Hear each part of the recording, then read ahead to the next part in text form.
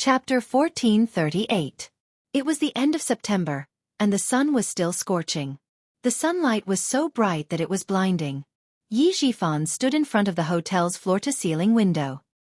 He lowered his eyes and said gloomily, "The capital is under control now." "Brother-in-law, why did you go to the capital? Don't tell me you went there to watch the celebration." "Hey, second brother, no wonder you're a high-ranking official. How could you guess that?" Ever since his identity was restored, Sun Yaozu had been living a comfortable life. His body was full of fat, as if he was afraid that others didn't know that he was rich. A golden chain as thick as a pinky hung around his neck. As he bent down and sat down, the golden chain hung down from his neck, shining with a golden light. He sat down and winked at Yi Zhixiang, indicating for her to take the phone. He had nothing to say to his brother, who was an official. Yi Zhifan naturally didn't believe that Sun Yaozu didn't have the awareness to go to the capital to watch the celebration. Moreover, with his status, did he have the right to watch it live? "I'm talking to you about something serious now. Go somewhere safer and talk to me." He couldn't say it even if he didn't believe him. If they wanted to get rid of Yi Qian, only Sun Yaozu could do it. He just didn't know if this coward would do it. He hated Yi Qian so much that he wanted to kill him, but he could tolerate it. There was no other way. With Houzi in the southern province, Sun Yaozu didn't dare to make a move.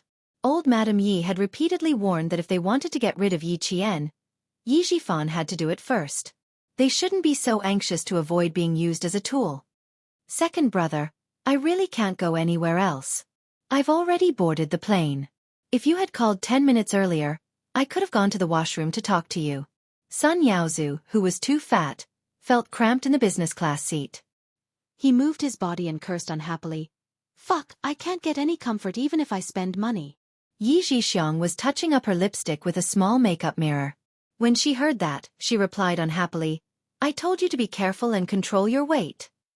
Although she said that, her eyes that were no longer young flashed with a hint of pride. It would be better if he was fatter so that he wouldn't have the energy to do anything in a woman's bed. Otherwise, she might end up with an illegitimate child or something.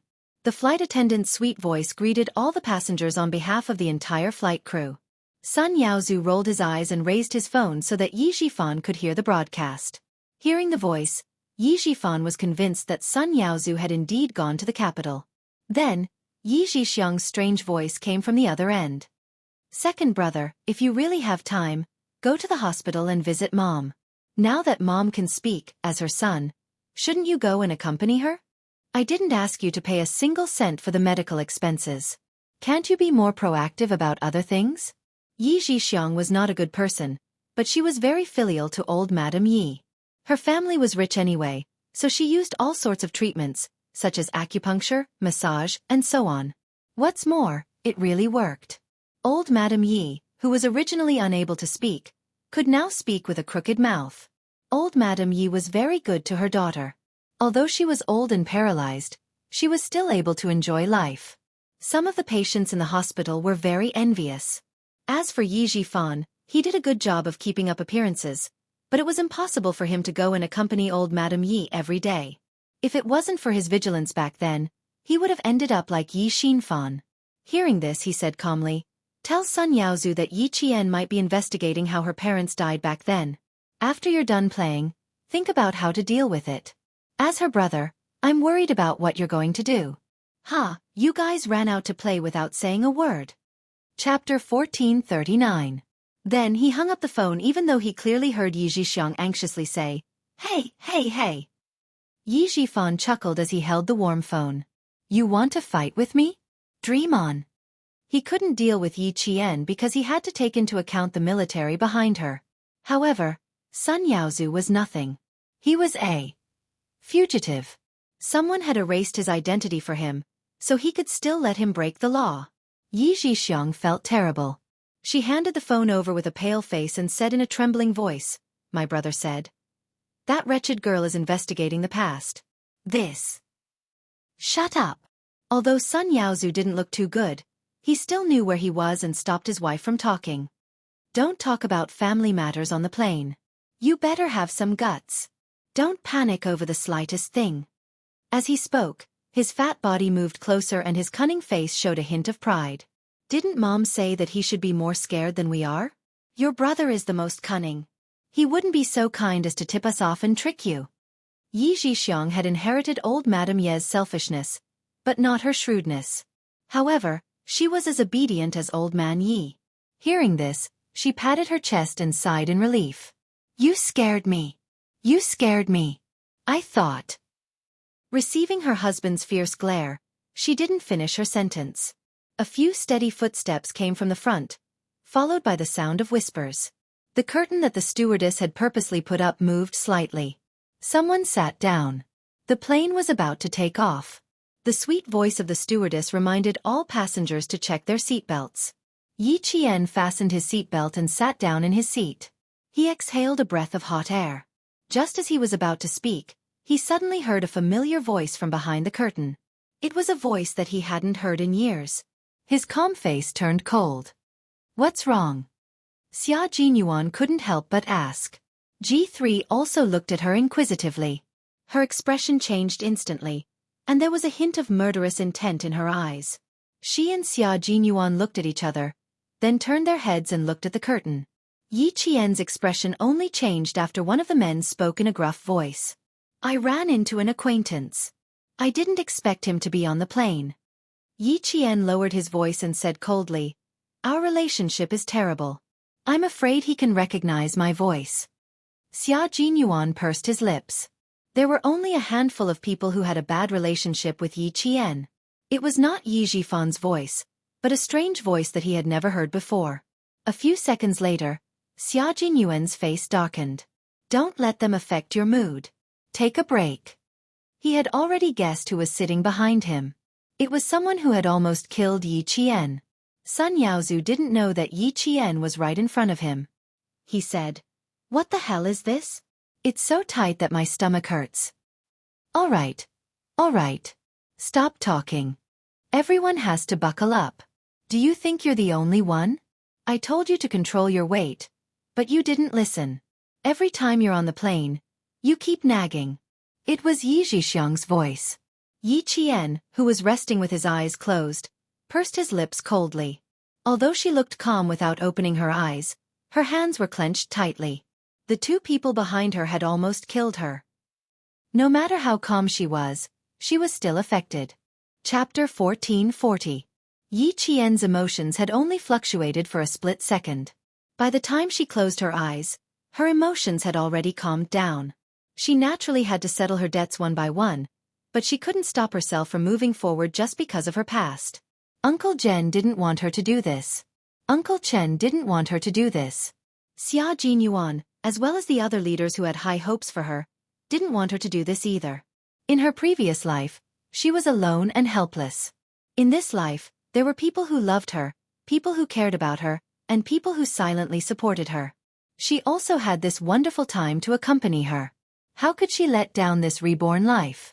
Under the influence of Uncle Chen, Yi Qian, who had come with hatred, finally put her own future first. She temporarily put aside those who had harmed her. Before her wings were fully grown, it was best to bide her time. Seeing her closed eyes, Xia Jinyuan's face darkened. He saw her frown as if she was suffering. Xia Jinyuan reached out and held Yi Qian's hand. If you don't want to see them, let me handle it. The Yi family was indeed annoying. It was better to get rid of them directly than to keep them around. Yi Qian, whose eyes were still closed, gently shook her head, indicating that she didn't need Xia Jinyuan's help. Why? Xia Jinyuan asked softly.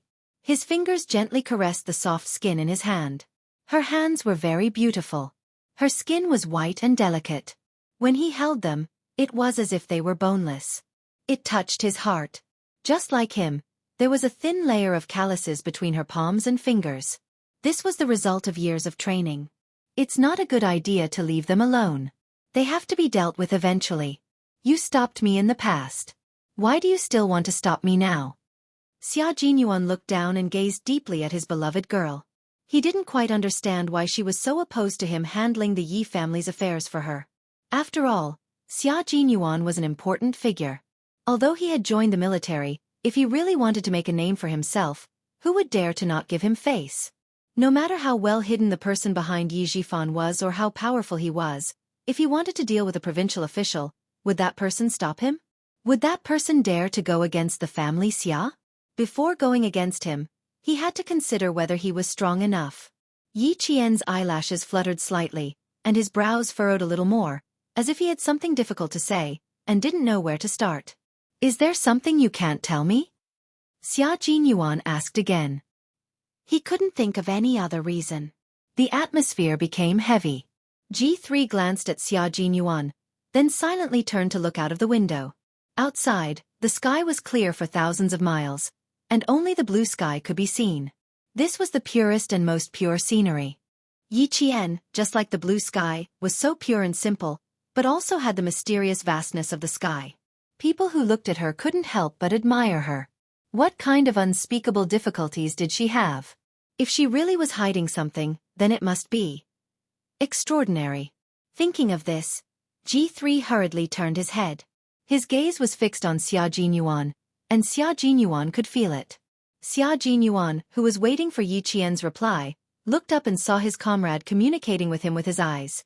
Speak properly, don't be too impatient. He nodded slightly, indicating that he knew what to do. Seeing this, G3 was relieved and shifted his gaze back to the blue sky. He calmly admired the monotonous and boring clouds in the sky. Chapter 1441. Yi Qian did not open her eyes. It was as if she had really fallen asleep. Actually, she did not. It was obvious from her fluttering eyelashes that her emotions were fluctuating again. There were too many things that were inconvenient for her to talk about. She wanted to talk about them, but she did not know where to start or where to start. She was the only one who knew about those secrets. She was the only one who knew about them. She only wanted to solve those problems by herself. After a long time, Yi Qian slowly opened her eyes. She tried to smile to tell him that she was fine and that he did not need to worry. Xia Jinyuan felt a pang in his heart. He was very familiar with the look in her eyes. She had once looked at him with the same look in her eyes. There was a deep sadness and struggle in her eyes. Those eyes that were as bright as obsidian seemed to be covered with dust. Although she was smiling, it made him feel sad. His girl, his little fox, what secrets do you have that you can't talk about? Seeing the look in her eyes again, Xia Jinyuan was certain that Yi Qian had a huge secret in her heart that she could not tell anyone, not even him. It's good that you're fine. Go to sleep. After a long time, Xia Jinyuan smiled and said softly. If she did not want to talk about it, then so be it. The secret hidden in her heart was like a seed that had not yet sprouted. One day he would hear it. He held her hand and she could feel that he was comforting her with his strength. His gentle gaze was like a feather, gently caressing her cold and hard heart. It inadvertently left a soft spot for her to feel warm. His gentleness made her feel at peace. Yi Qian nodded meekly and closed her eyes. The entire flight took about 3 hours. It was enough time for Yi Qian to have a good sleep. Originally, she was not sleepy, but under Xia Jinyuan's gentle gaze, Yi Qian felt at ease and didn't know when she fell asleep. G3 turned to look at Xia Jinyuan again. He raised his eyebrows and mouthed. Things seem a little tricky. Calm down. She will tell you when she wants to. Even G3 could tell that the little fox had something on her mind. I'm not in a hurry. Everyone is by my side. I'm not afraid. Xia Jinyuan answered. At the same time, he raised his hand and planted a kiss on the back of Yi Jian's hand under G3's gaze. G3. The chilly water got into his eyes. He wanted to use water to wash it away. Suddenly, he was provoked again. When the plane was about to land at Beijing Airport, Yi Qian had already woken up. When the plane came to a stop, 2 flight attendants stood by the aisle to prevent the passengers behind from suddenly walking over. Fuck, what kind of game is this? We're both in business class, but I have to wait for the people in front to leave first. Sun Yaozu's dissatisfied voice faintly floated from behind. Yi Qian's lips curled up slightly. With a sneer, he quickly got off the plane and left under the guidance of the flight crew.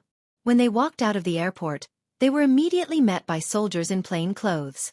Yi Qian didn't sit in the same car as Xia Jinyuan and G3. Instead, she sat in the same car as Major General Yang from the army. Fortunately, she was experienced. As soon as she got on the car, she saw Major General Yang's flashing badge. Yi Qian reacted quickly and didn't forget the proper etiquette. Ha ha ha, Xiao Yi, did I scare you? Major General Yang saw this and smiled even more amiably. Long time no see. The older you get, the more energetic you become. You look more like a soldier. Chapter 1442. The last time he met the Major General was during the Spring Festival. It hadn't been that long. The more Major General Yang looked at his own soldier, the more satisfied he was. He had performed so well in the Navy that the commander of the Navy would call him from time to ask when he would send Yi Qian over to study. Fortunately, the army had acted early. Otherwise, he would have been snatched away by the Navy. What scared him even more was that the commander of the Navy dared to play matchmaker. He wanted to introduce Yi Qian to Demon King Li as his girlfriend. He even said that they would be family in the future and that Yi Qian was welcome to visit at any time. He had ulterior motives. He even used his beauty to trick Yi Qian.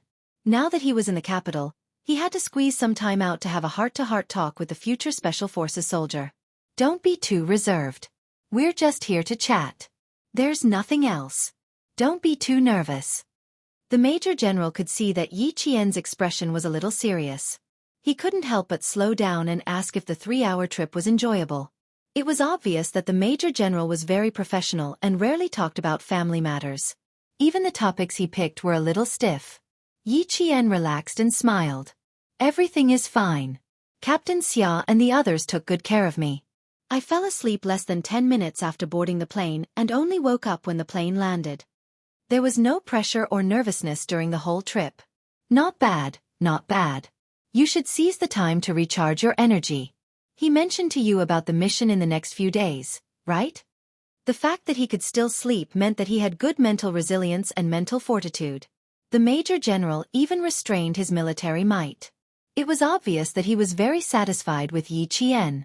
He was personally appointed by the leader and fully cooperated with the military. As the Major General, he was under a lot of pressure. He was worried that Xia Jinyuan was young and didn't know much and would shock Yi Qian. Now it seemed that his worries were groundless. As the car started, Yi Qian faintly felt that the Major General didn't come over just to chat with him. Yi Qian's sharp sixth sense kept reminding her that she could speak in a relaxed tone, but her heart had to be tense. She shouldn't get carried away just because of the Major General's gentle attitude. Her relaxed attitude made the Major General even happier. Relax when it's time. You're right. Little Yi, the leader has high hopes for you. You can complete this mission well. As he spoke, he handed over an army camouflage folder in his hand. Take a look at this information. You can think about it yourself. There's not much time. It's from the airport to the place you'll be staying tonight. As expected, there was something else. Yi Qian took the folder and heaved a sigh of relief. A beam of light shone from the side. It was too dark in the car, so the Major General personally turned on the flashlight for Yi Qian so that Yi Qian could see clearly. How could Yi Qian let the Major General hold the lamp for him? He quickly reached out his hand, but the Major General raised his hand and avoided it. Look carefully, don't get distracted. After reading it, remember it in your mind and heart. The Major General's expression was extremely cold. Yi Qian's eyes narrowed and he tensed up as he opened the folder. After looking at it for less than 3 minutes, Yi Qian's calm expression became more and more serious. Her eyebrows began to knit together. When she saw the death toll at the bottom, her eyes twitched violently. You can't see the danger because someone used their body to block the danger.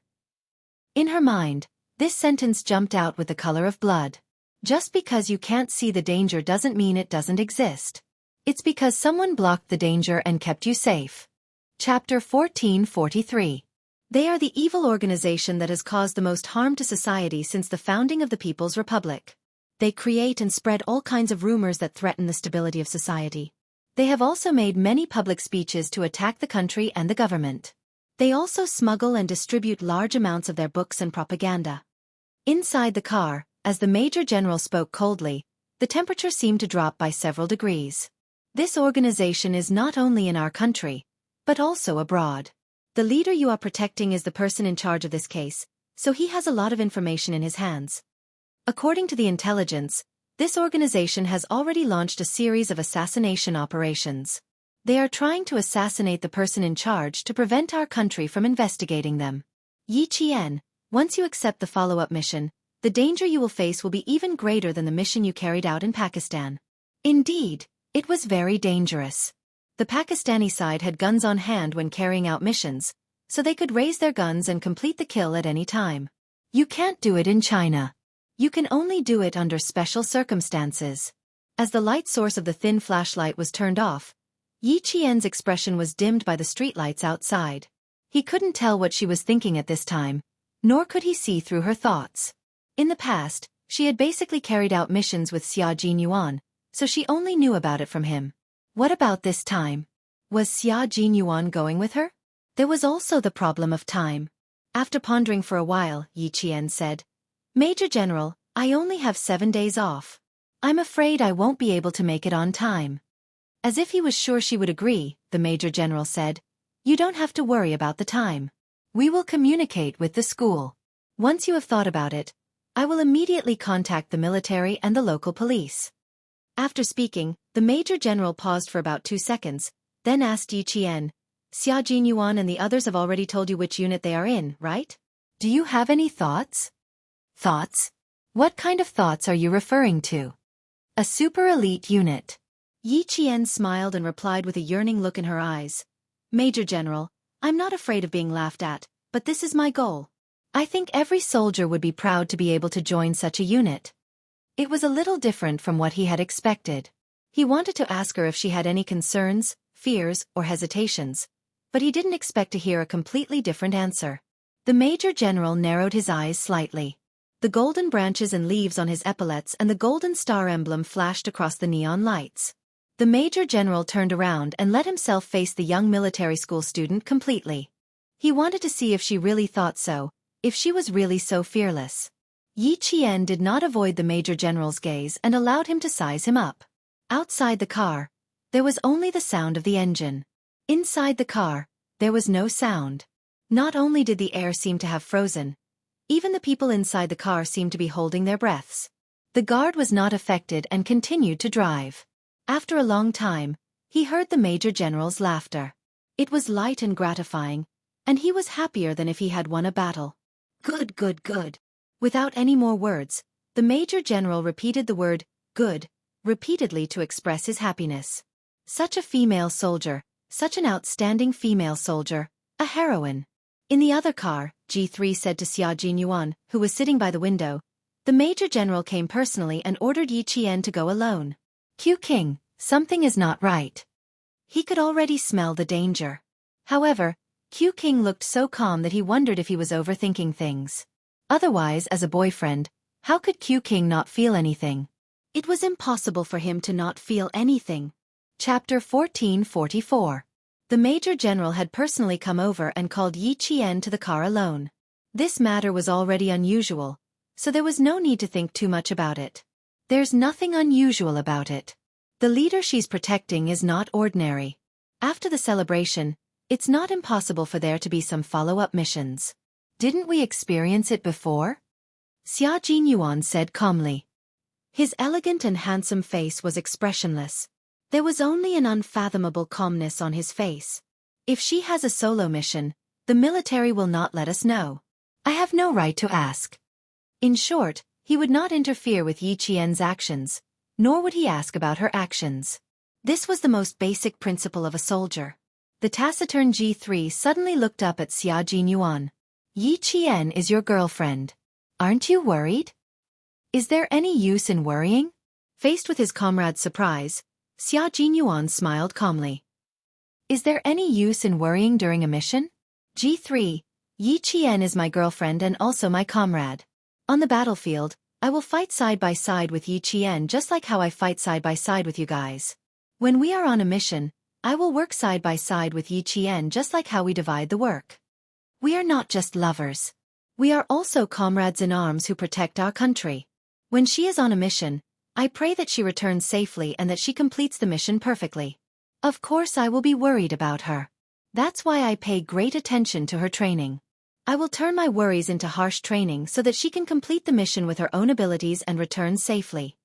Xia Jinyuan and Yi Jian's love didn't involve too much romance and love. Their love and their interactions were strict, encouraging, supporting and waiting for each other. Because there were too many unknowns and too many dangers in love. There was no way for the two of them to be together forever. Only by putting their lives on the line could they make each other feel at ease. G3 was speechless for a long time after hearing this. After at least 5 minutes, he nodded gently. I understand. It was a different kind of love, a different way of getting along with each other.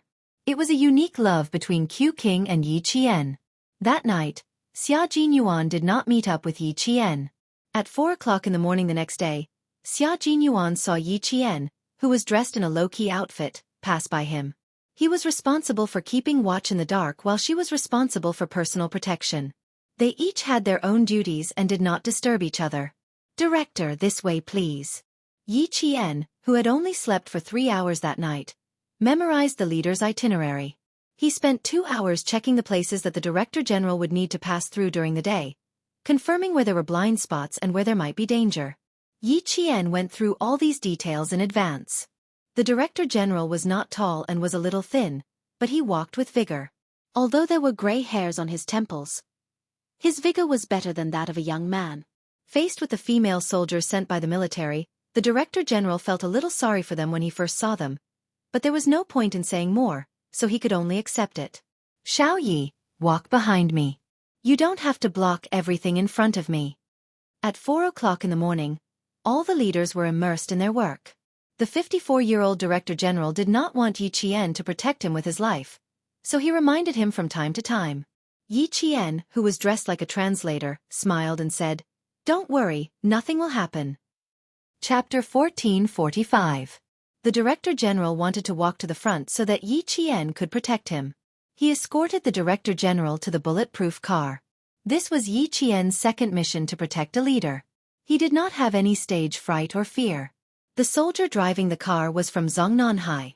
Coincidentally, Yi Qian had trained with him in the underground training room of an abandoned factory in the southern province. When he saw Yi Qian last night, the soldier was surprised. The bulletproof car drove to the city gate tower. The car was not slow, but it was very stable and did not shake at all. The Director General was wearing a gray Chinese tunic suit. He did not forget to tidy himself up after getting into the car so that he would not be rude to the leader later. Yi Qian was not the only one protecting the leader.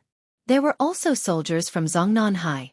They were mainly responsible for the journey from the hotel to the city wall. After that, Yi Qian would escort them all the way to the city wall. The celebration began at 10 a.m. All the leaders would prepare to enter the city gate tower in advance. In the controlled capital, the main roads at 4 a.m. seemed to be empty. However, in places where no one knew and no one could see, there were elite special forces hidden. It was autumn in October. Capital was already cold. Yi Qian got out of the bulletproof car and quickly blocked the Director General's blind spot to get out of the car. Someone's gaze fell on her. It was cold and hard, like a cold blade brushing against her scalp. It was the gaze of a sniper hidden nearby. It was very tangible. Thank you for your hard work, Xiao Yi. The Director General was very polite. Facing a female soldier who was only 4 years older than his granddaughter, the Director General was as kind as an ordinary grandfather. Yi Qian pursed his lips and smiled. You're welcome. This is my duty. Please come this way and sit in the lounge for a while. How can I sit still? My heart is surging with emotions. I'm looking forward to the celebration. In the wee hours of the morning, the temperature in Beijing was lower than during the day. When they got out of the car, they could feel the cold wind caressing their faces. The secretary walked at a leisurely pace, with the composure of a leader. He chatted with Yi Qian in a relaxed manner. It has been 15 years since the last military parade. Our country has experienced so many ups and downs in order to achieve the prosperity it has today. In the future, our country will become even stronger and stronger. Yi Qian, who was closest to the Director General, lowered her head and listened attentively. When the Director General asked her a question, she would immediately answer. She was highly focused and made sure that she could hear every word the Director General asked. Time ticked by, and the morning sun arrived as scheduled. It was clear and bright, like a mirror. On the straight main road, the 17 teams that were being inspected were already prepared. They stood facing the rising sun, waiting for the moment of inspection to arrive. 21 equipment squads were also waiting. There were main battle tanks, tracked infantry fighting vehicles, anti-tank missiles, surface-to-air missiles, aviation missiles, and other high-tech weapons and equipment that were designed and produced by themselves. The air echelon had already taken off and would appear in the sky above the heart of the motherland on time to accept the inspection of tens of thousands of people. This was a grand ceremony that represented the strength of the country and the prosperity of the nation. It was a report from the soldiers of our country to the motherland and the people. It was a celebration of not forgetting history and not forgetting our martyrs to carry on the past and open up the future. All snipers are in position. The city gate tower is ready. The city gate tower is ready. Prepare to enter. Prepare to enter. A cold metallic voice sounded in Yi Qian's earpiece. She followed the Director General up the city gate tower and walked to the top of the city gate tower amidst the welcoming music. Chapter 1446. At the bottom left corner of the tower, there were people gathered. There were representatives of enterprises, companies, the country, overseas Chinese, and so on. They were all national outstanding representatives who had gone through strict checks and confirmed that they were not carrying any dangerous items. On the other side were ordinary citizens. They were also going to watch the celebration with the country's top leaders. Sun Yaowu was fat. Squeezing into the crowd made him feel a little out of breath. Listening to the welcoming music, he whispered to Yi Zhixiang, "Damn, I really made it in. Our people are too awesome. They even managed to get me in here. Tell me, is there anything I can't do in the future? It's a celebration. Ha ha ha, Sun Yaozu, can't believe I'm here." He used to be a fugitive who couldn't tell people his real name. Now, ha ha ha, this feels great. In a flash, he had become a good citizen. He could even watch the celebration. Yi Zhixiang was taking a video of herself with a DV camera. She raised her chin proudly and said to her husband, "This is nothing. Our lives will only get better and better." Back then, the fortune teller who matched our horoscope said that I'm a blessing to my husband. I'm a blessing to you. That's right, that's right. You're a blessing to your husband. Sun Yaozu felt the same way. Ever since Yi Zhixiang married him, with old Madame Ye's help, they received a sum of money to invest. After 10 years, their family business expanded. They were so prosperous that they had nowhere to spend their money. Yi Zhixiang took the DV camera and pointed it at the tower.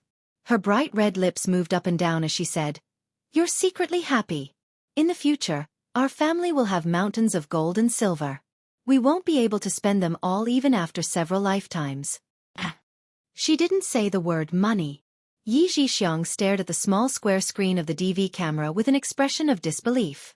She nudged her husband. "Yaozu, look at the tower. Why do I see Yi Qian, that damned girl?" Sun Yaozu was stunned. What?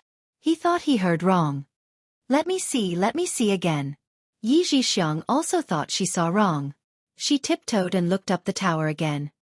She didn't see Yi Qian. Did I see wrong? Did I mistake her for Yi Qian? Of course she saw wrong. Was there a need to say more? Sun Yaozu glared at his wife. Just focus on filming and cut the crap. How could she make it to the top of the city gate tower with that lousy appearance of hers? You should take your brain with you. But he didn't feel like he was seeing things. The bewildered Yi Zhixiang looked over again, but she didn't see anything. What they didn't know was that in a police station in a certain county, a retired policeman was staring at the TV screen with his eyes wide open. His focus was on the face of a young woman in formal clothes. Yi Qian. This was the Yi Qian that he had attended during his military training 2 years ago. Yi Qian, who had a 100% accuracy rate and stood in a military posture that was more like a soldier than a soldier. She actually accompanied the country's leaders to appear at the grand celebration, and even watched the military parade with many of the leaders. The police officer didn't say anything. He just watched silently and was happy. Back then, he had said that the girl, Yi Qian, would definitely have a bright future. Look, he was right. She had actually come this far. Impressive. Too impressive. The police officer wasn't the only one who saw it. And Justin also saw it. She, who was watching TV at home, screamed, "Yi Qian! I see Yi Qian." Chapter 1447. After screaming, she immediately covered her mouth and looked around the house. Luckily, she was at home and no one heard her scream. There was no news about Yi Qian attending the celebration. Could it be a secret? She was a military school student now. Inexplicably, and Justin felt a little nervous. Of course, she felt even more proud. Yi Qian's figure was only caught by one set of cameras and disappeared in less than 3 seconds. It was not because the camera moved away, but because she felt the camera was looking at her and reacted quickly to avoid showing her face. She reacted quickly, but those who were really familiar with her and were watching the television carefully still noticed her.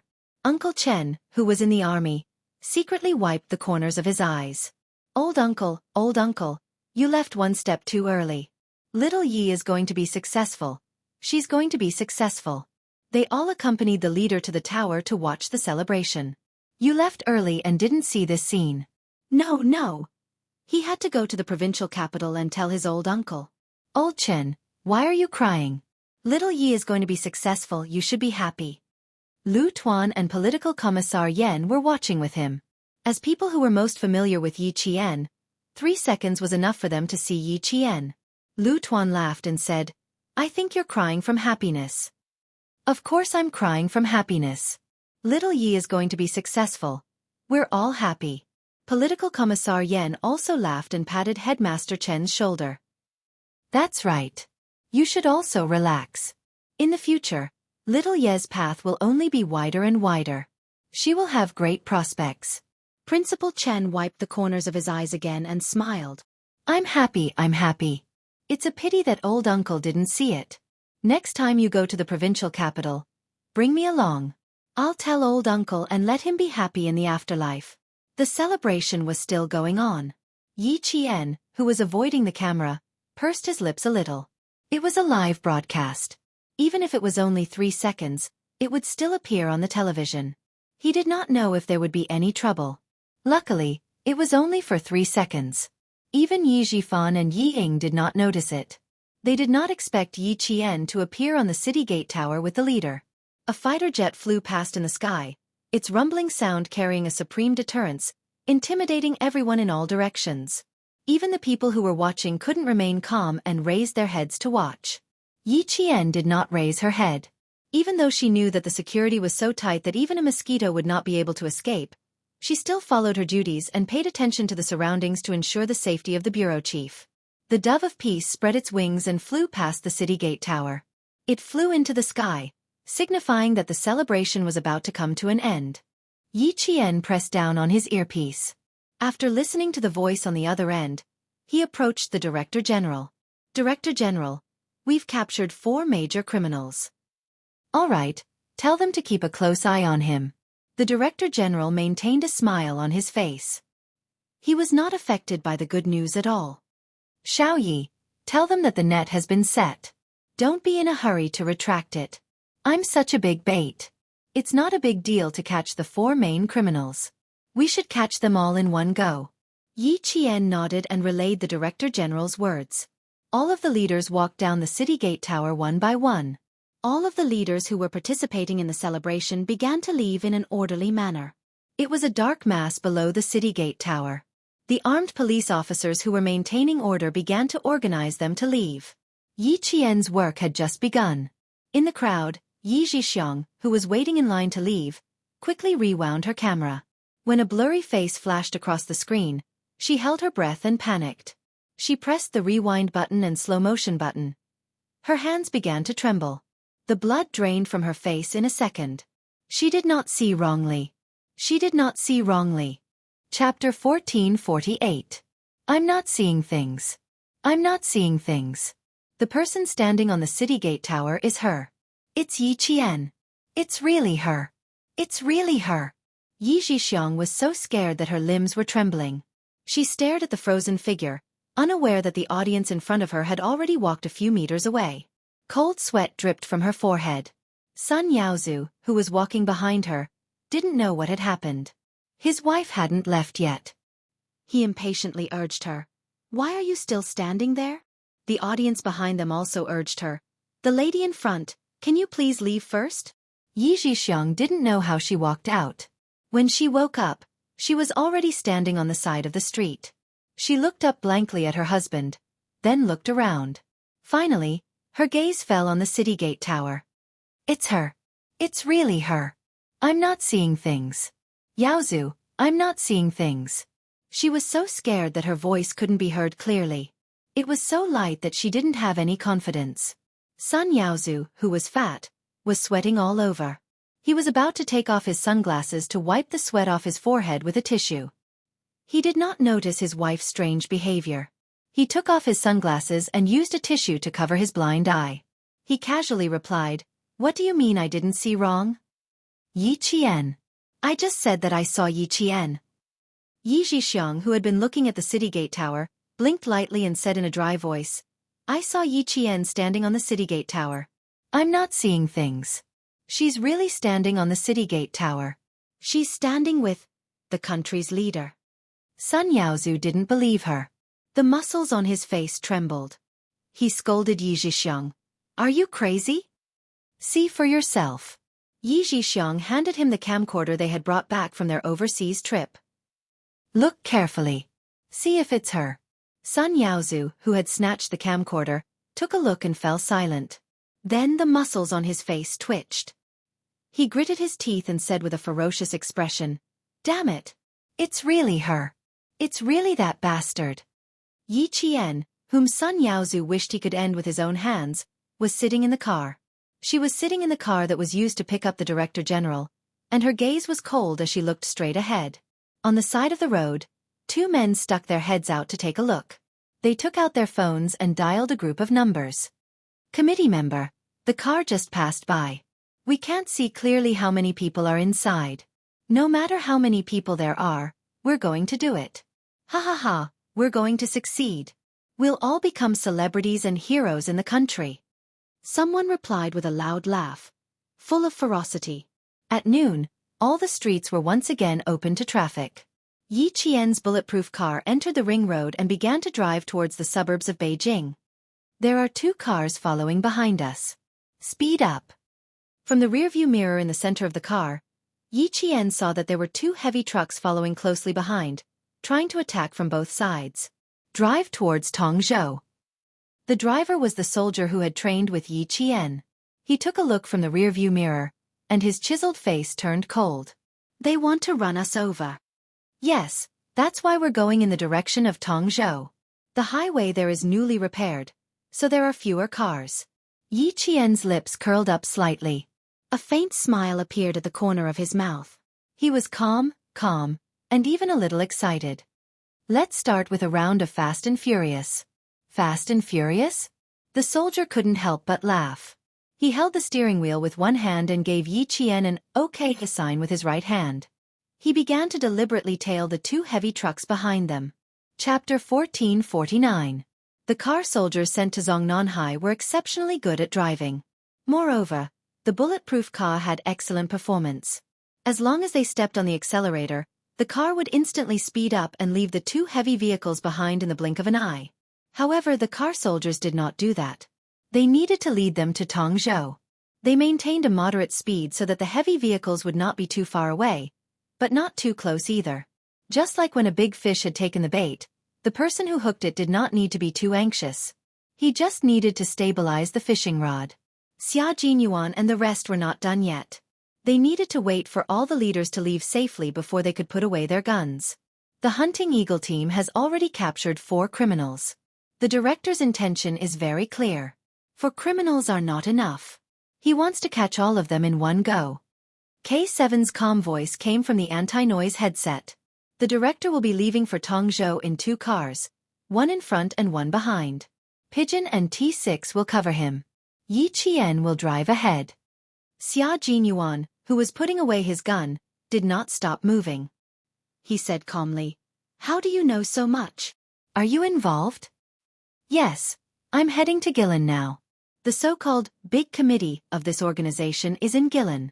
10 minutes ago, the latest news came from the local area. 4 police officers went into the mountains to investigate and lost contact. There are rumors that the 4 of them are most likely dead. The big committee has ordered the military to send people into the mountains with the local authorities. The hunting eagle team will be in charge of clearing the outer area. We will be in charge of clearing the inner area. The car will arrive at your location in 3 minutes. See you in 3 minutes." After that, K7 ended the call. He turned around and saluted the Major General. "Major General, the mission has been issued. We are on standby and ready to depart. The enemy's firepower is unknown. They have foreign support and local people covering for them.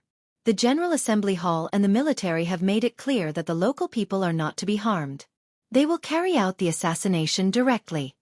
The Major General, who had just finished attending the celebration, did not return to the military base. He ordered from the city tower, "The Snowfield Brigade will send a total of 6 soldiers to Gillan. 6 soldiers will go overseas to join the foreign operation and cut off the connection between the foreign and domestic cults."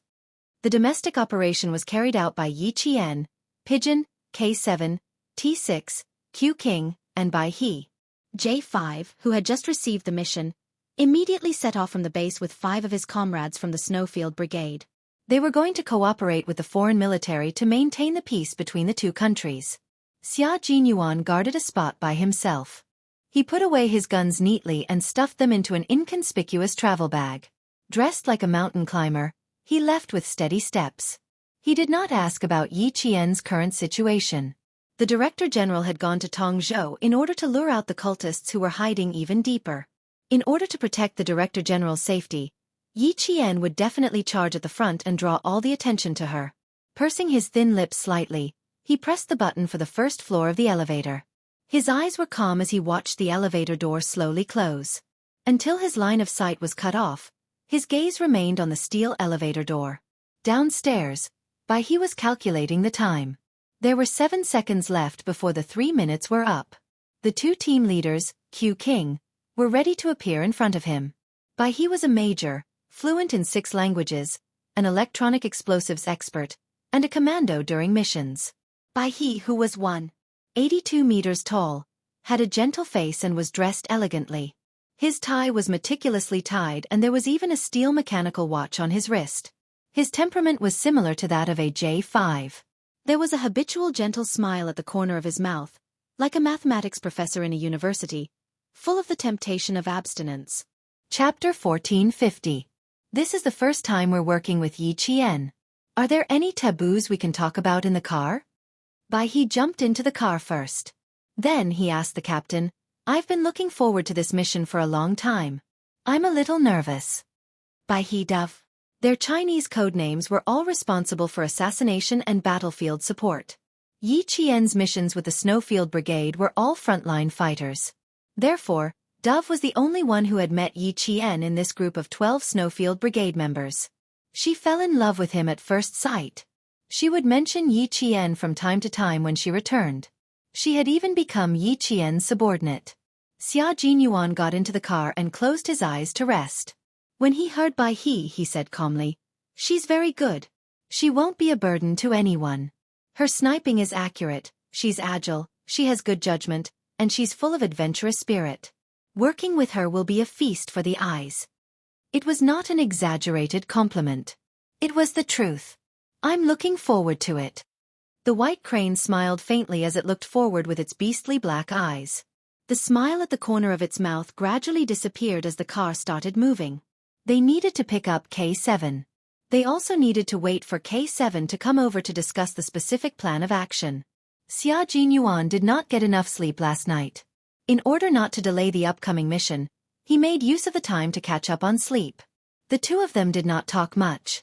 They gathered their energy together so that they could be in a better state to take on the important mission. Yi Qian did not know that Xia Jinyuan had joined the mission. At this moment, she was talking to Dove and T6. "We're 500 meters away from the highway entrance in the direction of Tongzhou. We'll seize the opportunity to create an accident. You guys protect the director and quickly overtake them."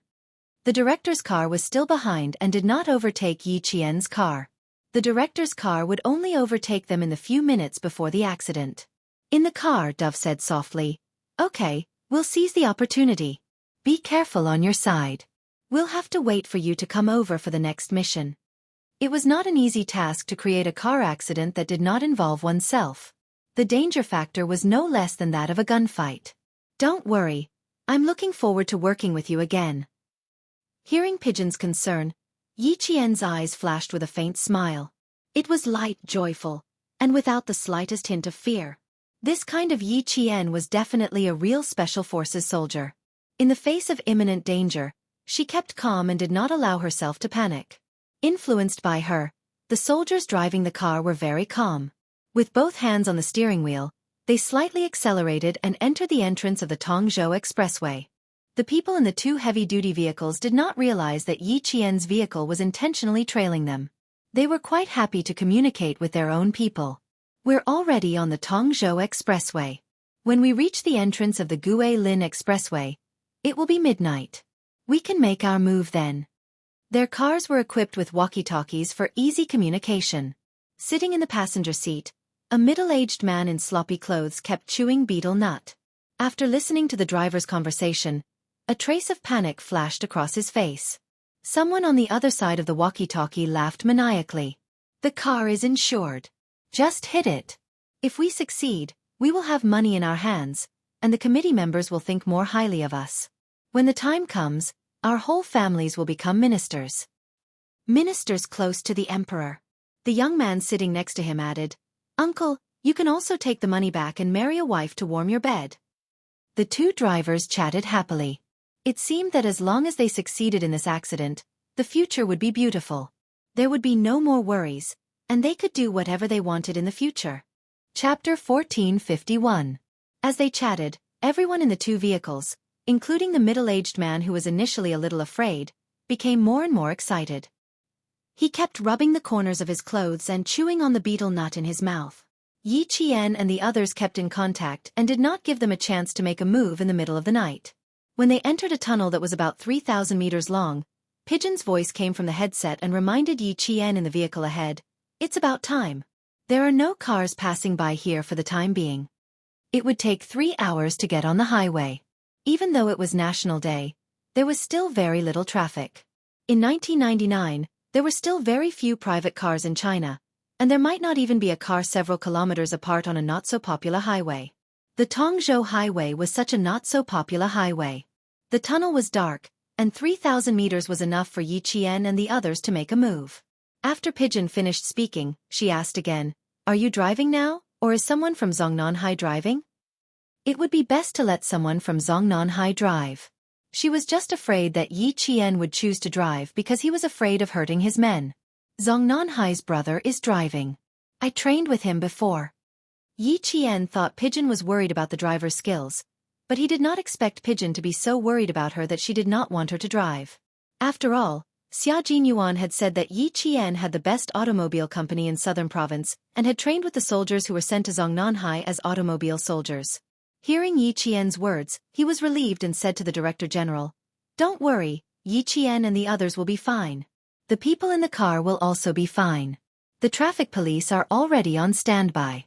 After the accident, the ambulance and traffic police will immediately rush to the scene to deal with it. You guys are too cautious. What's there to protect an old man like me?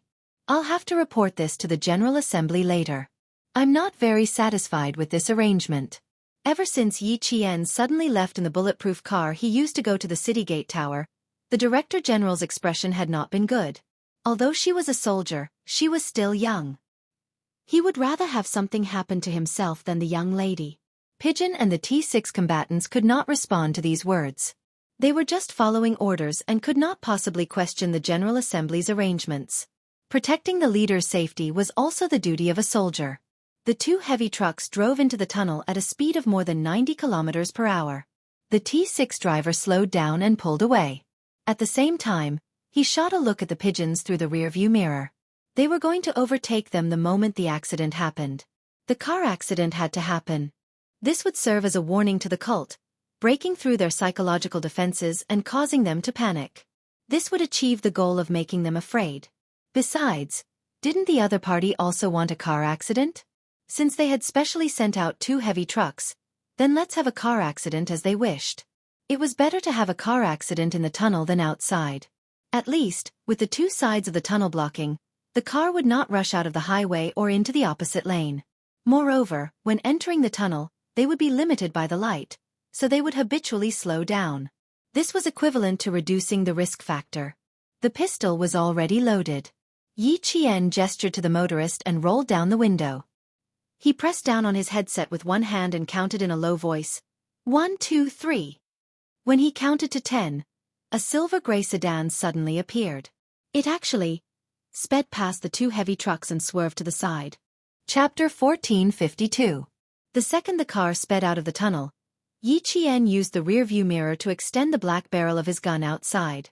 After calculating the resistance caused by the car's speed, he silently fired the bullet from the gun. The entire process of shooting, retracting the gun, and then closing the car window again took about 10 seconds. 10 seconds was enough for the T6 to drive the silver-gray sedan to the front.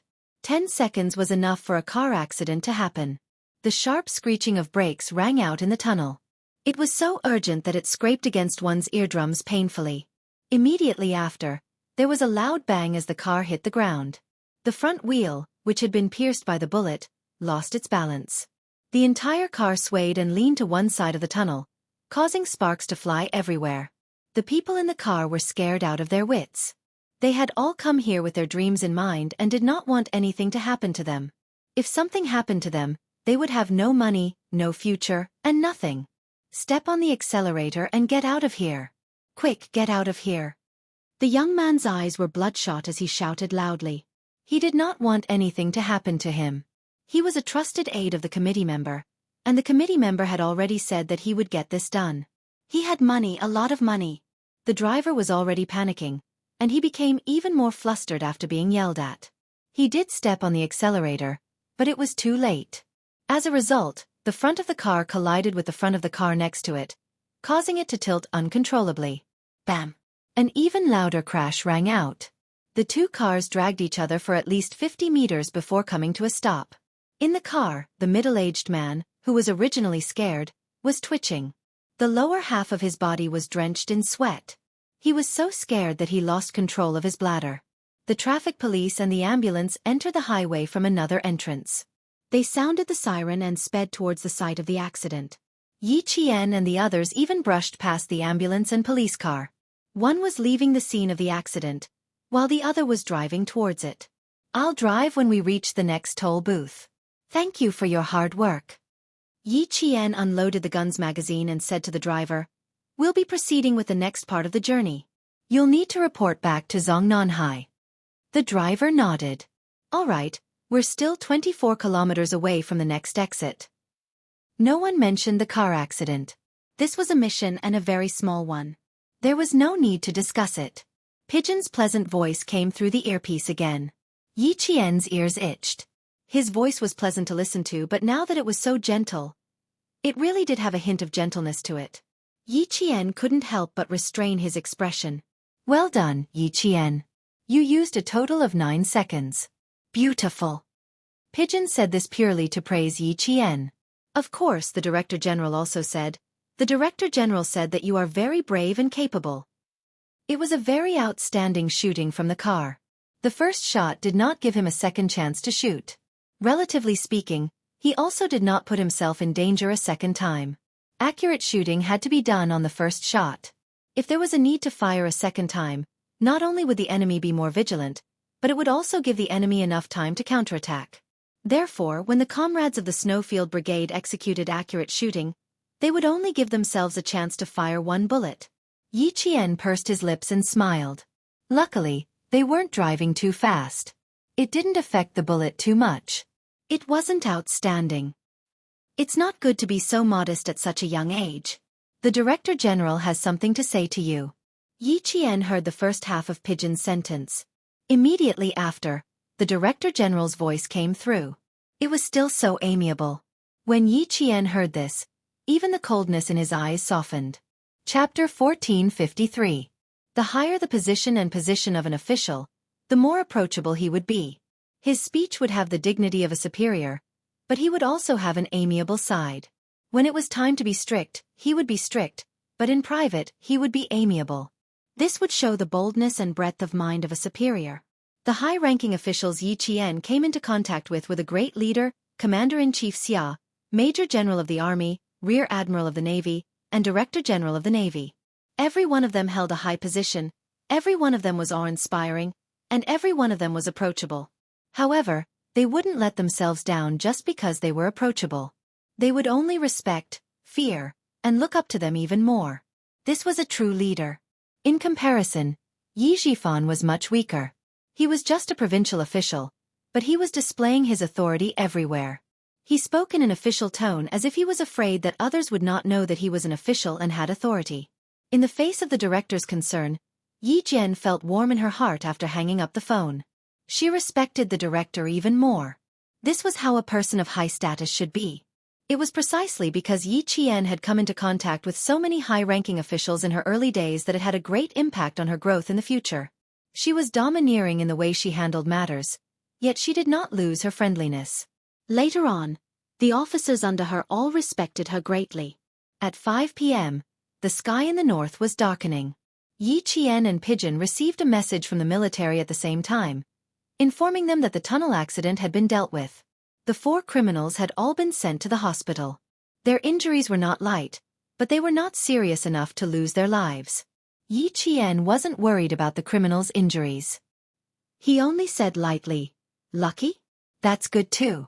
Let them stay and let the police see if they can pry any useful clues out of them." Although the criminals were fellow countrymen, they were already standing in opposition to the country. They went against justice, broke the law, and harmed the people and police. To Yi Qian they were enemies. They were enemies from their own country, their own countrymen. If it wasn't for the fact that the Director General was in the car, Pigeon would have laughed out loud. Yi Qian, what a wonderful person. When the Pakistani side was carrying out a mission, they saw that the children in distress were not afraid of their own danger. They bravely charged into the wolf's den and protected more than 20 Pakistani children by themselves. When he was ruthless, he was very ruthless. He had an exquisite heart that could distinguish between right and wrong. When facing the enemy, regardless of whether the enemy was old or young, he was very clear about the principle of being merciful to the enemy is being cruel to oneself. He did not hesitate to attack, and did not regret it in the slightest. A girl like her was flexible, courageous, and intelligent. Q King had found a treasure when he found her. She dared to say that if the two of them fell out in the future, Yi Qian would definitely have many suitors swarming over. They would even secretly congratulate Q King for finally being dumped and Yi Qian being single again. We will be able to pry some clues out of him. There is a young man who is from the same place as the so-called committee member. He is considered a trusted aide. We will be able to pry a lot of useful clues out of him. Pigeon whispered to Yi Qian before hanging up. At this time, Yi Qian was already driving for himself. The soldiers from Zongnanhai had left from another exit an hour ago. Yi Qian drove alone behind Pigeon and the others, continuing to act as a target. Chapter 1454. The next exit led to Tongzhou. In order to take down the entire organization, the director didn't even care about his own safety and directly announced that he would be going to Tongzhou. Tongzhou was in danger now. Since Yi Qian knew, Xia Jinyuan naturally knew as well.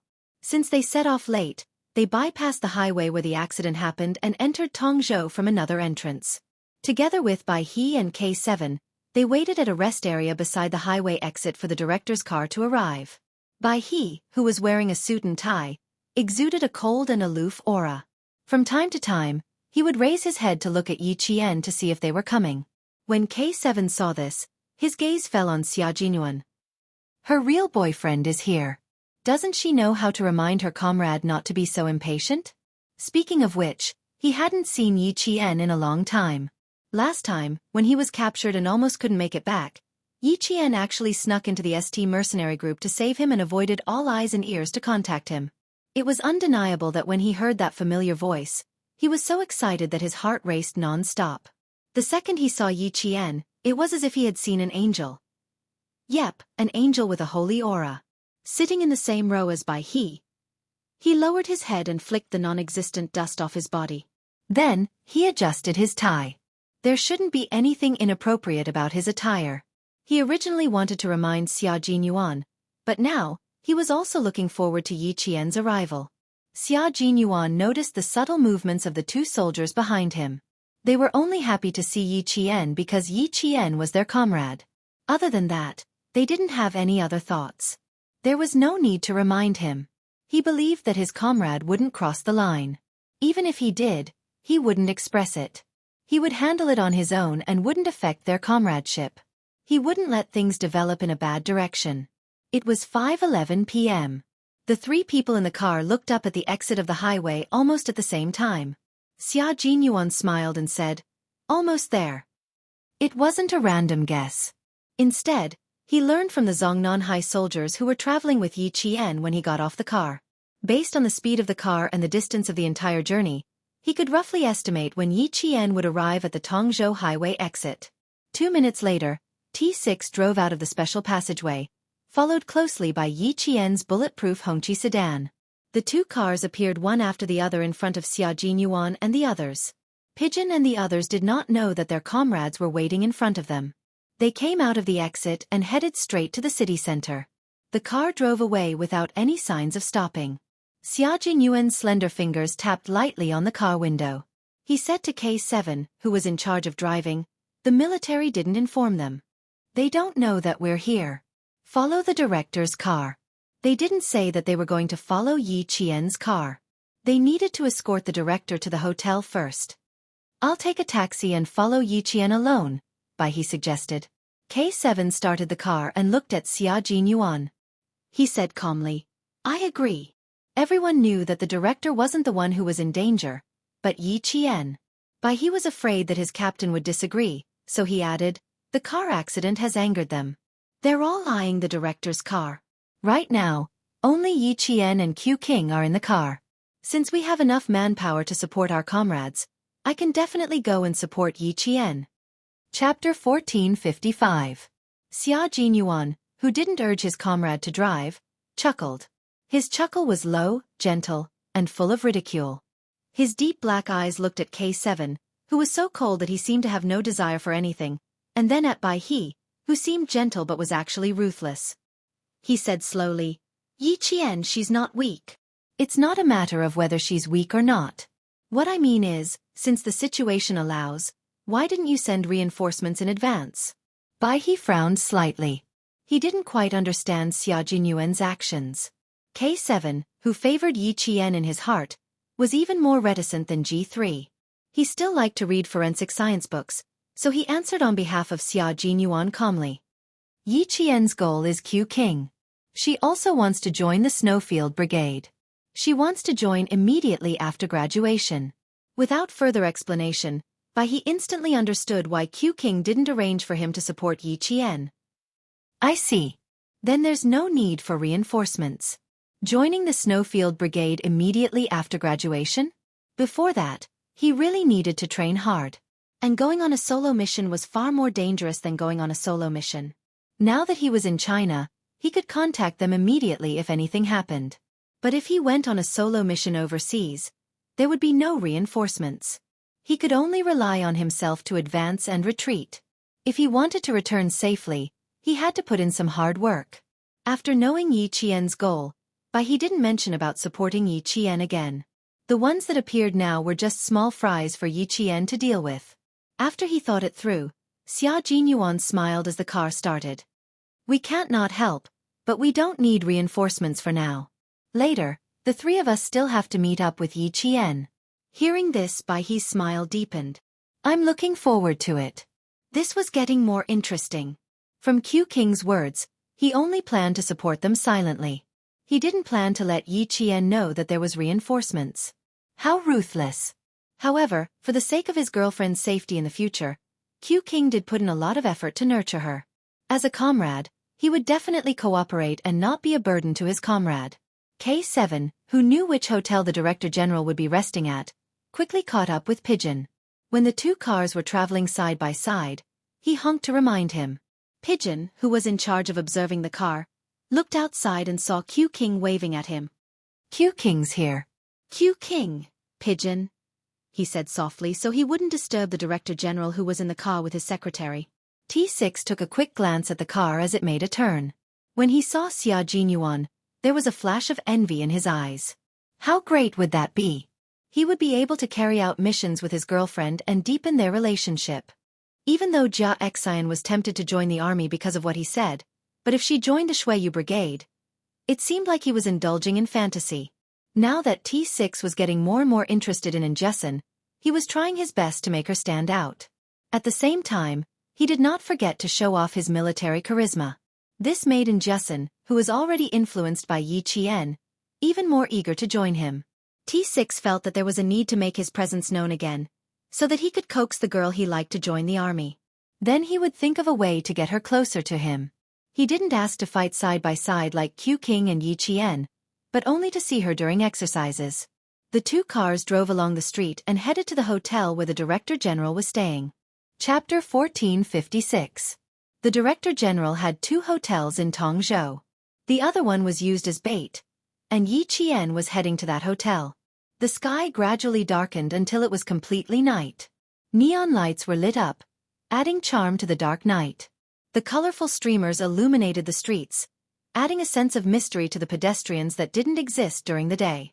At 6 o'clock in the evening, a hotel in Tongzhou welcomed an important guest. The manager of the hotel respectfully led the important guest to the elevator.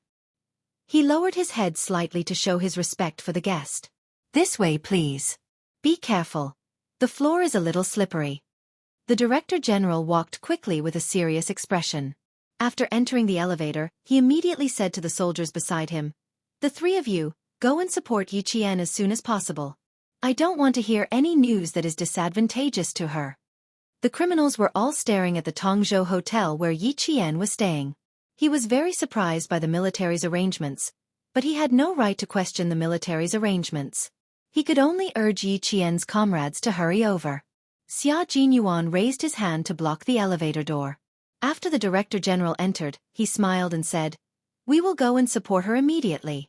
Don't worry, there won't be any bad news. Also, we believe in our comrades. We won't put ourselves in danger. I believe in you too. This mission is different from before. You all need to be more vigilant and protect yourselves. The troops are still waiting for you to make contributions. Your comrades are also waiting for you to return." The Director General did not know that the special forces that were sent this time were super elite special forces. The concern in his words warmed the hearts of every soldier in the Snowfield Brigade. Fighting for the country, fighting for their beliefs, and fighting for the leaders who contributed to the country was an unshirkable responsibility of every soldier. It was also a sacred responsibility. In Tongzhou International Hotel, someone in a room on the 5th floor took out his binoculars from time to time and carefully looked at the entrance of the hotel. When he did not find the target, he put down his binoculars angrily and paced back and forth in the room. "Not here yet, not here yet.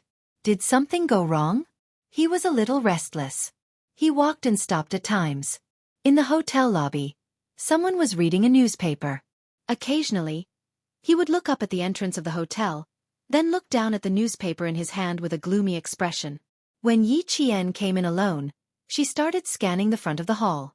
By the time she reached the front desk, she had already finished scanning the entire hall. The check-in information had already been registered, so all they had to do was take the room card and check in. When they passed by the sofa in the hotel lobby, Yi Qian nodded slightly and looked in the direction of the sofa. Yi Qian had a square face, a beard, thick eyebrows, and a scar at the peak of his eyebrows. He wore a navy blue jacket, light blue jeans, and a black and white ball target. He looked to be 1.74 meters tall and had a rather muscular build. Yi Qian only needed to take a glance at him from the corner of his eye to remember his appearance and what he was wearing.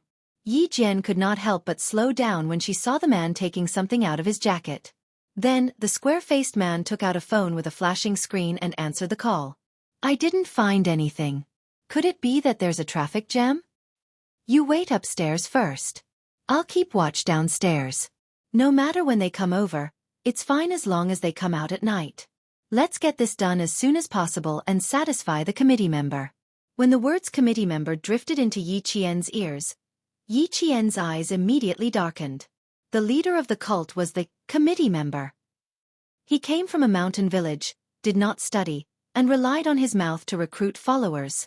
Chapter 1457. Yi Qian lowered her head slightly as she walked into the hotel room. Her eyes darkened slightly. The man in the lobby needed to be dealt with. His accomplice in the hotel also needed to be dealt with. Then, how many criminals were staying in this hotel? What would happen next? Since they wanted to clean up Tongzhou, the Tongzhou police should have made preparations. The director was the bait, so the police couldn't have done nothing. So, what was she going to do next? Yi Jian, who was sitting by the bed, frowned slightly. The Major General had told her that one of her main tasks was to ensure the safety of the director during the grand ceremony, as well as the safety of the director for the next 2 days.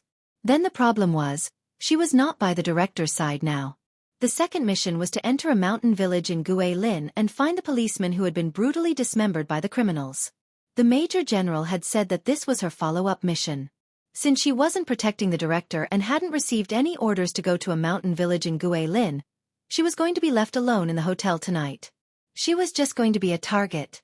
Even if she was going to be a target, the criminals had to know about her.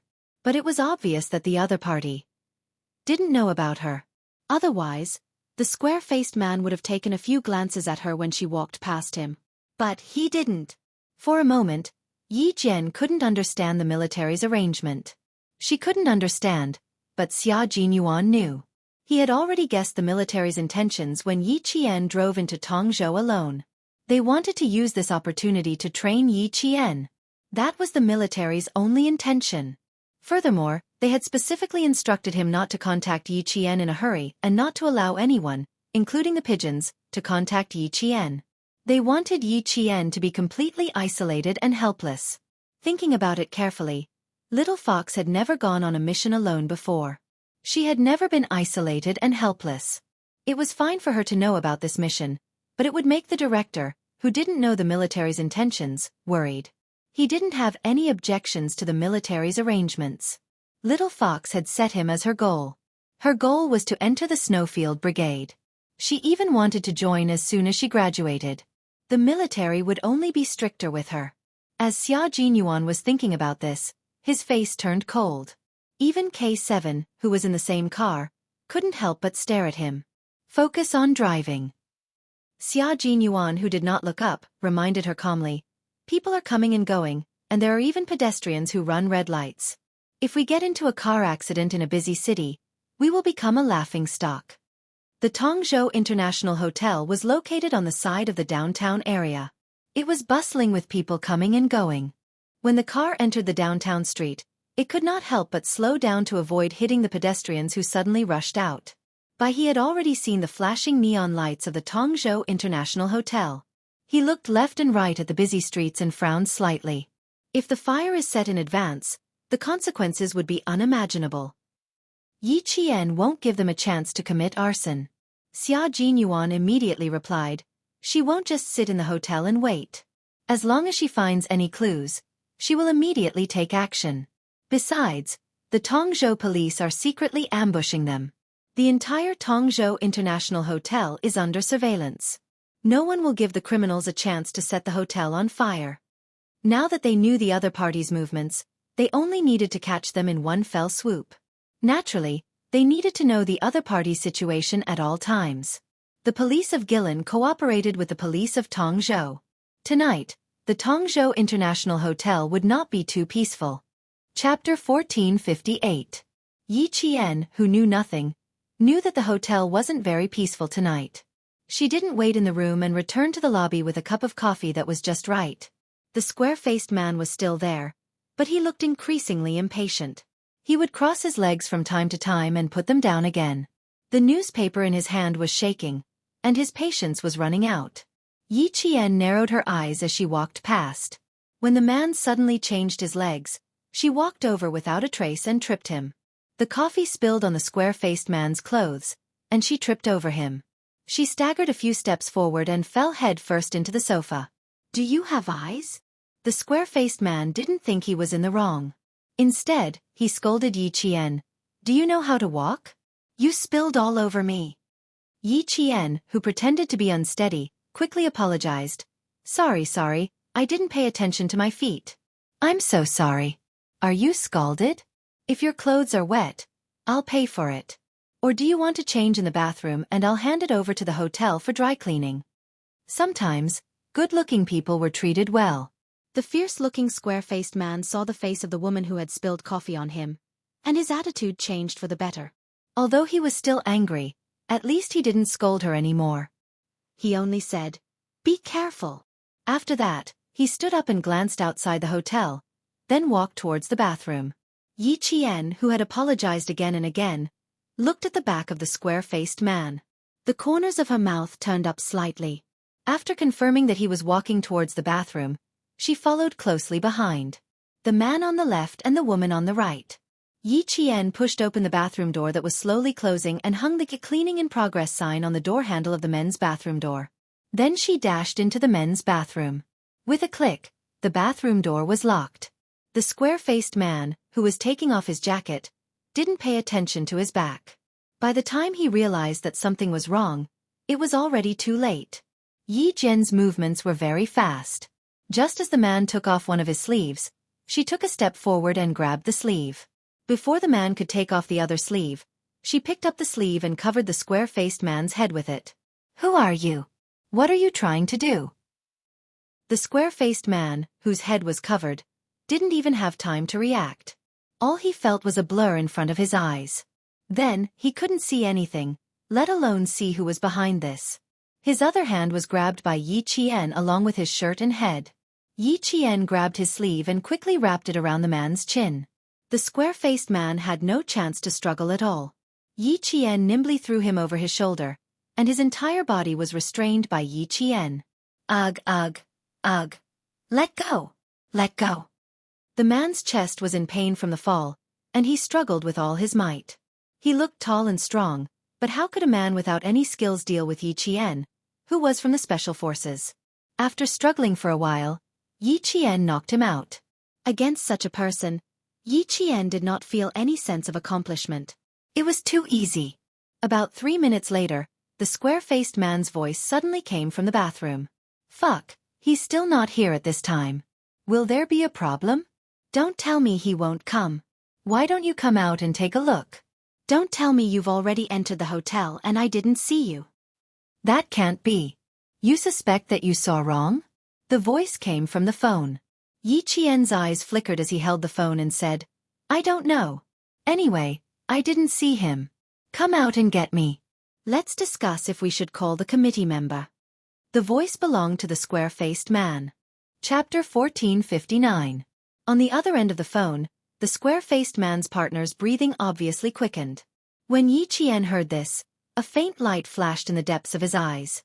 It was obvious that the other party was not only confused because things did not go according to their plan, but also because their emotions were fluctuating. This was a good thing for her.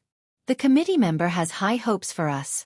If we don't even know how to light a fire, how are we going to explain it to the committee member? If we don't do a good job, Mr. Charlie definitely won't contact the committee member for us. The man on the other end of the phone was obviously anxious, as if a broken pot was about to break. "Motherfucker, if we really can't do it, we'll just set the place on fire at 1 o'clock in the morning. Who cares if the secretary or bureau chief has checked in? Let's start the fire first. Set the place on fire at 1 o'clock in the morning, Mr. Charlie, committee member." Yi Qian, who caught the sensitive words, immediately realized that the square-faced man and the man on the other end of the phone were only able to contact the committee member through a man named Charlie. In that case, these people were all small fry. Small fry also had their advantages. They were timid, afraid, and easily frightened. "Let's find Mr. Charlie first." "That's fine too. We'll just set the place on fire anyway." "All right, cut the crap. I'll come up and find you." Yi Qian's voice was the same as the square-faced man's. The square-faced man's voice was mixed with a Guilin accent, and Yi Qian's voice was Guilin accent. In her previous life, Yi Qian had been forced by Yi Ying to wander all over the country without a fixed residence. He had also lived in Guilin for 2 months. At this moment, he had really helped her a lot. "Come up first. I'll pick you up at the elevator." On the other end of the phone, the square-faced man's partner was obviously out of ideas. He raised his hand and pulled the curtains open again to look down at the hotel. Seeing that there were no cars driving in, he said, "Come up first, quick." He had to know which elevator he was at first.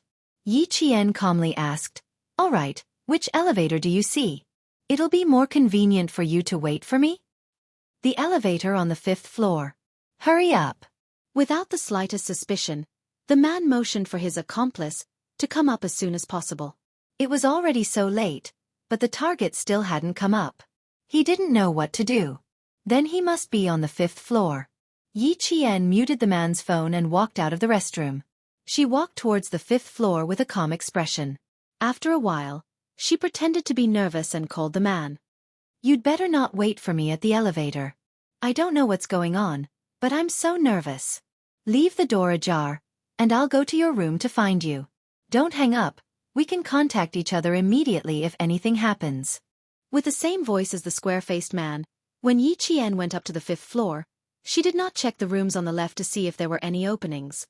Instead, she checked the rooms on the right, facing the main entrance of the hotel. On the other end of the phone, the man also said that he didn't see any cars driving into the hotel.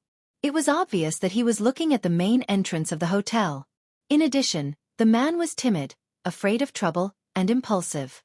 Other than his own room, she couldn't think of where else he would go. She asked him to leave the door ajar as a test to see if he was in his room. The man didn't refuse. Instead, he happily agreed. After probing for a while, Yi Qian was sure that the man was in his room. Chapter 1460. Yi Jian's search speed was neither slow nor hurried. She strolled along the long corridor that was covered with thick carpets. Step by step, she continued until she saw the door of a room that was about 5 steps away from her. The door was slightly ajar. The other party was also cautious. Although the door was open slightly, the safety chain was still on inside, so he could close the door immediately in case anything happened. With a slight smile on his face, Yi Qian continued to use the square-faced man's accent to communicate with the other party on the phone, instructing him to remove the safety chain. Although the man on the other end of the phone didn't see his companion, he didn't have any doubts when he heard the familiar voice. He even said, "You're finally here. I'm sweating all over." The voice came from inside the room, then neared the door, followed by the sound of the safety chain being removed. Yi Qian, who had been waiting for this moment, flashed out from the side and closed the door. The entire process took about 30 seconds. In the room, a thin and small man, about 1.65 meters tall, about 25 or 26 years old, stared at the uninvited guest with wide eyes. Who are you? What are you doing?" He was knocked down by Yi Qian, who rushed in. Fortunately, the hotel room was carpeted, so he didn't hurt much. As the man spoke, he got up. "What are you doing? You must have walked into the wrong room." Yi Qian, a young girl with delicate eyebrows and neat bangs, was wearing a business suit. No matter how the young man looked at her, she seemed harmless and not dangerous. "Contact Mr. Charlie and tell him the plan." After rushing in, Yi Qian grabbed the silver wire that hadn't been wrapped around her wrist for a long time. She walked past the young man, who was only wearing a short-sleeved t-shirt because the heater was turned on in the room. "By the way, how are you going to start a fire at 1 in the morning?" Up until now, the young man still hadn't realized that something was wrong. When he saw the girl who came in looking like she knew everything, he was even more confused. In fact, Yi Qian was too calm. It was as if he was visiting an acquaintance for a chat. Apart from using a bit of strength to force his way in, he spoke calmly after entering the room. For a moment, the young man was bewildered. When he heard her mention Mr. Charlie, and the fact that she had set a fire at 1 o'clock in the morning, the young man was the first to be shocked. His expression changed as he blurted out, "How did you know?" "I know a lot. We still need to keep an eye on the ground. We can't come up. Keep an eye on this side too." Yi Qian looked around and confirmed that he was the only one in the room. He didn't have any dangerous weapons on him. He sat down on a round chair by the window of the hotel. His eyes were cold as he looked at the young man sternly. "Set fire. If they come on time, it won't be a problem to set fire to them. But they didn't come. It's best to ask Mr. Charlie first." The young man didn't look like a repeat offender at first glance. Yi Jian's half-truth and half-lies, coupled with the imposing manner of a strategist, made the young man, who was originally baffled, suddenly seem to have found his backbone. He quickly sat on another leisure-round chair and looked at Yi Jian up and down. After a while he said, "Who the hell are you? Why haven't I seen you before?" As he spoke, he couldn't help but straighten his body. His eyes were vigilant and he questioned without much confidence, "Tell me who you are first." "I'm someone the committee member arranged to help you at any time. Otherwise, how would I know about your plan? The car accident plan this morning has already failed. So this time, as long as the target appears, we must succeed. We can't afford to fail. Chapter 1461. When Yi Qian told him what had happened during the day, the young man's vigilance dissipated. He sighed deeply. That's right. They couldn't do it and made things difficult for me and Brother Xiong. Mr. Charlie isn't here. All right, I'll contact Mr. Charlie. If he doesn't come, should we still set the place on fire? Then he glanced at Yi Qian and asked in confusion, why didn't my uncle mention that he would arrange for someone else to come? He only told me that old Dong and the others would come to help me. He didn't mention a woman like you. This sentence made Yi Qian feel that something was amiss. It sounded like this young man had some status. Old Dong should be the square-faced man. How many? Where are the rest of them? He had to find them. If you didn't suddenly ask Old Dong to come up, I wouldn't have appeared. Old Dong can only stay in the lobby. How can he leave so easily? As for the others, call them now and tell them to keep an eye on them. Don't be impatient. Yi Qian tried to get information from him again. He didn't need to be careful. He used a reproachful tone to get information from him. If you ask this person to come up and ask that person to come up, what if the person you're waiting for appears? Don't you know the identity of the other party?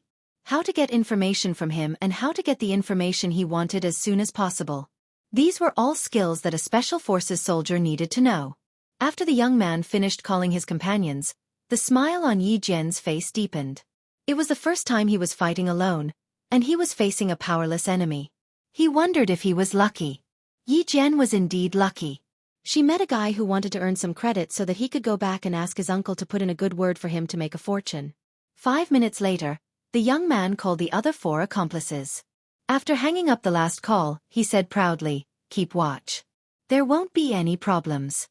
One was guarding the back door, one was watching the parking lot, one was hiding in the hotel's computer room, and the last one was at the door opposite the young man.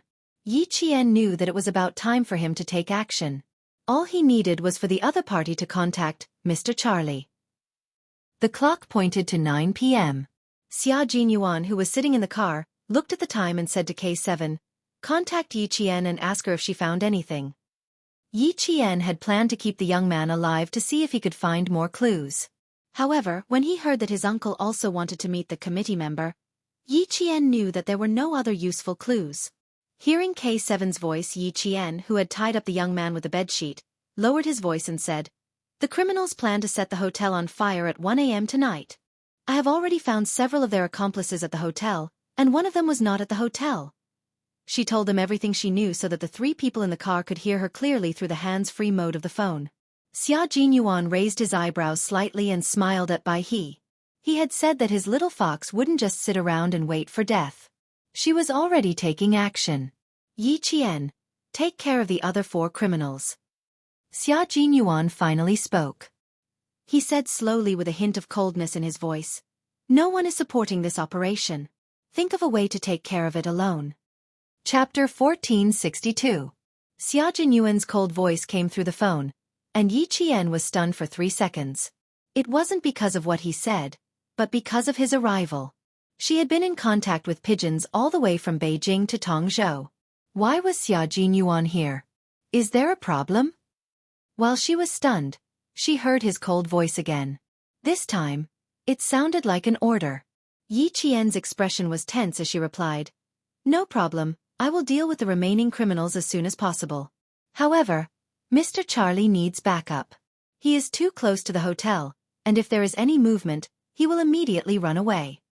She didn't ask why he wanted her to deal with all the criminals in the Tongzhou International Hotel alone. Faced with an order, she chose to obey. K7 glanced at Xia Jinyuan. Seeing that his captain nodded in agreement with Yi Qian's request, he said to Yi Qian, "Okay, be careful." Just as he was about to hang up, he seemed to have thought of something. His calm voice became a little darker. "A soldier can be a king. Every soldier of the Snowfield Brigade is like that." For a person who was so calm and emotionless to suddenly say something so emotional, let alone Yi Qian, even Xia Jinyuan and Bai He were surprised. No, it should be said that they were surprised. "I understand. Thank you for the reminder." After Yi Jian recovered from her shock, she replied with a smile, "That's great, that's really great. Even K7 cares about me. Does that mean that all the special forces from the Shuiyu Brigade have accepted me as their comrade? Yi Jian thought. K7 told her that every soldier of the Snowfield Brigade could fight alone. They had the ability to fight 1 against 10. It wasn't that their comrades didn't want to support them, but that they believed in their combat ability. Yi Qian had no problem dealing with a few small fries. He tied up the young man's limbs and dragged him directly to the bathroom. Then, he stuffed a towel into the man's mouth. In order to prevent him from escaping, Yi Qian tied the man to the toilet bowl with a towel. Finally, when he closed the bathroom door, he used the belt of his bathrobe to tie the door lock from the outside. One of the suspects is in the men's washroom in the hotel lobby, the second last seat. The other was in the bathroom of room 5015 on the 5th floor of the hotel. I'll deal with the rest of the suspects now. Yi Qian told K7 the location of the suspect that had been taken care of. The rest of the cleanup work could be left to K7 and the others or the Tongzhou police. With that one word, he ended the call and turned to Xia Jinyuan. The follow-up work will be handled by the Tongzhou police. Will the criminal Mr. Charlie also be handed over to the Tongzhou police? For the police, this was an opportunity to perform meritorious deeds. Moreover, the Snowfield Brigade couldn't easily interfere with local affairs. Naturally, they had to ask clearly.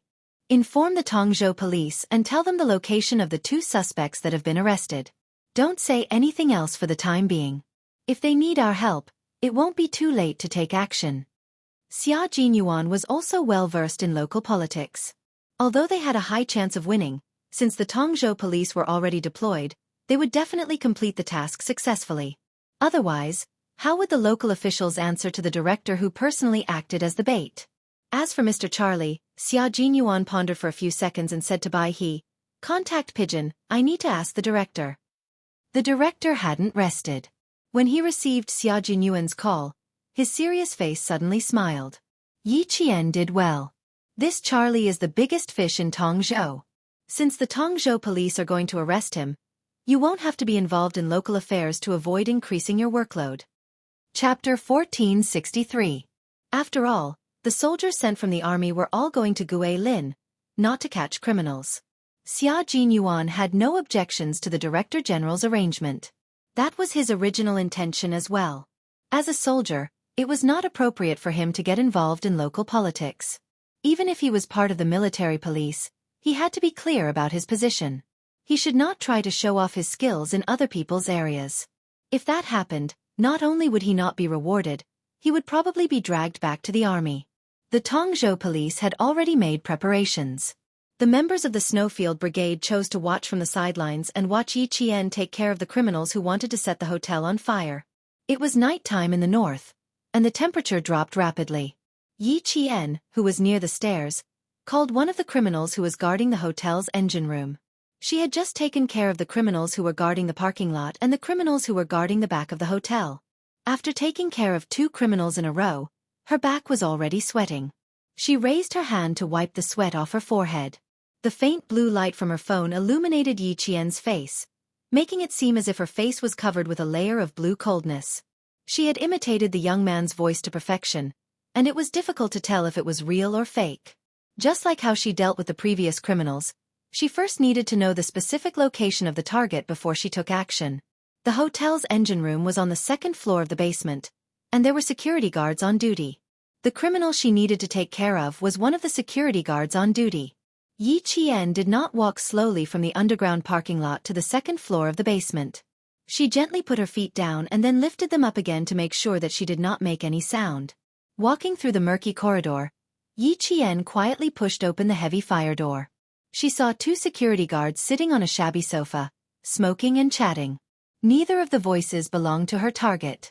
Yi Qian retreated to the fire door and dialed another number. Not long after, she heard footsteps coming from behind the fire door. The person was walking directly towards her. Yi Qian's back was pressed against the cold wall.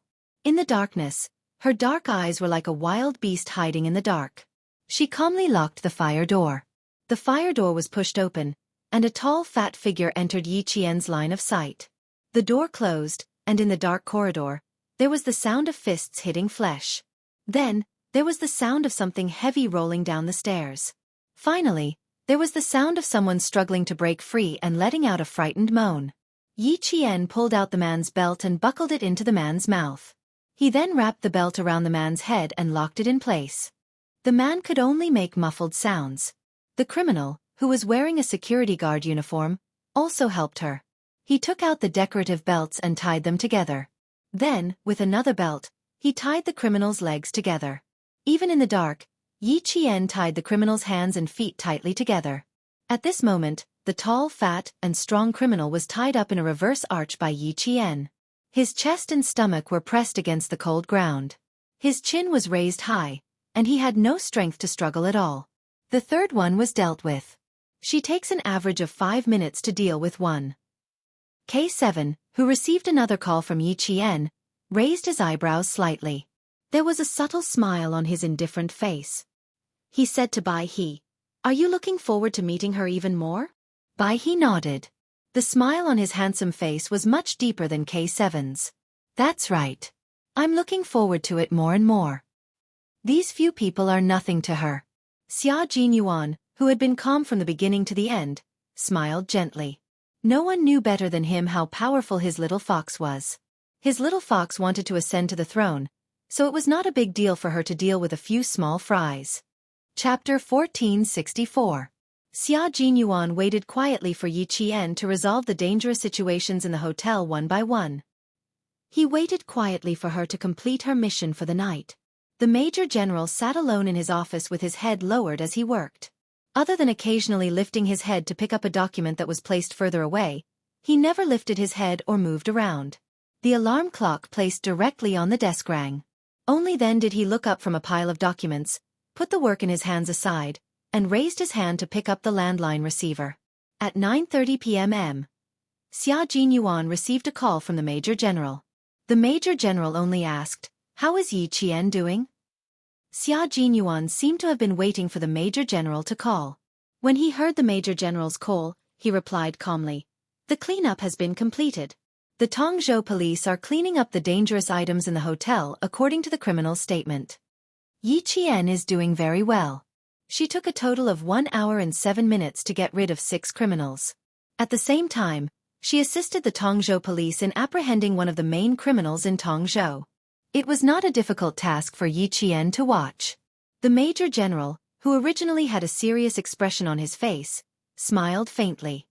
"Xiao Yi, this is the first time you have completed a mission without carrying any weapons. You have a good start." To Yi Qian, this was a mission, but to the military, this was her first time fighting alone. It was also a test. "Yes, it is indeed a good start. Major General, I wonder if the military is satisfied?" Xia Jinyuan's thin lips curled up as he asked with a smile. His unfathomable black eyes gazed out of the car window. Inside the car, the neon lights were reflected, adding warmth to his cold eyes. "I think you should be very satisfied." His question and answer made the Major General laugh out loud. "It seems that you have already guessed my intentions. Not bad. Yi Jian has the whole situation under control. She has submitted an answer that has satisfied the military for the time being, and also made me feel relieved for the time being." Everything was, for the time being, which meant that the test for Yi Qian had just begun. The military wanted to see if she could calmly face a one-on-one battle. They also wanted to see if she could quickly find a solution when she fell into a situation where she had no support and no clue but had to carry out a certain mission. Although the mission to rescue K7 was also a solo mission, at least the goal was clear. He knew that there were reinforcements behind him, and if there was any danger, he could immediately contact his comrades. But this time, there was no clear target, no definite information, and no idea if there would be any reinforcements. Not a single clue was given to Yi Qian, and he had to find it on his own. The Major General was actually a little nervous when he made the decision to let her carry out a mission without any clues.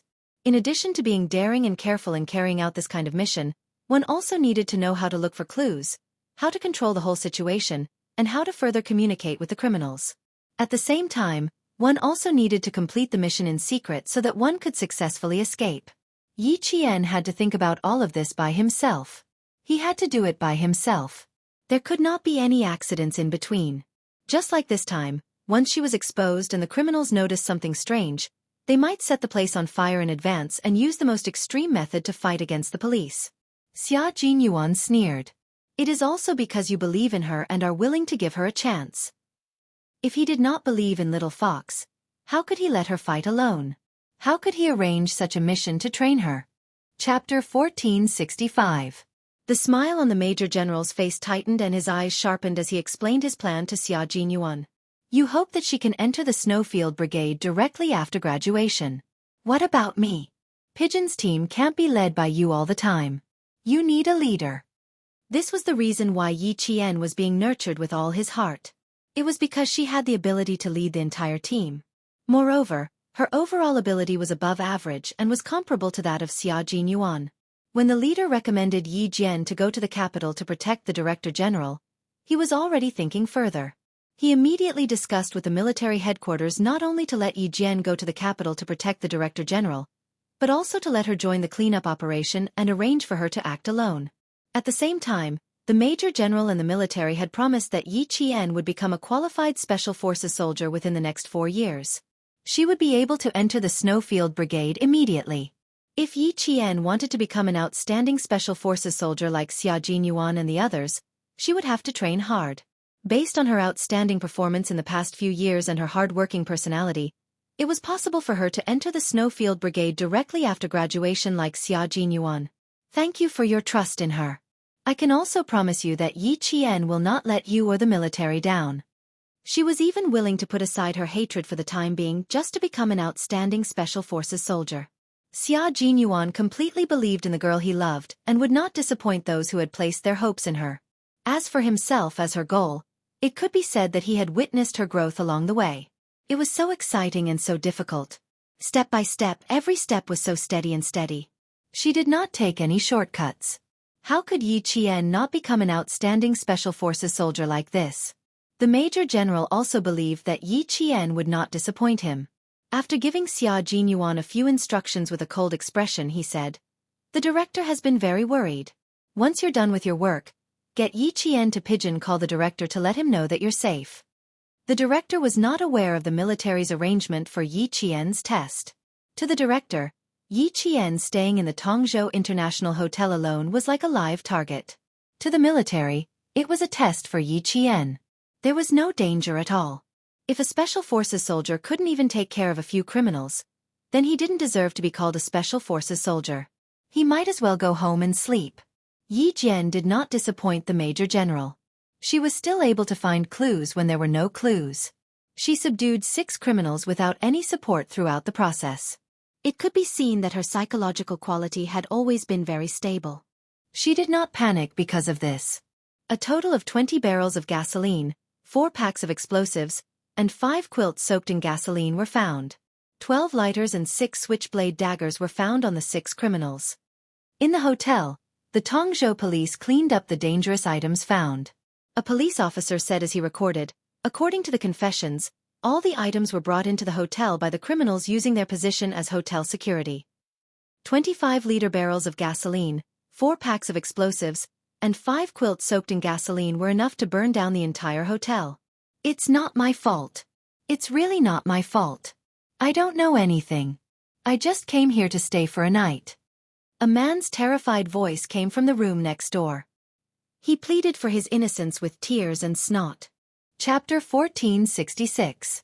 When Yi Qian, who was assisting the Tongzhou police, heard this, he raised his head and said to the police officer taking notes, "This criminal has some connections. He has an uncle who is very close to the main culprit. When I was trying to get information from him, I found out that he planned to ask his uncle to bring him to meet the committee member, after setting the place on fire." The police officer did not have any doubts about the words of the person who had contributed the most tonight. "Okay, I'll report it immediately." "Okay, you should be done with the inventory here too." Yi Qian, who had planned to leave after handing the criminal over to the Tongzhou police, took off his filter mask. His obsidian-like eyes had a faint smile as he stared at the police officer. "The hotel crisis has been resolved. I think it's time for me to leave. I'll have to trouble my police brothers from now on." The police officer who was about to pass by the next room immediately stopped in his tracks. "Aren't you staying at the hotel tonight? If you want to leave now, should I go and ask the deputy commissioner first?" The police officer was very young. He had just graduated from the police academy a year ago. He did not have the authority of the police officers who were searching outside. He was still a little inexperienced. Otherwise, he would not have stayed to clean up the dangerous goods. He said shyly, looking a little embarrassed. The deputy commissioner told me before he left that if you want to leave, I have to go with. As he was speaking, a few footsteps accompanied by voices came over. They walked very quickly and appeared in the room in the blink of an eye. The police officer turned around and his shy expression immediately became very serious. Commissioner Kai. Deputy Commissioner. Has everything been cleaned up? Did you find any other dangerous goods? The man who spoke was about 45 years old. His face was very serious, and he had the authority of a leader. He looked at the young police officer and said, "Be careful when you do the inventory to avoid any mistakes." The police officer straightened his back and replied, "Yes, Commissioner Kai." The deputy commissioner said, "Commissioner Kai, this is Comrade Yi, who helped the Tongzhou police a lot tonight. It's all thanks to her. Otherwise, we wouldn't have been able to complete the search so smoothly." He smiled and introduced her to Yi Qian. "Comrade Yi, this is Commissioner Kai."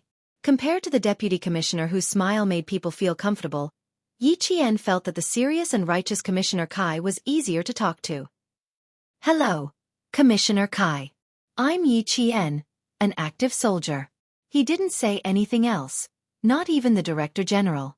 Previously, Yi Qian had been standing behind the male police officer, so Chief Kai didn't immediately notice her.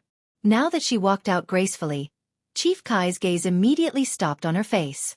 The young girl had the temperament of a soldier. Even though she was dressed casually, one could tell that she was a soldier with just a single step. But that wasn't the main point. The main point was, when Chief Kai saw the young man's face clearly, his expression quietly changed. His cold eyes flashed slightly before he reached out his hand. "Thank you for your hard work, Comrade Yi." The young face was also a familiar face. It was just that one of them had fallen into eternal slumber, while the other had been reborn. Another face that was sealed in his memory flashed through his mind. Looking at the familiar face in front of him, Chief Kai's heart thumped like a drum. He looked around the room that was filled with the smell of gasoline. Chief Kai's gaze deepened, and he once again casually sized up Yi Qian. "Let's go outside and talk. Little Zhu will take care of everything here." Little Zhu was the male police officer who had been talking to Yi Qian just now. Yi Qian noticed that something was wrong with Chief Kai's gaze and nodded with a smile on his face. He followed Chief Kai out of the room. The deputy commissioner tactfully stayed behind and didn't follow. Chief Kai obviously had something to ask, so he didn't need to follow. Chapter 1467. As Chief Kai walked, his arms swung back and forth in his police uniform. Yi Qian was all too familiar with his steely aura. Chief Kai was a retired soldier who had been transferred to civilian work. At that thought, Yi Qian's eyes darkened. Her features were very similar to her mother's. Grandfather Zhen said that any old friend who knew her mother would know whose daughter she was once they saw her. Could it be that Chief Kai, who was a retired soldier, knew her mother? Wasn't that too much of a coincidence? But she couldn't help but suspect it. The way Chief Kai looked at her, he was indeed reminiscing about an old friend through her. Could it be her mother? Could it be that much of a coincidence? She knew too little about her mother. She knew so little that even though she suspected that her mother's death might have something to do with old Madame Yi and Sun Yaozu, she didn't know where to start investigating. For a moment, Yi Qian's calm mind became a little unstable. Even though her mind was unstable, Yi Qian was still a little expectant. At Chief Kai's signal, she sat down on the lounge chair in the hotel room. As soon as she sat down, she looked up slightly and met Chief Kai's eyes, which were filled with memories. It was getting late. She still had to go find the Director General. Even though she was expectant, she wasn't sure if Chief Kai knew her mother, so she shouldn't put too much hope into it. In just a few seconds, Yi Qian adjusted her slightly chaotic mind and calmed down. Chief Kai didn't notice the ups and downs in her emotions just now. He was still thinking about his own matters. The memories buried deep in his memories all came rushing back. If he thought that Yi Qian looked like an old friend when he first saw her, then as he thought deeper, he really felt that Yi Qian was his old friend's daughter. Otherwise, how could they be so similar? But they had received news that his old friend had passed away in an accident. Then Comrade Xiao Yi, who looked so similar to his old friend. No, he had to be steady. He would bring it up again after careful observation. The room was very quiet. When Yi Qian saw that Chief Kai didn't speak for a long time, she couldn't help but frown slightly.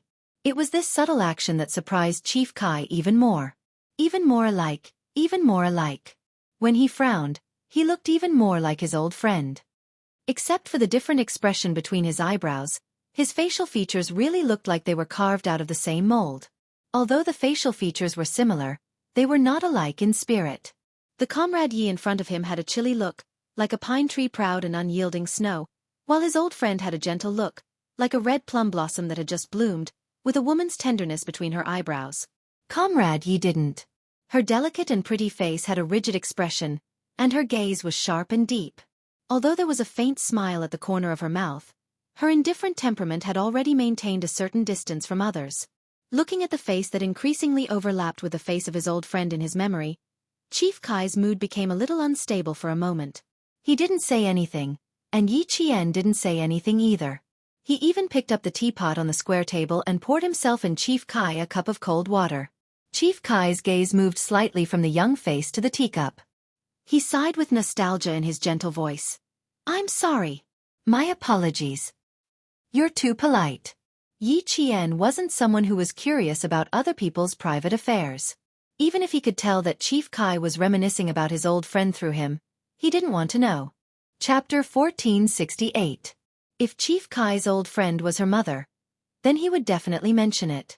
If not, then there was no need for her to know about other people's private affairs. Yi Qian, who was very clear in her heart, completely calmed down. Even the chief of the Tongzhou City Public Security Bureau couldn't see through her thoughts. Her polite answer, calm smile, calm face, and calm handling made Chief Kai take the cup she handed over and say, "It's rare to see someone as steady as Mount Tai." Chief Kai also didn't immediately mention that his old friend was similar to Yi Qian. The official business hadn't been resolved yet, and private matters could be discussed later. After taking a sip of cold water, Chief Kai put down the cup and looked at Yi Qian again. Seeing her drink the cold water calmly under his gaze, there was no trace of nervousness on her face, and there was no trace of restraint in her movements. Chief Kai's smile deepened, and he nodded secretly.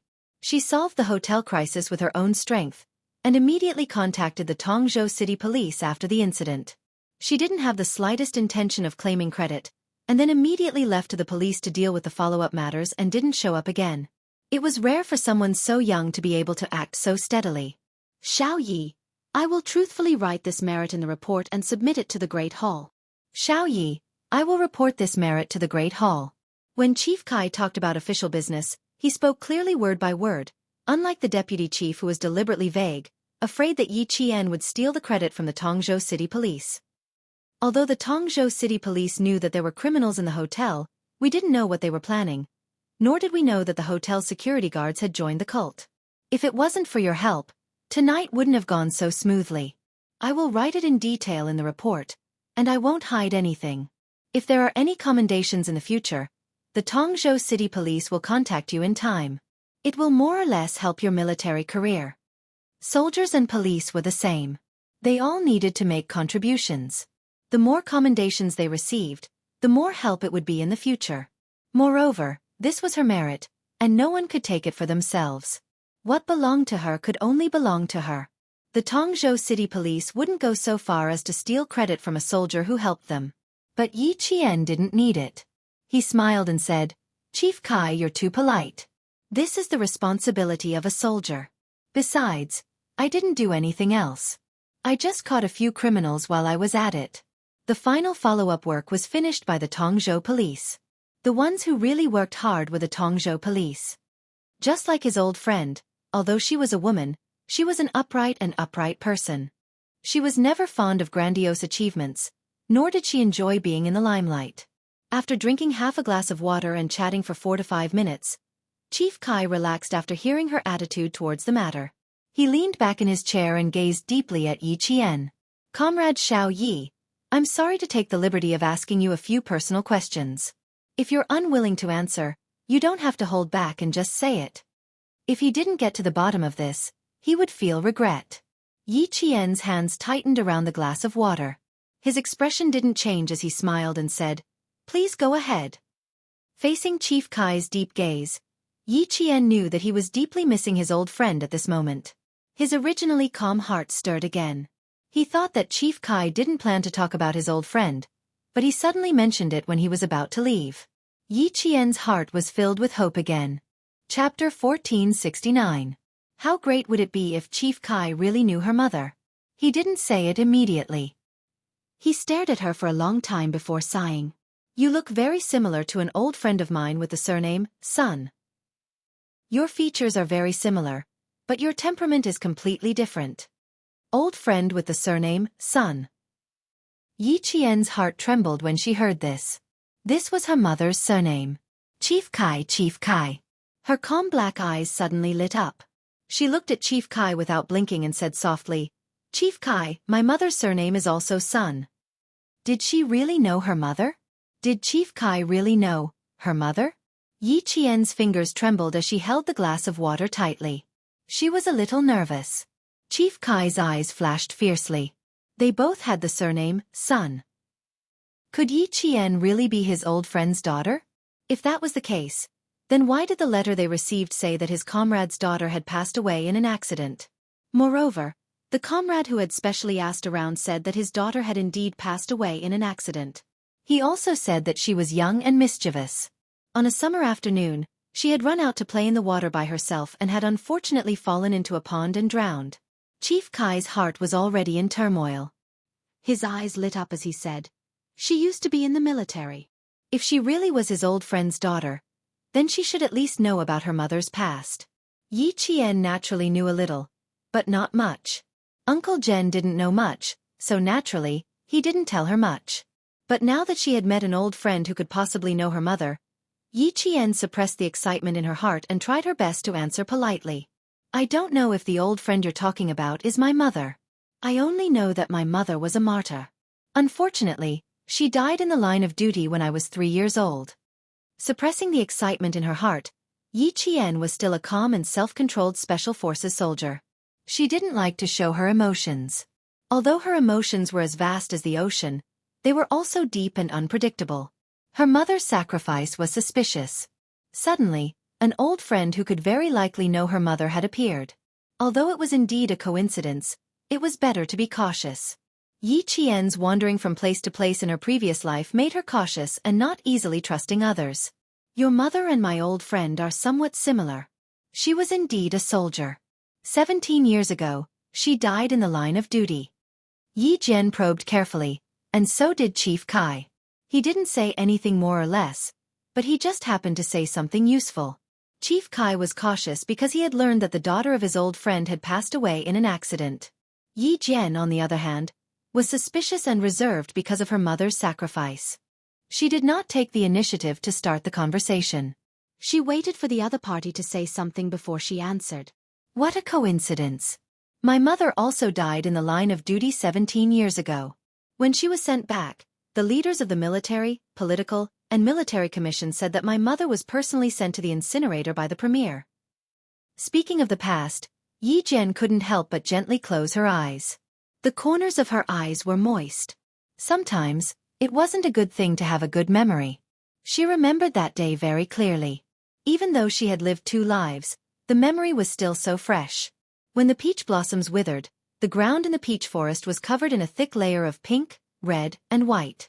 She was playing at home when she suddenly heard Sun Dongqing's faint cries coming from outside the peach forest. She didn't know what was going on and kept looking up. She saw 2 soldiers in military uniforms and military caps walking out of the peach forest step by step. Chapter 1470. One of the soldiers was holding a small, dark-colored box. On top of the box was a folded red national flag. Behind the 2 soldiers, there were a few other soldiers. They were surrounded by the villagers, and some aunties were sobbing. Later, she found out that they said her mother had sacrificed herself and slept in that small dark-colored box. Peach blossoms fell like rain. The sky was gray and misty, and it drizzled. It was very cold on her face, and it made her heart feel very empty.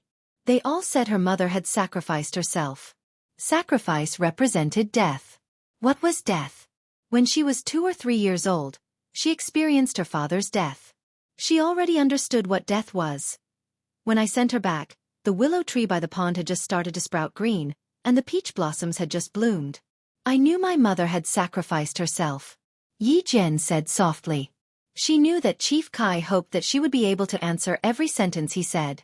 Then, she would be able to string them together and find out whether she was the daughter of his old friend or not. Chief Kai, who was leaning against the back of the chair, unconsciously sat up straight. His deep eyes became watery. All of our comrades like to call her Red Plum.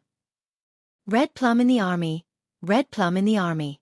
Is it because her name has the word shui in it? Yi Qian raised her hand to wipe the tears from the corners of her eyes. She knew that her heart was beating a little fast, and it felt like it was going to jump out of her throat. With every word she said, she observed Chief Kai more carefully. She didn't want to miss the slightest expression on this middle-aged man's face. She thought that she had indeed met her mother's old friend, her mother's former comrade.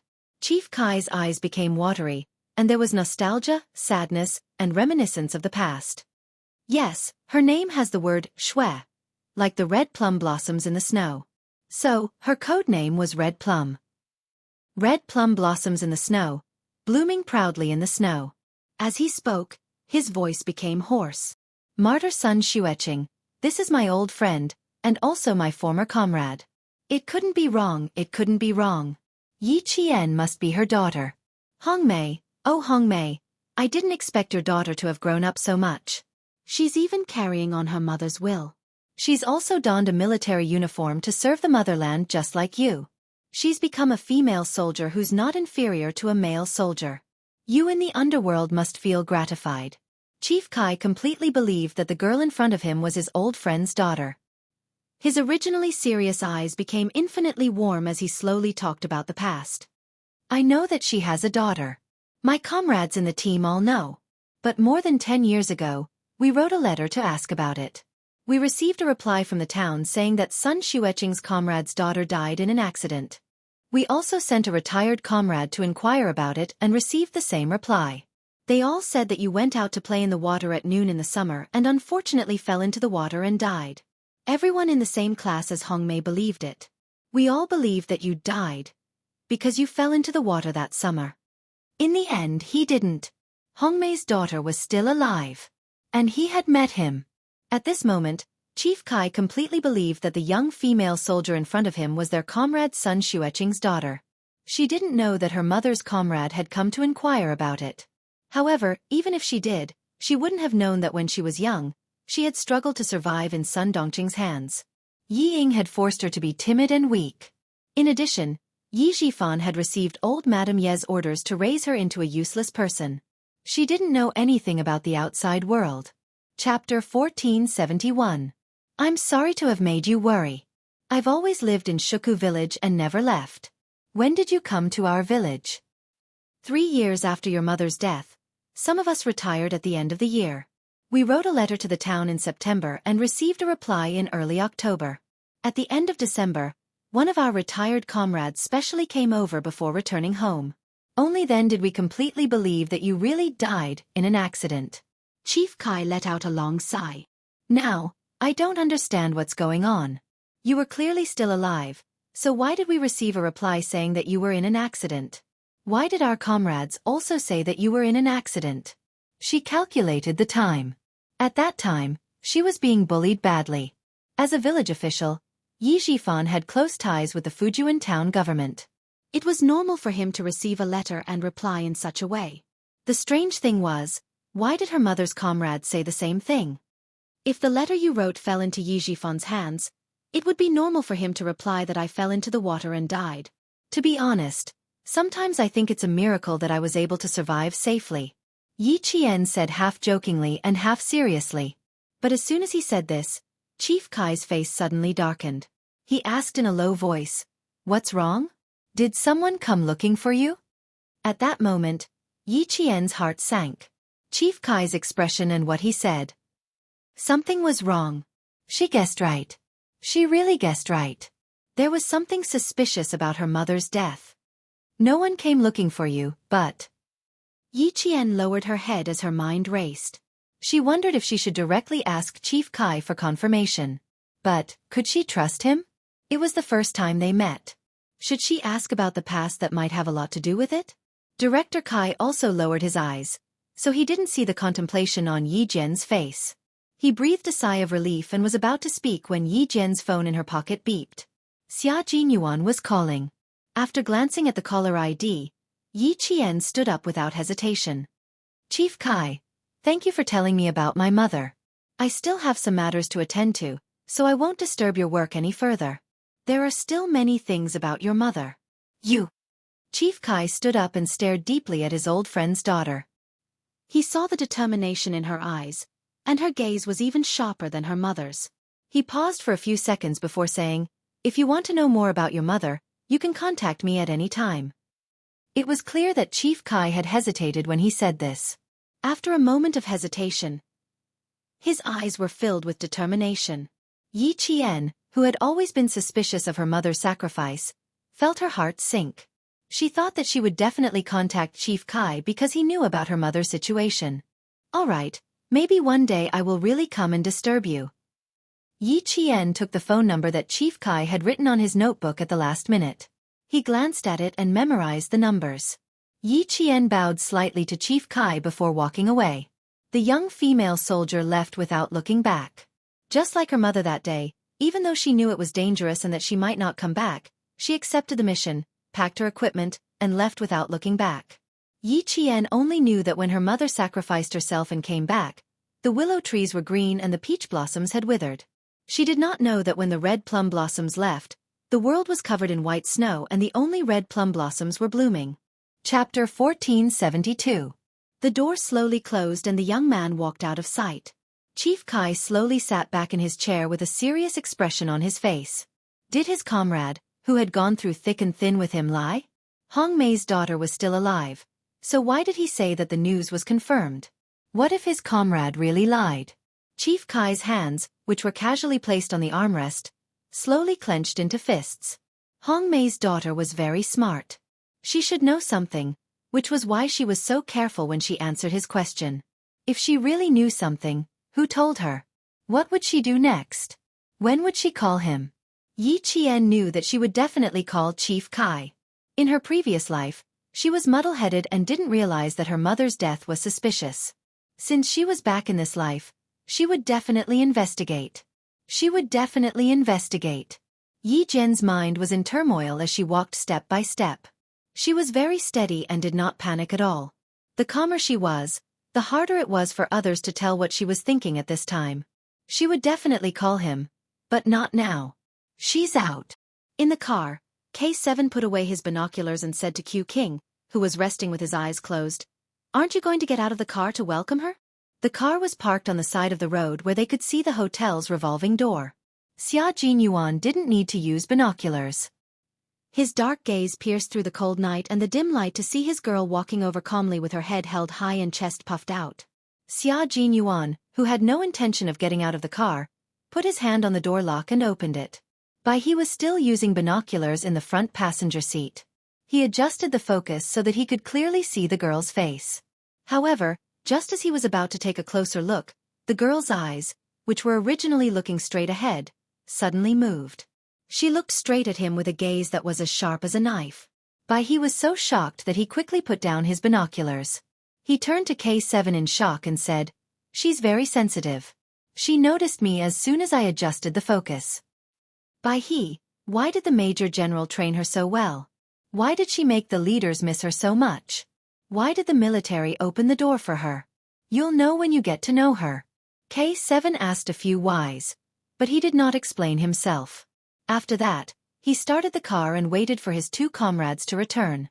The white crane looked outside with a pensive look in its eyes. Why? Naturally, it was because she had something extraordinary about her. She had an ability that no one could surpass. Before they even met, he was already frightened by her sensitivity. There was silence in the car. Outside the car, Yi Qian saw Xia Jinyuan walking towards him and quickened his steps. "I'm sorry for making you wait." She stopped in her tracks and spoke first. "I was delayed by something. It's a personal matter," she explained in a more serious tone. Xia Jinyuan raised his hand and gently patted her shoulder. "It's okay. Get in the car first." She had already said that she was delayed by personal matters. Based on his understanding of her, it was obvious that she would tell him about this matter and not hide it from him. If she really wanted to hide it from him, his little fox wouldn't even mention it. The hotel's green belt was equipped with dim street lights. There were also spotlights near the roots of the shrubs. Although Yi Qian was standing in the light, her beautiful face was still hazy. Xia Jinyuan could clearly see her expression. It was filled with sadness and palpitations. Chapter 1473. What's going on? Xia Jinyuan, who had stopped with her, stared deeply at Yi Qian. His right hand, which was originally patting her shoulder, slowly lowered. Under the cover of the night, his slender fingers touched her fingertips. The touch was so cold that he directly held her hand tightly. Suppressing his doubts, he said in a soft and deep voice, "Now is not the time to think about personal matters. No matter how big the matter is, it has to be temporarily suppressed." Holding her hand tightly, the two of them walked side by side. In addition to the K7, there is also a comrade from the Snowfield Brigade, codenamed Bai He. We received orders from the military and a call from the Guilin police. Tonight, we need to rush to Huzhou. We will take the 6:17 a.m. flight to Guilin tomorrow morning. His hand was very warm. The warmth from his palm and fingertips warmed Yi Qian's cold fingers. So, even if there is a personal matter, you have to put it to the back of your mind. We are soldiers. When the order is given and the mission is carried out, personal matters are insignificant compared to national affairs. I don't need to say more. You know this in your heart. Hide the sadness in your body and force back the tears in your eyes. Yi Qian, raise your chin and remember your identity. It was impossible to be comforted while carrying out a mission. Yi Qian, whose eyes were a little red, took a deep breath. Thanks to the night and the cold night wind, she did not lose her composure. Feeling the strength from him, Yi Qian gently closed her eyes and nodded. When she opened her eyes again, there was no trace of tears in her eyes. There was no sadness in her either.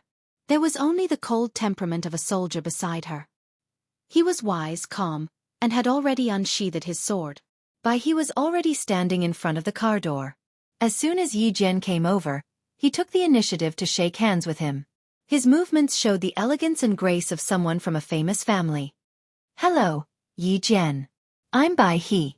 I have always heard about you from my comrades. Today, I finally got to meet you."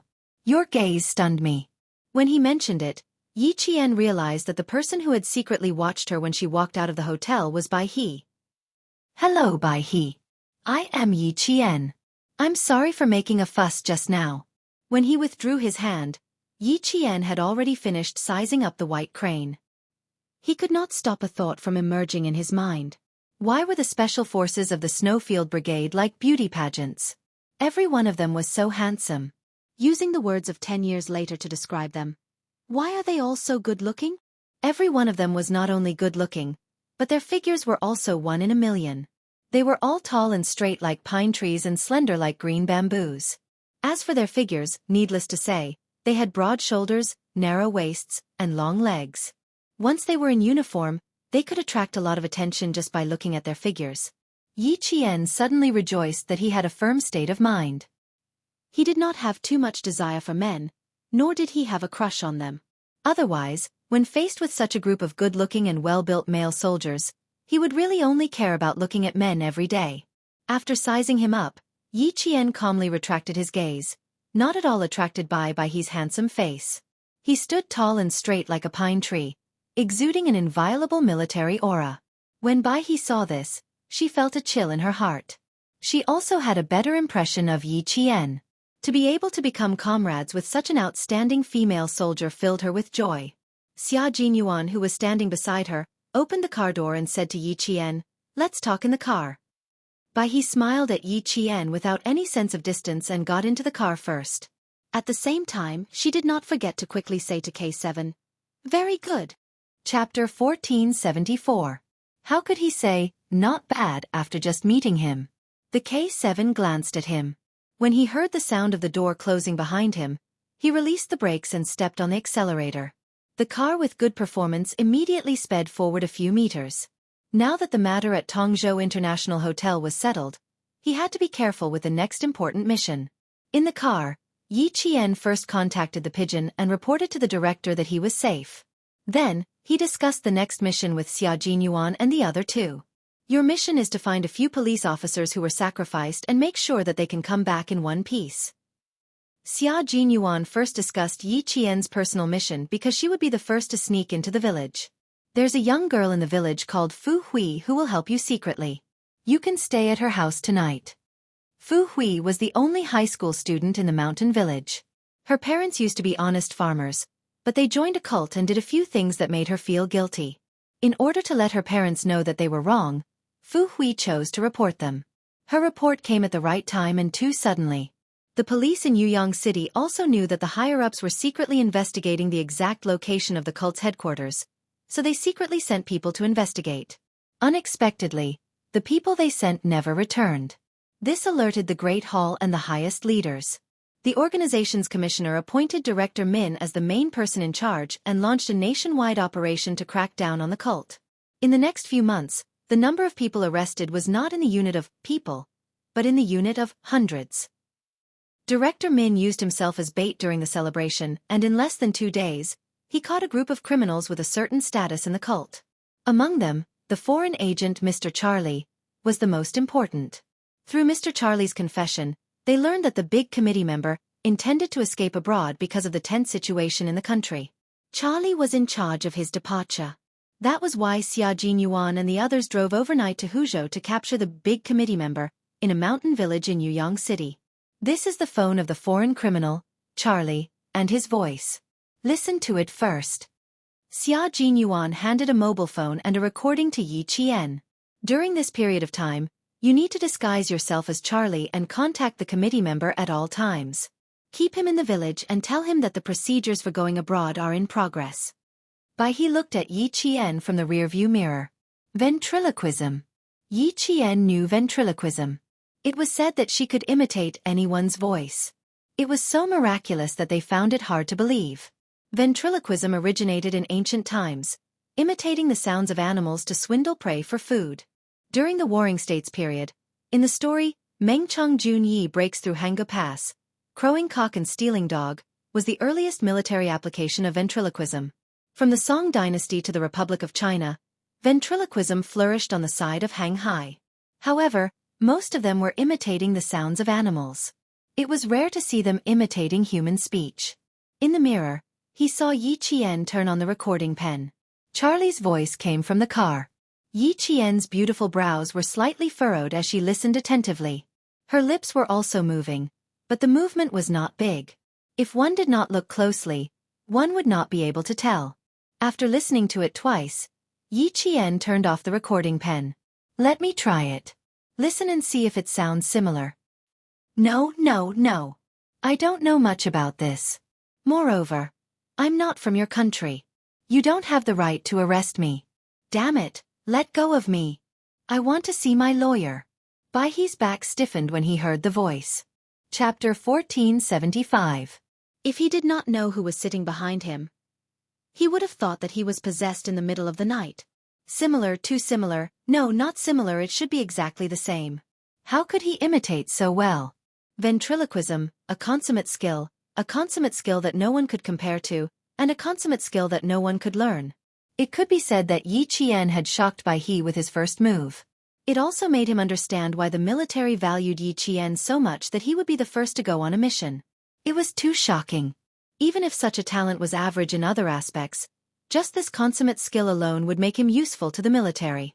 Moreover, Yi Qian was an all-round talent. If the military did not discover him, it would be a loss for the military. For a moment, Bai He could not calm down. He had been conquered by Yi Qian for the first time they met.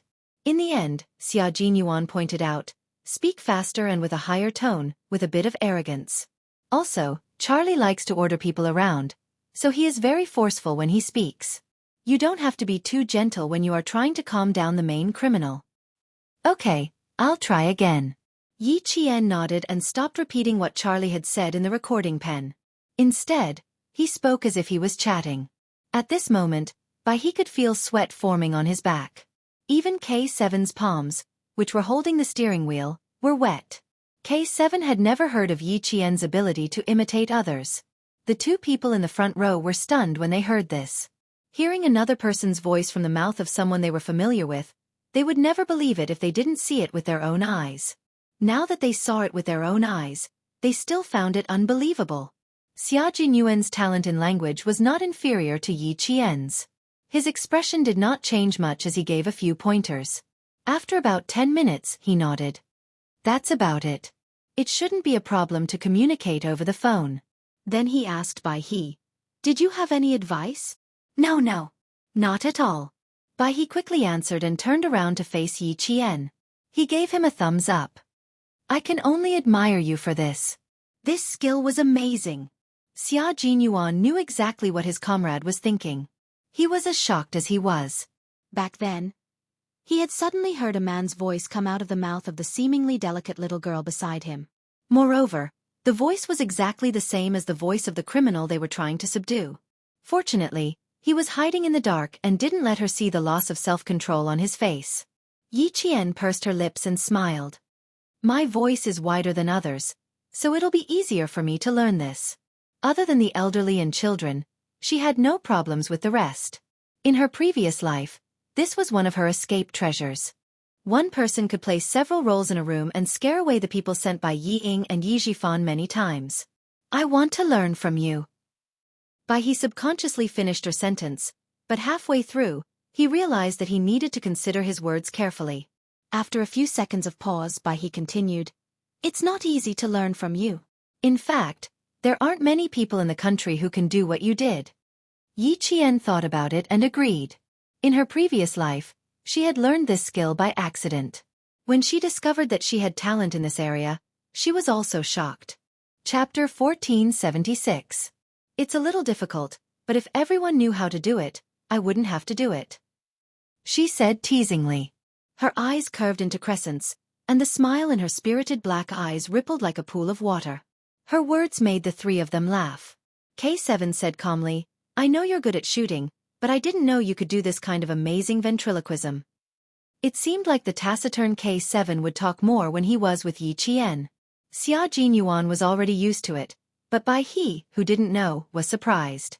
K7, did something good happen to you today? You said 10 sentences in half an hour, and each sentence was more than 5 words long. He will be more gentlemanly in front of Yi Qian. Xia Jinyuan answered for his comrade. Not only him, but G3 as well. As long as they are in front of Yi Qian, they will talk a lot. The car had already left Tongzhou City, and the next intersection was the highway to Huzhou. K7, who didn't need a GPS, seemed to be very familiar with Tongzhou, and the car made several turns before it reached the highway. As he entered the highway, he replied calmly, What do a bunch of men have to say? Don't you know that the opposite sex attracts the opposite sex? Looks like I have to talk to the political commissar and tell him that K7's thinking is a little empty, and he needs to communicate more with the female soldiers. Xia Jinyuan raised his eyebrows, and his thin lips curved into a faint smile. He was relaxed and gentle. We're a bunch of men, and we're making K7 suffer. K7 actually continued in a serious tone. You can also request the military to find a few more female soldiers who are as good as Yi Qian. With both men and women working together, it won't be tiring. That's impressive, you even know that. Bai He was even more surprised. Who was K7? He was a man who was more boring than a monk. In the military, other than training, going to the laboratory, and reading, he had no other hobbies. His life was as dull as a cup of water. In the military, there was a saying that described K7, cut off the roots of love, and live in seclusion in the Zhongnan Mountains. It meant that K7's coldness was so cold that it reached his soul. Q King was cold too, but his coldness was different from K7's. K7's coldness was as if he had cut off all emotions and desires. How could he joke around with such a person? He even joked about, like repel like, opposites attract. They had been comrades for 6 years now, and this was the first time he heard K7 say something that sounded so mundane. I think everyone will be happy to have a few more comrades like Yi Jian. K7 didn't care about how shocked his comrades were. He just said what he wanted to say. He was just speaking the truth. Xia Jinyuan, who had always been open-minded, felt that K7's words made sense. However, if he were to use his little fox as a standard, Xia Jinyuan felt that it would be difficult for the military to make such a suggestion. His slender body leaned forward slightly, and his deep and magnetic voice was heard. I can send you to the arts department, but we have to find a few female soldiers like Yi Qian. We shouldn't make things difficult for the military. K7 laughed. He probably didn't laugh often, so the sound of his laughter was a little scary. It was mysterious and had a deeper meaning. Bai He, who was watching from the side, also laughed. He had seen how capable Yi Qian was, and that alone was enough to make him feel shocked. Chapter 1477. Just as Q King had said, finding a few female soldiers like her was indeed difficult for the military. His comrade's meaningful laughter made Xia Jinyuan smile. Indeed. His little fox was unique, his girl was unique, and he and their comrade Yi Qian were unique. Major Xia Jinyuan, who could portray elegance and perfection at any time, changed his sitting position. His deep eyes gazed gently at Yi Qian. He looked at the girl he loved deeply, as if he wanted to carve her into his heart. Even if he closed his eyes, she was the only one in his eyes. Yi Qian felt a little uncomfortable under his gaze.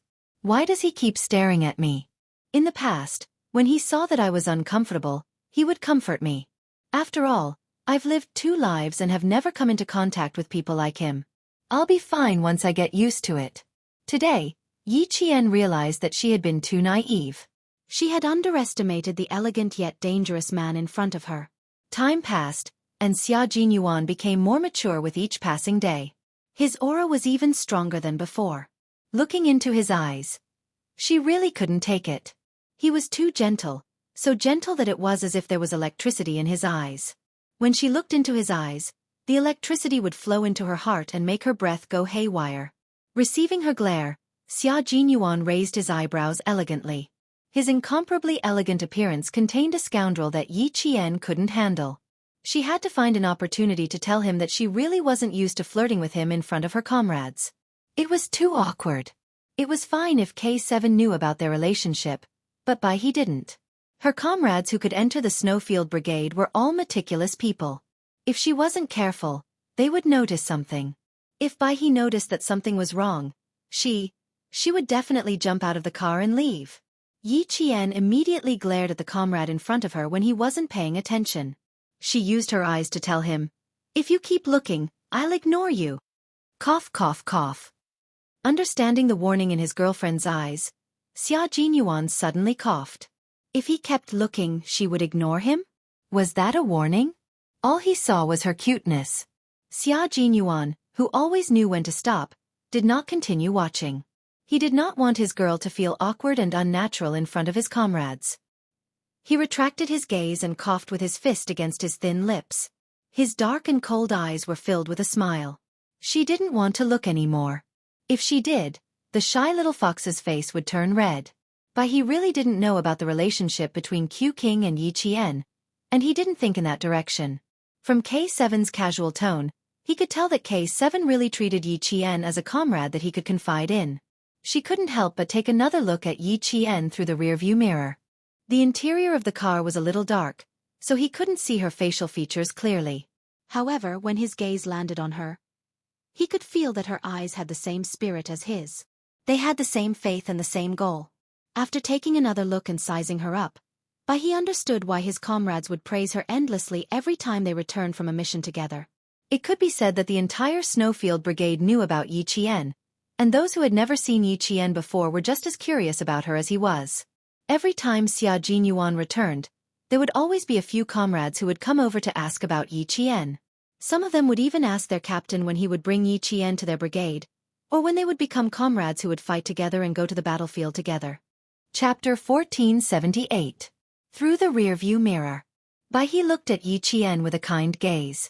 When he saw Yi Qian smiling back at him in the mirror, He couldn't help but smile as well. He thought to himself, just like K7 and the others, I'm looking forward to her arrival. I'm looking forward to her becoming my comrade. He finally understood why all the comrades in arms who had fought alongside Yi Qian looked forward to fighting alongside her again. Her eyes, her expression, and the way she spoke made you feel safe from the bottom of your heart. It was so safe that you could trust her with your back when you were on the battlefield. It was still some time before they left for Huzhou. Even though the four of them were chatting until they were relaxed, they didn't continue chatting. They needed to maintain a certain amount of energy to deal with the upcoming danger. The four of them took turns driving. Each of them only needed to drive for 3 hours. Xia Jinyuan and the others didn't mention that Yi Qian didn't need to drive and could rest all the time. They were comrades in arms who fought together. They could share joys and sorrows together. Since she was responsible for driving for 3 hours, it also meant that she could fight alongside them without any special arrangements. The night deepened. Yi Qian, who was in charge of driving the car in the morning, had already fallen asleep. Her breathing was long and steady, and there was even a sweet smile on her delicate face. She was completely relaxed as she fell into a deep sleep. Bai He in the front seat had also fallen asleep. Major Xia, who was waiting for his girlfriend to sleep first, saw the car enter the tunnel. He quietly raised his hand. When the car exited the tunnel, Yi Qian, who had been resting his head on the window, had already fallen asleep on his shoulder. After finishing his task, Major Xia closed his eyes in satisfaction. The three of them fell asleep. However, someone rushed into the elevator with the cool night breeze and pressed the floor number. Yi Jifan's face was as gloomy as a dark cloud. What's the matter in the middle of the night? Why do you have to rush over now? Can't you wait until tomorrow? What urgent matter could Yi Jixiang and her husband have? It's most likely related to that old hag again. Sun Dongqing's mouth didn't stop nagging from the moment they arrived at the hotel. Listen carefully. If she wants me to take care of that old hag, there's no way. You'd better be alert. Don't be soft-hearted when she cries and throws a tantrum. You treat her as your sister, but does she treat you as her brother? Never. When she was young, she always looked forward to the two of us fighting. Didn't she do enough to drive a wedge between us? Haven't you wronged me a lot? The enmity between her and me is huge, and I won't be able to resolve it in this lifetime. She was still talking relentlessly, and did not notice that Yi Jifan's gloomy face was already filled with ruthlessness. Yi Ying saw this and her heart thumped. She secretly tugged at her mother and whispered, "Mom, aren't you tired after talking for so long?" He didn't stop at all from his house to the hotel. Since we're already here, do we have to go back now? Dad knows what's going on. Can you stop saying that? His voice became lower and lower. Can't you see that Dad is in a bad mood now? Can you at least be considerate of your father? Sun Dongqing had always listened to her daughter's words. When she heard her daughter's words, she snorted and stopped nagging. Yi Jifan didn't want to communicate with his wife anymore. There was no point in talking to her. Other than arguing and throwing tantrums, he couldn't think of anything else she could do. She was smart once in a while, but she was stupid afterward. Chapter 1479. When they arrived at Yi Jixiang's room, Yi Ying knocked on the door. "Auntie, it's me, Yi Ying. Dad, Mom, and I are here to see you." As soon as she finished speaking, the locked door of the hotel room opened. Yi Jixiang stood in front of the family of three, wearing a black trench coat. Her face was ashen. Ever since she confirmed that the person standing on the city gate tower was Yi Qian, she could not relax for even a second. Looking at Yi Jifan, her lips trembled as she said, "Brother, something big happened." Her expression was so terrible that even Sun Dongqing, who had wanted to show off her power, was shocked. What happened? Her heart fluttered for a moment due to all the fuss. The room was filled with the smell of cigarettes. Sun Yaozu, who had smoked half a pack of cigarettes, stood up. His expression was also terrible, but when he spoke, his fierceness did not change. "Something troublesome has happened. Second brother, we have to discuss how to solve it. Look at the TV. I have to start from there." Sun Dongqing glanced at it and looked away. She rolled her eyes and said sarcastically, "Didn't you just go to the capital for a vacation? Do you still need to show off to us? Do you think I haven't been there before?" She did not look carefully, but Yi Ying saw it. She, who had been standing there with a smile, turned pale in an instant. Her finger trembled as she pointed at the figure she was most familiar with. It was also the figure she hated the most. "Dad. Yi Qian. Look. That's Yi Qian." Yi Jifan saw it only a few steps later than his daughter. His eyes narrowed as he stared at the figure on the TV. This. After being reminded, Sun Dongqing finally saw Yi Qian. She looked at him in disbelief and stuttered, This. Isn't this the city gate tower? Why is she standing with the leader? Everyone wanted to know. Everyone wanted to know why Yi Qian was standing with the leader of the country. Yi Ying, who was leaning against the bed, fell onto the bed. The photo stimulated her so much that she was in a daze. She mumbled, "How is this possible? How is that possible? No way, no way, no way." Sun Yaozu saw that the mother and daughter did not believe him no matter what. They only knew how to repeat bullshit like, "I don't know how to." He cursed in his heart. "Motherfucker, I didn't ask you to come here to listen to bullshit. Nising, your aunt recorded it with a DV camera. You don't believe me? Do you think I'm trying to scare you? Do you want to watch the recording? Come here and watch." He pointed at the DV camera on the coffee table, glanced at Yi Ying, and said to Yi Jifan, "Brother Tingrui, you decide what to do. This damned girl is attending the celebration with the leaders of the country, and she's even standing on top of the city gate tower. I told you to raise her into a useless person, but you fucking sent her to the country's leaders with your own hands. Second brother, if you don't give me an explanation for this, I won't let you off." Sun Dongqing didn't think about how to deal with the aftermath. She rushed over and picked up the DV machine on the coffee table. Her hands trembled as she pressed the buttons. "How do I do it? What are you going to do with this lousy thing? I want to watch the video. I want to watch the video." She was panicking. She was really panicking. On the other side, Yi Ying got up from the bed and stumbled over. Her body was trembling. "Mom, give it to me, show it to me, I want to see it. I want to see it." Chapter 1480. Yi Ying's reaction was bigger than anyone else's. After snatching the DV camera, the more anxious she was, the more she didn't know how to use it. Her lips trembled as she pressed down hard on the function button, so hard that her fingertips turned white. How could this be? How could this be? She had just accepted that Yi Qian had gone further than her and stood higher than her. She had finally adjusted her mindset. Why did something unacceptable happen again? Why? Yi Qian was better than her now. She had to accept it. As long as she worked hard, she would surpass her one day. She would return to the past and Yi Qian would only be able to look up to her. But in the end, Yi Ying's face was not only pale, but she also looked crazy. She was in a state of confusion and was not normal at all. After pressing the buttons for a long time and not seeing the video she wanted, Yi Ying suddenly raised her head and shouted at Yi Zhixiang, "What rubbish? What rubbish did you buy? You call yourself a college student. You don't even know how to use a small video recorder." Yi Zhixiang glanced at Yi Ying with disdain. She did not act like an elder and said sarcastically, "No wonder you can't compare to Yi Qian in everything. You're just stupid." "Bitch, shut up." Sun Dongqing, who was defending her daughter, immediately jumped out and shouted back, "You shameless bitch. Ying Ying calls you auntie. Bitch like you, bah. You don't deserve it." Yi Zhixiang could not take this kind of insult. Hearing this, she was so angry that she screamed and rushed over like a shrew. "Sun Dongqing, you bitch, how dare you insult me? I'm going to tear your rotten mouth apart." She pounced on Sun Dongqing and began to fight. She scratched Sun Dongqing's face with her hands and kicked Sun Dongqing. Sun Dongqing, who did not expect her to attack, did not react in time and suffered a few losses. "Insult you? Not only am I going to insult you, I'm going to hit you." Yi Zhixiang, who had the upper hand, cursed.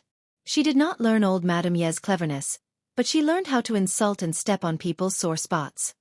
"You're so stupid. No wonder you gave birth to a stupid thing like Yi Ying. You're not as good as Yi Qian, but you're so full of yourself. You want to compare yourself to Yi Qian? You won't even have a chance in your next life." Sun Yaozu took a look and said to Yi Jifan gloomily, "Second brother, you don't care about second sister-in-law? She's the wife of a provincial official after all. Why is she acting like a shrew?" As he spoke, he had no intention of stepping out to mediate the fight. Zhixiang needs to be taught a lesson. Mom doesn't have the energy right now, so let her sister-in-law teach her a lesson. Yi Jifan didn't intend to stop the fight. Sun Dongqing had always been good at fighting. No one expected Yi Ying's expression to be so crazy. Yi Zhixiang had stepped on her sore spot. Her last shred of rationality snapped when Yi Zhixiang said, "You want to compare yourself with Yi Qian? You won't even have a chance in your next life. He finally collapsed. Her eyes were bloodshot and her facial features were twisted. She looked around the room with a ferocious expression. When the four adults weren't paying attention, she picked up 2 teacups and approached Yi Zhixiang. Just as Yi Zhifan thought, Sun Dongqing wouldn't let herself be at a disadvantage when it came to fighting. She pressed Yi Zhixiang to the ground and rode on her like a horse. She lectured Yi Zhixiang fiercely. You want to fight with me? Why don't you open your eyes and see who I am? You dare to insult Ying. Your mouth should be torn apart. Yi Zhixiang wasn't someone to be trifled with. As long as she could move her hands, she could hit back. She deserves to be stepped on by Yi Qian. She's as stupid as her mother. Ah! Yi Zhixiang, whose forehead was hit, instinctively covered her face and yelled, Murder! Murder! Chapter 1481. With 2 porcelain cups in her hands, Yi Ying smashed them on Yi Zhixiang's head, face, and the corner of her mouth. She did not say a word. She just kept smashing them mechanically. Those who said she was not as good as Yi Qian deserved to die. Those who said she was not as good as Yi Qian deserved to be beaten up. Those who dared to say that about her deserved to die and be beaten up. Sun Dongqing was scared out of her wits. She was shocked by Yi Ying's cruel and merciless behavior. She could only watch as her daughter smashed them again and again until she could not react. Not only was she scared out of her wits, but even the fierce Sun Yaozu was scared out of his wits. Who would have thought that a little girl could be so cruel? She was smashing a porcelain cup on Yi Zhixiang's head. She was going to kill her. Everyone in the room was scared out of their wits by the scene in front of them. Everything happened so suddenly that no one was prepared for it.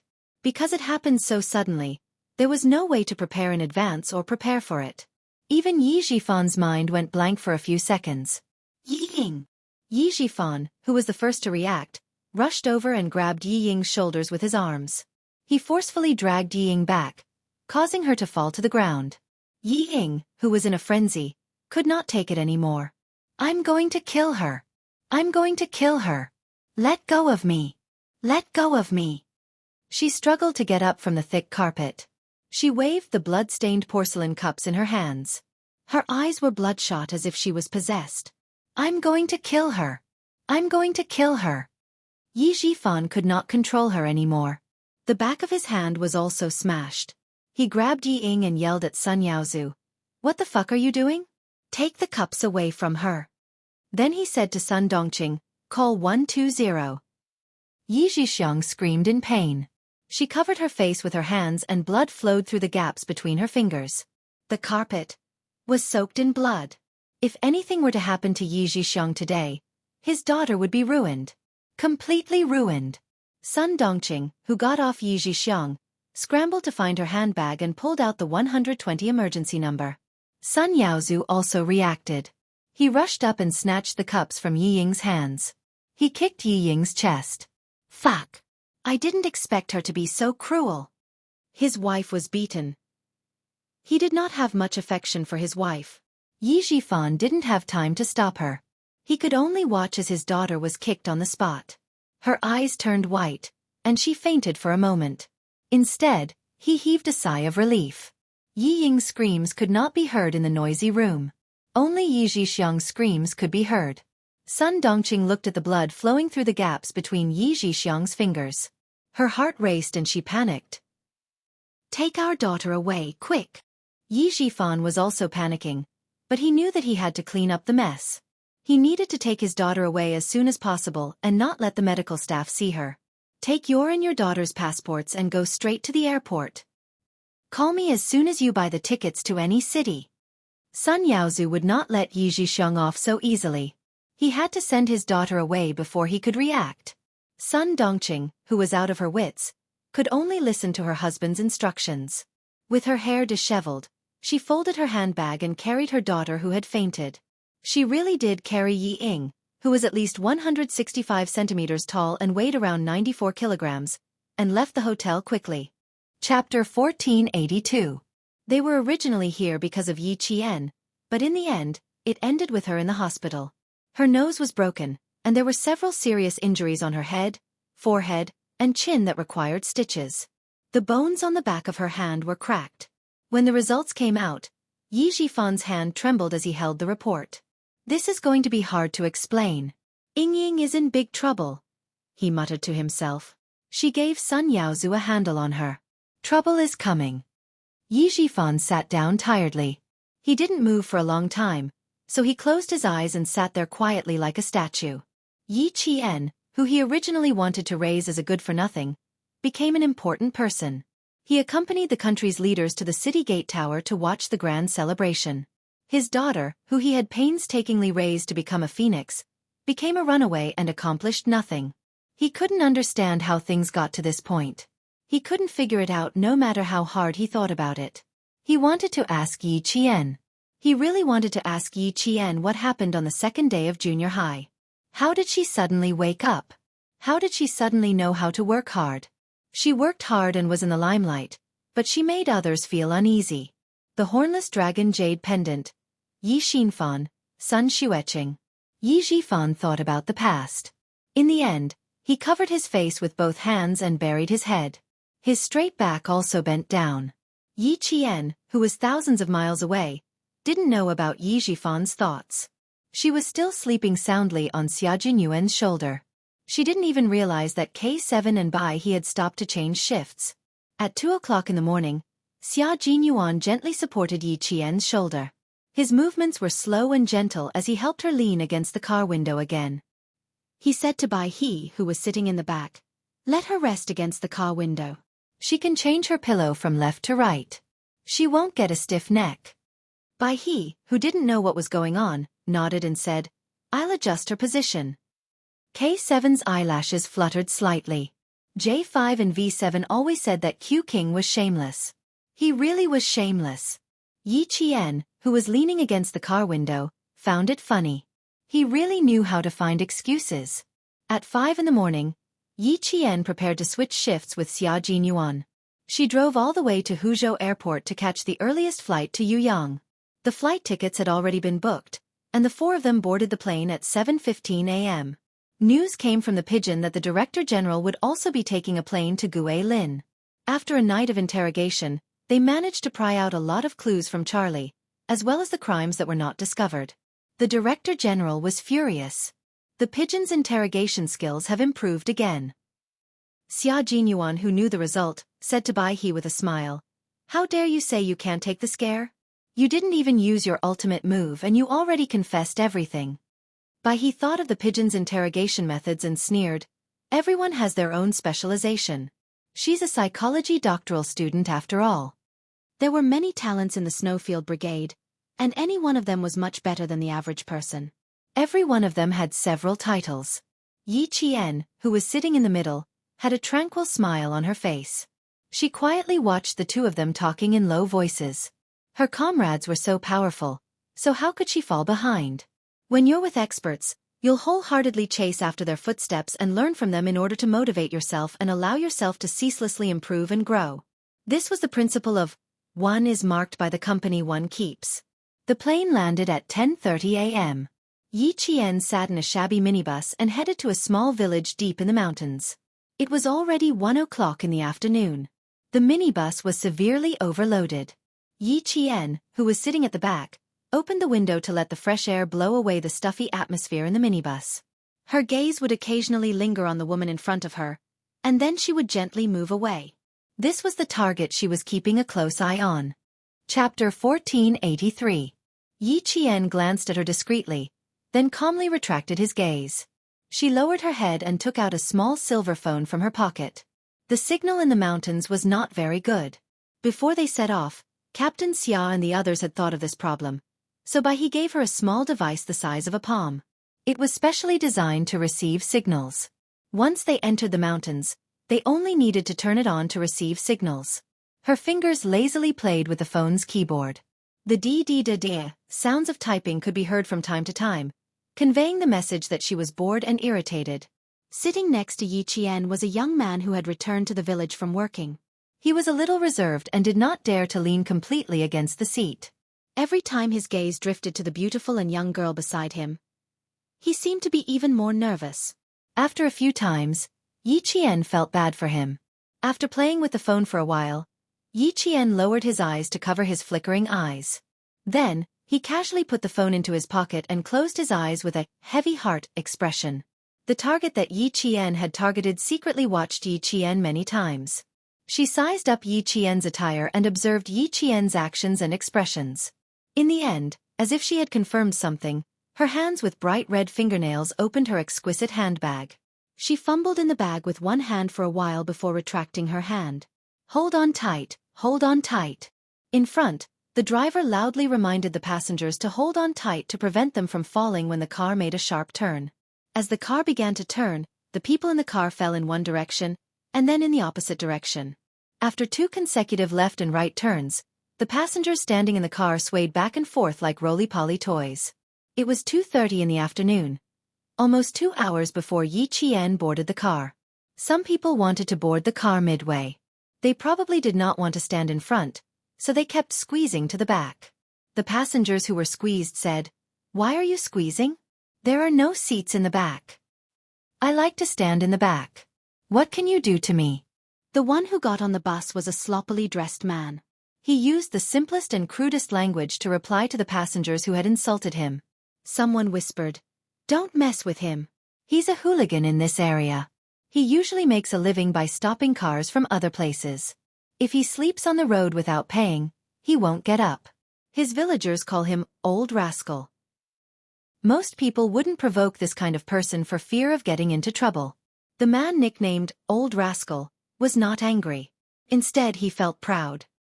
He squeezed to the back of the crowd and exchanged glances with the woman Yi Qian was staring at. He saw that the woman was glancing in Yi Qian's direction. Old Rascal followed her gaze and looked over. When he saw Yi Qian, his yellow eyes widened. Indeed, a good one had arrived. Sister Li's taste was indeed high. The two of them exchanged silent glances. Then the old rascal walked over to the young man sitting with Yi Qian and said, "Stand up, I want to sit here." His voice was just like his nickname, rascal and barbaric. "I'll count to 3. If you don't stand up, I'll beat you up." The young man was naturally unwilling, but when he saw Old Rascal suddenly pull out a knife from his pocket, his expression changed. He lowered his head and hugged his old backpack tightly. He silently stood up. Yi Qian did not open her eyes. As the car swayed, her body swayed as well. She maintained her balance and did not move left or right. Chapter 1484. Little girl, it's so tiring for you to sit like this. Come, lean on my shoulder. I guarantee you'll be comfortable. Less than 2 minutes after they sat down, the sloppily dressed old rascal began to speak rudely. "Don't be shy. Don't you think it's right to rely on your friends when you're outside?" After he finished speaking, he reached out to grab Yi Qian's shoulder. His action made Yi Qian's eyes turn cold. She opened her eyes and stared at him like a newborn calf without a trace of fear. "You'd better get your dirty hands off me.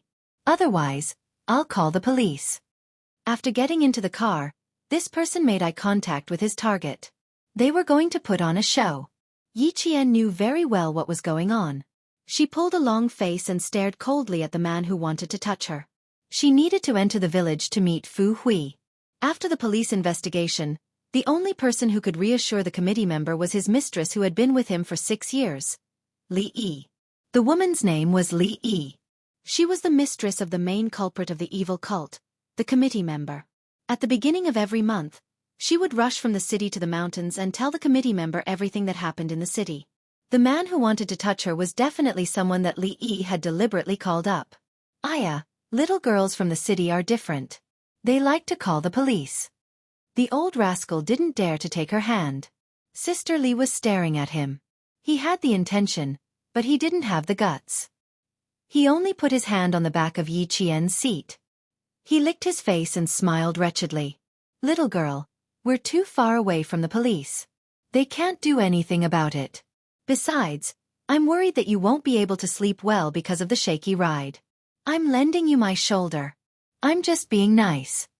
Normally, Yi Qian would have beaten him up without a word.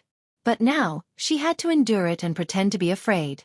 Faced with the old rascal's harassment, Yi Qian pursed her lips and looked around. She needed to confirm if there were any of Li Yi's accomplices in the car, in case something went wrong later. A few passengers who made eye contact with Yi Qian turned their heads away and didn't look at her anymore.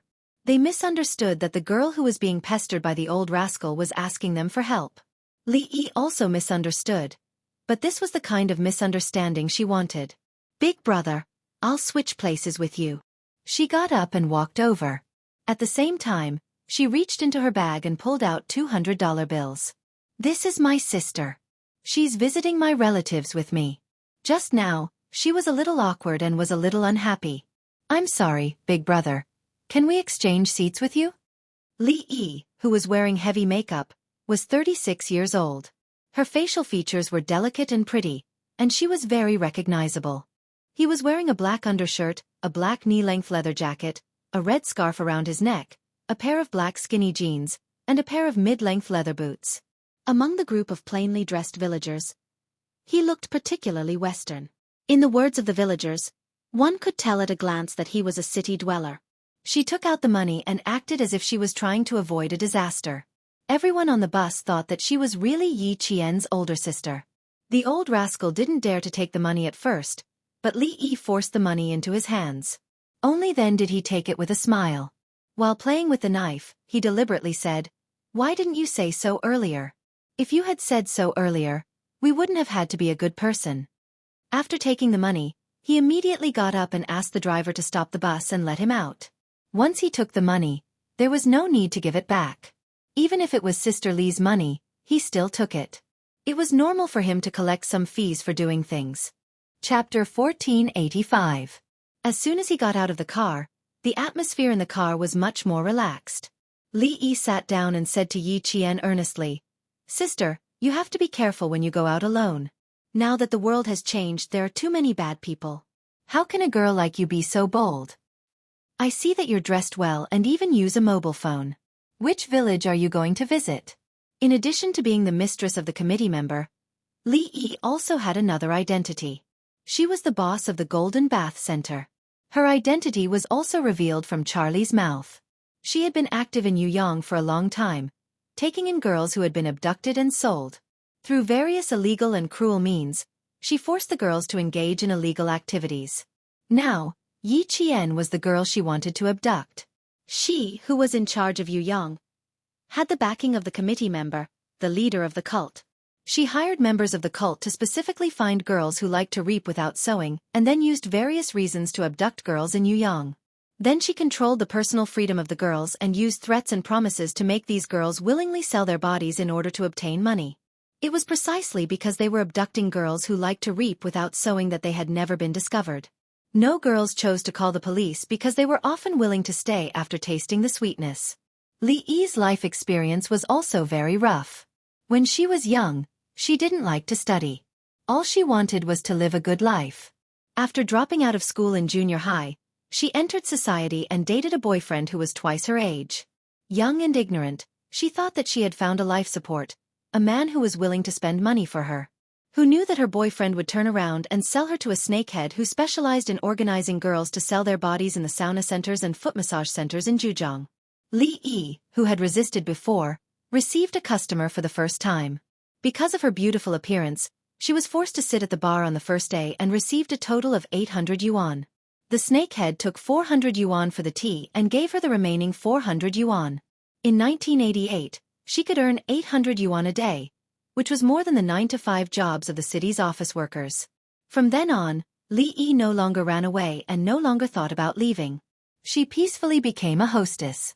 Li Yi, who was used to a life of drunkenness, went further and further away. When she was 30 years old and no longer young, she met a man who was generous and spent a lot of money. Although he was not handsome, he could bring her to high-end places. He could buy a car and a house whenever he wanted. From 1994 to 1999, Li Yi had followed this man for 6 years. She became the lady boss and the procuress, taking in girls who were as ambitious as she was back then and liked to reap without sewing. If someone didn't submit to her, she would use such violent means as defiling, beating, and imprisoning to force them to submit. In Li Yi's words, "Who can you blame for your own bad luck?" In the past 4 years, she couldn't even remember how many girls had been beaten to death or crippled by Li Yi. But so what? If he hadn't behaved himself back then, he would have been beaten to death long ago. That was why it was said that one had to accept one's fate. If one didn't accept one's fate, they would end up in a miserable state. The car swayed as it moved. Some of the villagers in the car started smoking, while the familiar ones started chatting loudly. The whole car was noisy and noisy. They were also whispering about what had happened just now, but they didn't dare to let the people in the car hear them. In the back of the car, Yi Qian had already opened his heart to Li Yi and told her everything. I don't want to go home. It's so boring. Sis, where is this car going? I didn't look and just jumped into the car. I don't even know where it's going. Chapter 1486. When Li Yi heard this, the smile on her face deepened and became more sincere. She liked this kind of girl. She was naive, self-righteous, and most importantly, she ran away from home. It's good to be young. You can leave whenever you want without any burden. This car is going to a small county. It's also the most beautiful county in Yuyang. There are many mountains around it, and many foreign tourists love to go there to play. Take my husband's house for example. When I agreed to marry him, it was because I was fascinated by the scenery in his village. Li Yi was a very chatty woman, and she was also a very smart woman. When she heard that Yi Qian didn't even plan where she was going, she began to seduce Yi Qian without leaving a trace. If Yi Qian was really a girl who didn't hide from worldly affairs, after nearly an hour of chatting, she would definitely completely believe Li Yi, who gave off a generous and kind impression. No wonder the big committee member only trusted Li Yi despite having so many mistresses. With her glib tongue and outstanding interpersonal skills, it was easy for her to gain the big committee member's favor. Yi Qian, who had been tricked for so long, began to fish for information. She tilted her head and asked excitedly, Is it really that beautiful? Where is it? Is there food? Where do you live? Are the people there good? I heard that the people in the village like to raise dogs. Will I be bitten by a dog if I go there? There's a chance. The fish has taken the bait. Li Yi quickly said, Beautiful, very beautiful. If you go there, you won't want to leave. That place is the most beautiful mountain village in our county. There's food and shelter. The villagers are very kind. There are definitely dogs. As long as you don't run around, they won't bite. With dogs and villagers covering for the big committee member, it would be more difficult to escape once they were discovered. They would be surrounded by the whole village. The few police officers who were sacrificed were like this. I see. I'm most afraid of dogs. Yi Qian hesitated and sighed. I don't have anywhere to go. I don't want to go where there are dogs. Sister, is there a hotel in your county? If Li Yi kept an eye on her, she would definitely think of a way to restrain the dogs in the village. Then she could quickly contact the high school student, Fu Hui. When their ugly faces were exposed, he would first confuse the dogs guarding the house so that Captain Xia and the others could sneak into the village. Every word he said had a deeper meaning. Yi Qian entered the village and began to deploy his troops. To Li Yi, whatever Yi Qian said was not a problem at all. She said straightforwardly, What's so difficult about that? When the time comes, we just have to lock the dog up. After saying that, he pretended to be surprised and said, Hey little sister, you want to go to my husband's village to take a look? She thought that she was the one who had fished, but she did not know that she was the one who had been caught. She had been firmly hooked by Yi Qian's bait. Why were they in such a hurry to rush from Huzhou to Yuyang? It was because the police had grasped Li Yi's movements and knew what kind of plan would make her fall for it. Yi Qian was a female soldier sent by the military to assist the Yuyang police. She was asked to be the vanguard to lure Li Yi into the enemy's territory. This was the mission given to her by the military. The fish had been hooked. Yi Qian, who was extremely patient, did not immediately pull in the net. The target was too cunning and had to be dealt with carefully. After chatting for another 10 minutes, Yi Qian nodded and agreed with a smile. He said, Sister, you're so nice. Then I'll bother you for a few days. I won't be staying for too long. When you leave, I'll go with you. The smile on Li Yi's face was unusually deep. She did not expect to gain so much. A few hours of driving was worth it. Chapter 1487. Looking at the girl's fair skin and beautiful appearance, especially her pair of black eyes that were as bright as the stars in the sky, when she looked at people, there was a hint of seduction. Suddenly, Li Yi felt a little uncomfortable in her heart. She was young and beautiful, while she was old and weak. She lived her life carefully, afraid that she would be abandoned by her lover. In the end, she did not have a place to live. Thinking about the goods in her hands, it was really infuriating. Comparing goods, one had to throw them away. Looking at the goods in her hands, she even boasted that her goods were the best in the whole of Guilin. TSK, TSK, TSK. Now she had learned something new. Compared to the girl in front of her, the goods in her house were as different as clouds and mud. They had to be thrown away one by one. It seemed like she had to raise the standards of her goods. Otherwise, when the customers got tired of her, she would have to close the door. People live for freedom and happiness. I think you are an open-minded and cheerful person. If you feel uncomfortable, just walk around. When you come to our village, I will play with you. When the time comes, I will find a few villagers to take you to hunt pheasants and wild rabbits. As Li Yi spoke, she wanted to hold Yi Qian's hand to show her affection, but she grabbed nothing. Yi Qian, who pretended to be very interested, clapped his hands and said excitedly, "Really? Hunting with a shotgun like the ones on TV?" After years of training, there were thin calluses between his palms and fingers. The calluses between his left and right thumbs and index fingers were from holding a gun. Li Yi, a criminal with a handgun for self-defense, could not rule out the possibility that she knew something. Li Yi did not mind that she did not hold his hand. She answered with a smile, "Yes, hunting with a shotgun. But the shotguns in our village are different. When the time comes, I will let you see." There were guns, but the number was unknown. Yi Qian's pupils constricted slightly. He picked up the bottle of mineral water and took a sip. The overseas organization provided guns, bullets, and drugs. She needed to find out if these dangerous items, which were banned by private individuals, were in the village. As such, she had a few things to do before she could contact Captain Xia. First, meet with Fu Hui. Second, find the remains of the sacrificed police officers. Third, find out the location of the prohibited weapons and the approximate number.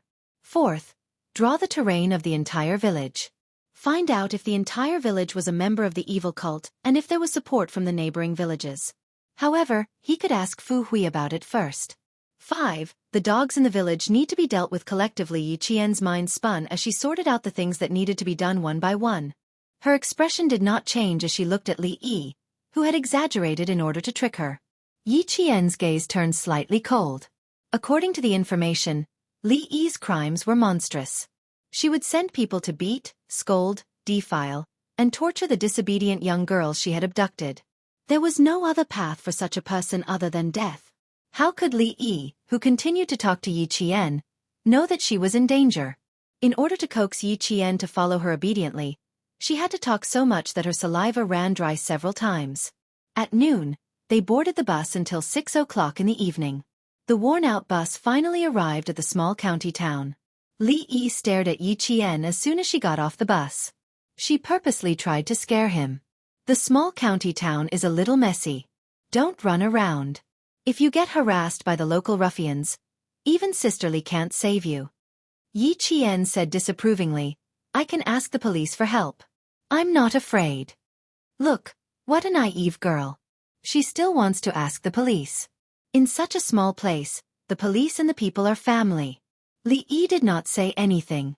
She only gave Yi Qian a meaningful look. She pointed at a food stall with its lights on across the road. That's owned by Sister Li's sister-in-law. Let's sleep at her place tonight. Tomorrow morning, we'll go to Sister Li's husband's place. Chapter 1488. Guilin was located in the southwestern hinterland of our country, bordering 5 provinces. It was the transportation hub of the entire southwest. From Huzhou to Guilin was equivalent to crossing half of the country, from the north to the southwest. The small county that Yi Qian lived in was located in a relatively remote location in Guilin province. It was surrounded by mountains and had beautiful scenery. At night, the entire county was pitch black. There weren't even any street lights. Sitting in a room filled with the smell of all kinds of food, Yi Qian lowered his head and sipped the water that had just been poured out from a thermos. A woman in her 30s with slightly dark skin was talking non-stop. Li Yi introduced this person to him as her sister-in-law. Her name was Wang Gue. Her name was correct, but her identity had to be changed. Wang Gue, one of the committee members' mistresses, was responsible for the communication between the small county and the mountain village. She promptly reported the information that Li Yi had gathered from the city to the committee member.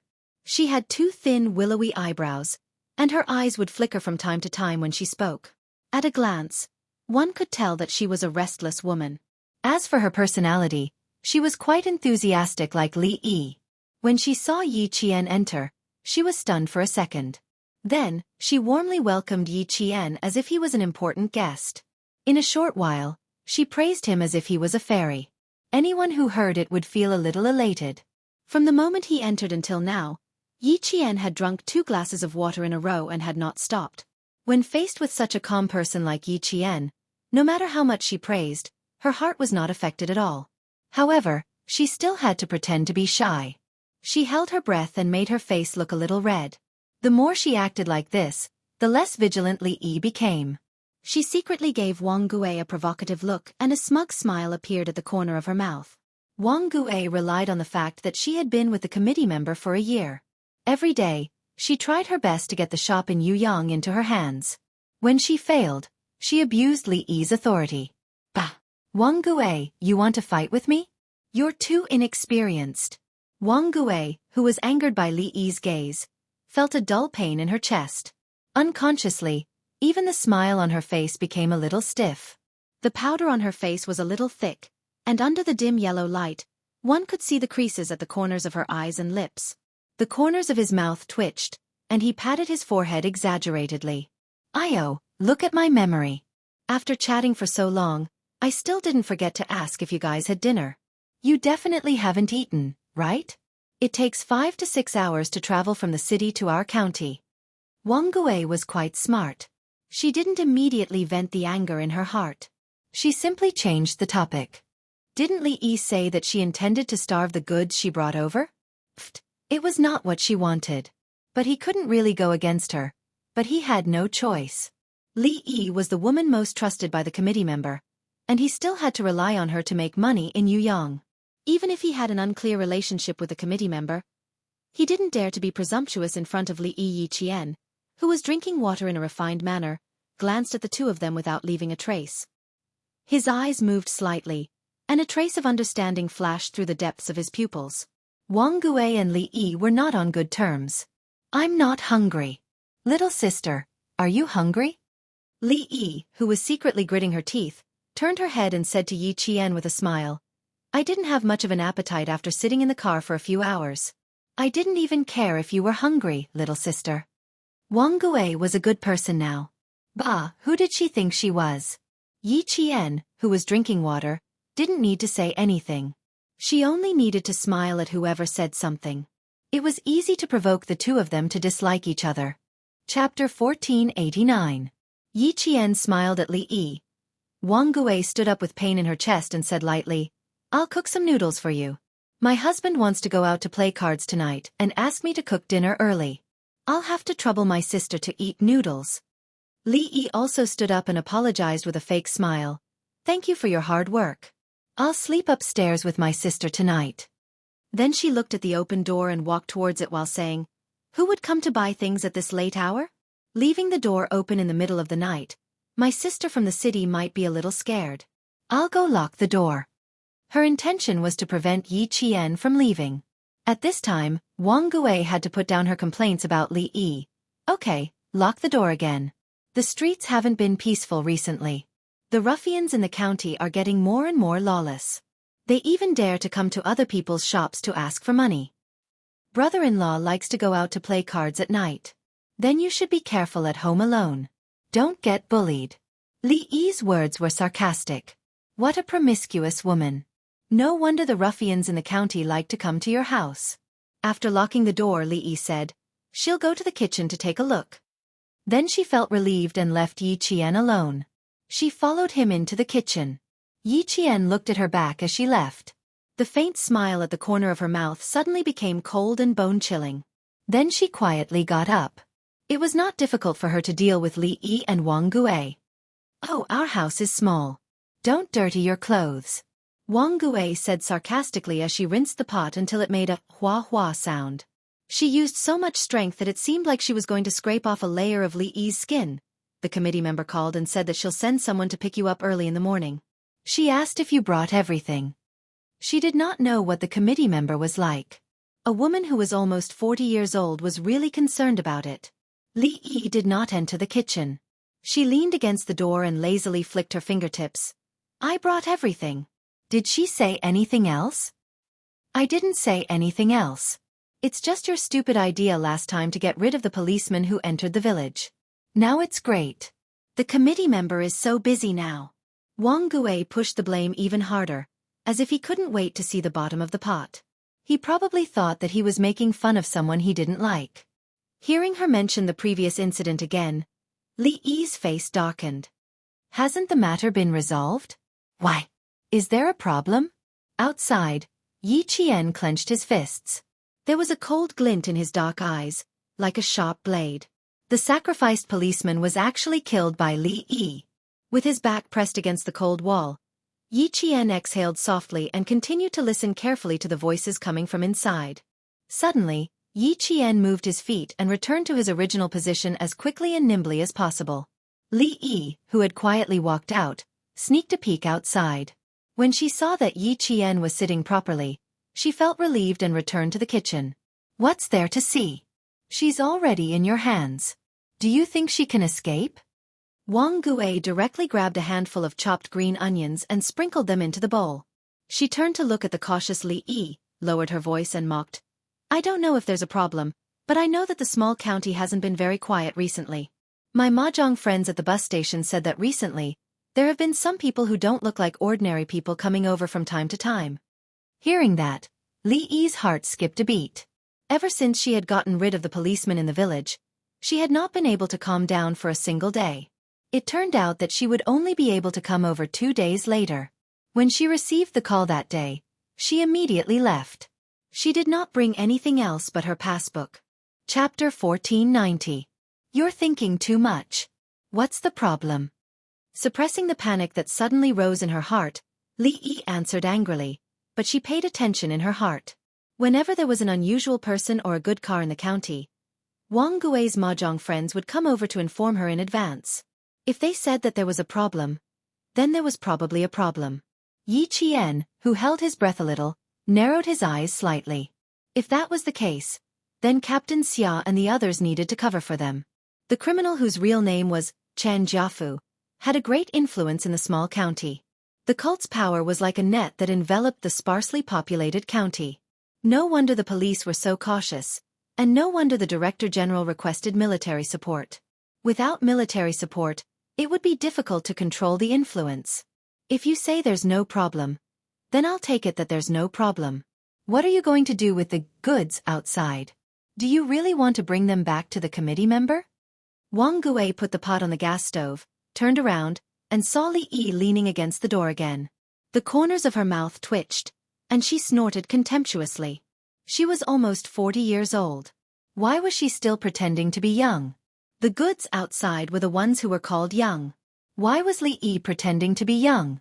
She received a text message this afternoon saying that she had brought a good over. In the text message, she praised the good.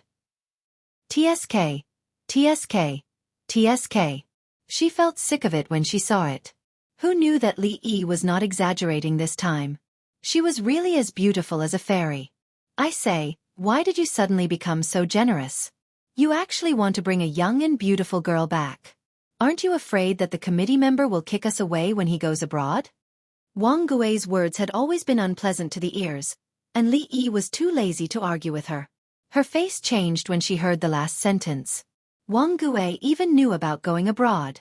Not many people knew about this, and Wang Gui was definitely someone who did not know. Li Yi, who was shocked, couldn't help but straighten her body. If even Wang Gui knew, then, did anyone else know? The water in the pot boiled until it was hot. Wang Gui, who was stirring the noodles with a spoon, did not notice that Li Yi's face was a little gloomy. She glanced sideways at the door and waved for Li Yi to come to her side. Last week when I sent oil, salt, rice and vinegar over, I accidentally heard the committee member contacting the outside, saying something about arranging the time to go abroad as soon as possible. Do you think the committee will want to go abroad? Ever since those policemen were dealt with, the news outside was unusually tight. It was said that even the capital was alarmed, but he didn't know if it was true.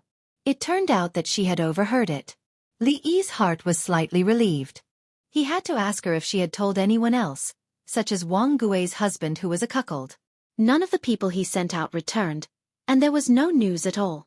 It was obvious that they were either not caught or had been cleaned up by the police. Tongzhou International Hotel should have been on fire the night before, but it wasn't.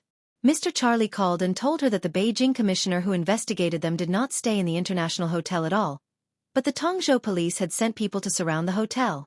If he hadn't used the identity of a foreigner to enter the hotel and take the 6 members who were responsible for the arson away, 1 or 2 of them might have been caught by the police. They were being watched so closely that they had begun to set up traps to capture them. It was likely that even Yuyang City had people mixed in with them. Perhaps even the small county town had sent people to secretly investigate. Chapter 1491. Once the police knew that the committee member was trying to go abroad, she would not be able to leave. It had not been so serious in the past. Ever since she killed those policemen, life in the association had not been easy. She had received several calls from informants, saying that the higher-ups were secretly investigating the brothels in Yuyang City. She must not cause any more trouble. Wang Gui could not be left alive. Li Yi's face turned cold when she had the intention to kill. However, Wang Gui did not notice anything with her back facing her.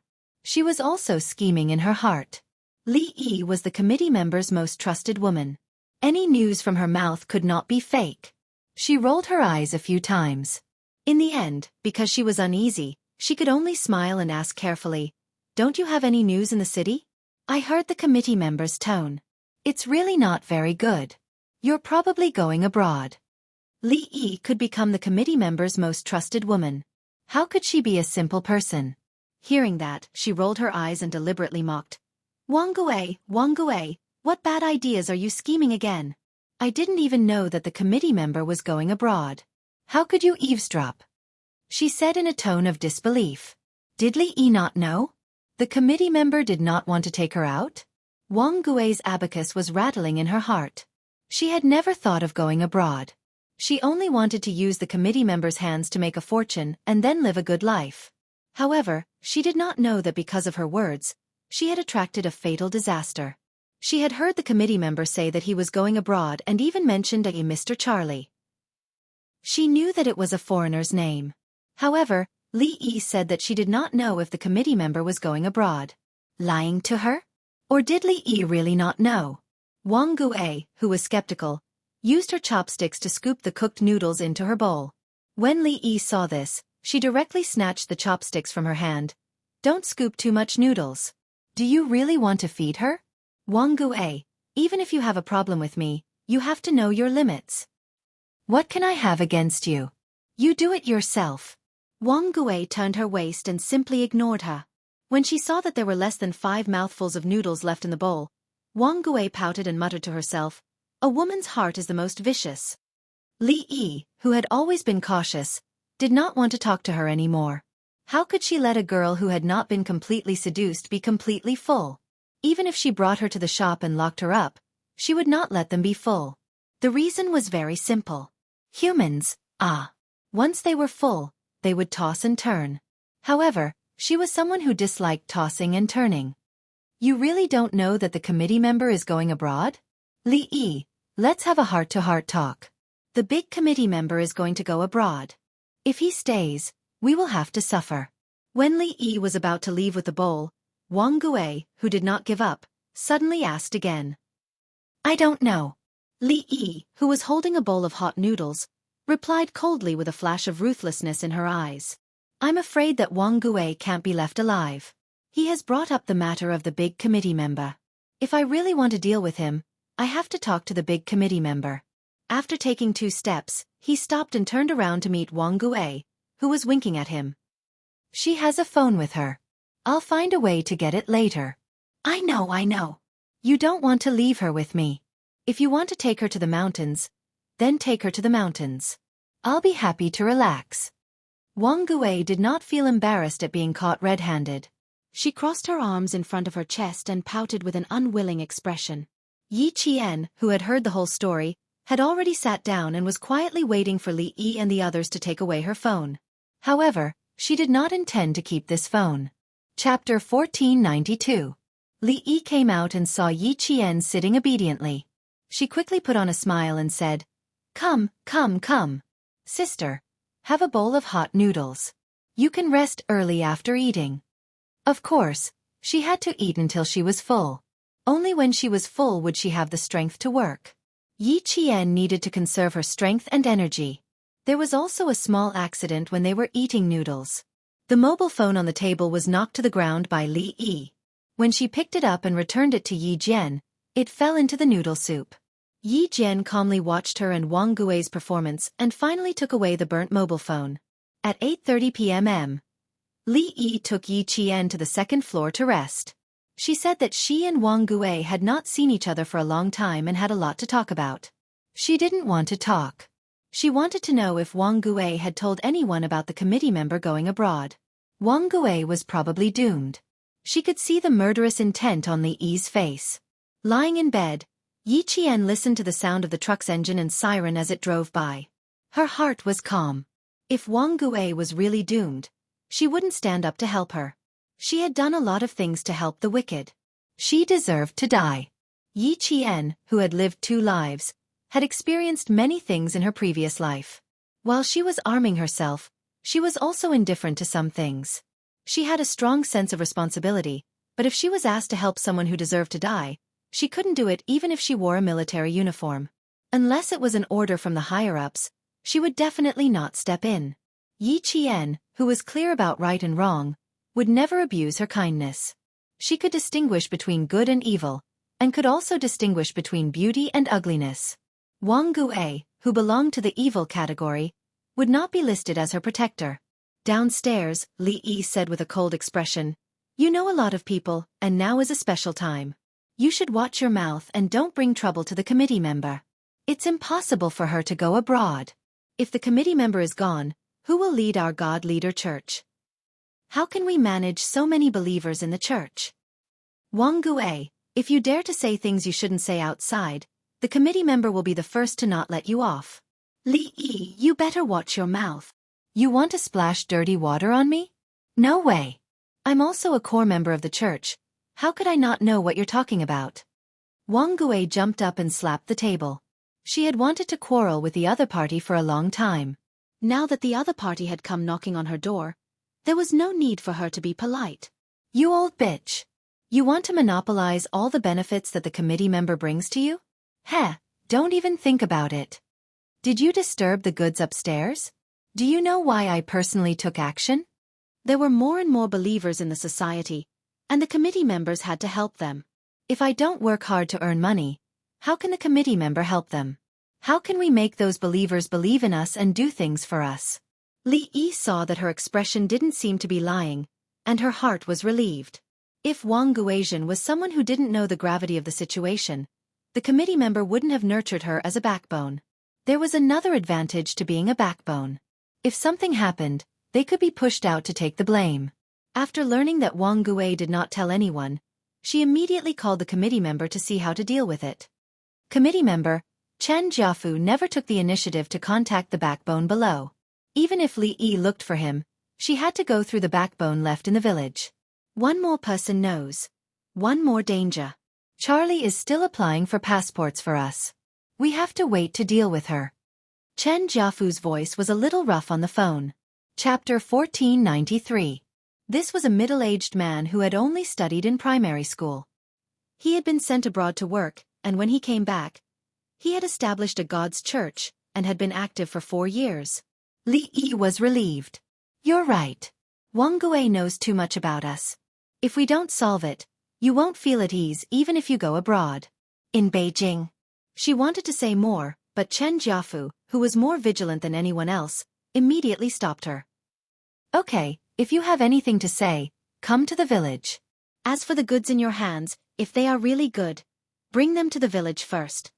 There were too many things that needed money outside. Recently, the situation was so tense that he couldn't go out to earn money. Now, he could only wait and see when Charlie could settle the matter and let him get away safely. Getting rid of a few policemen actually exposed him. He really didn't expect that. Charlie analyzed that there was a mole in the village who reported him to the outside. If there was a mole in the village, even if he decided to go abroad, he had to find out. He had already shouldered so many lives, and he didn't care about one more. He asked about the girl's background, whether there was anyone else with her when she came out, her family situation, personality, etc. Li Yi answered truthfully without hiding anything. Chen Jiafu had always trusted her. After asking a few more questions, he hung up the phone. When both sides got the news, Li Yi, who had an idea in her heart, was relieved. Since the committee members said that they wanted to get rid of Wang Gui, then she had nothing to worry about. When Li Yi came back, it was already past 11 at night. Yi Qian, who was alert, heard her unlocking the door and tiptoed into the room. The wind blew, but Yi Qian didn't smell the blood on her. It seemed that Wang Gui was still alive for the time being. After entering the room, Li Yi didn't turn on the lights. She only flashed the flashlight in her hand. She saw that the girl she had kidnapped was lying on the bed without a trace of suspicion. She gently picked up the small bag that Yi Qian had been carrying and walked out of the room. 5 minutes later, Li Yi returned to the room with the bag that had been checked clean. She took off her clothes and lay down. At 2 o'clock in the morning, Li Yi, who had a lot on her mind, was still awake. Yi Qian, who woke up from his sleep, gently closed his eyes and continued to sleep in the same position. After a while, he fell asleep completely. After the sky was high, a tough battle began. At 5 o'clock in the morning, Yi Qian and Li Yi, who had not slept the previous night, boarded a small 4-wheeled farm truck. She sat in the middle, with the driver on her left and Li Yi on her right. It's a bit far to the mountains. Sister, if you didn't sleep well, you can rest on Sister Li's shoulder and have a good sleep. Li Yi yawned and chatted with Yi Qian. As they chatted, she fell asleep first. Before setting off from Yuyang, the Yuyang police told him that it would take 4 hours to get from the small county to the mountain. After that, he would have to take a motorcycle. That was not all. He would have to walk more than 30 kilometers on the mountain road to reach the mountain. Transportation was inconvenient and surrounded by mountains. It was difficult to enter and even more difficult to exit. It was said that it was not too far away, and the transportation was quite convenient. Some mountain villages required one to walk for a day. After getting off the 4-wheeled farm vehicle, they sat on a shabby motorcycle. After riding for about 3 hours, they arrived at a poor and backward mountain village. 2 men who claimed to be relatives led the way and began to climb over the mountains. It took Yi Qian an entire day to arrive at the place where the committee member, Chen Jiafu, was hiding. They set off at 5 o'clock in the morning, and didn't enter the village until 7 o'clock in the evening. Chapter 1494. Li Yi did not bring Yi Qian to see Chen Jiafu. She came here for an urgent matter. Yi Qian was only here to lure him back. When they entered the village, she arranged for Yi Qian to go to another villager's house.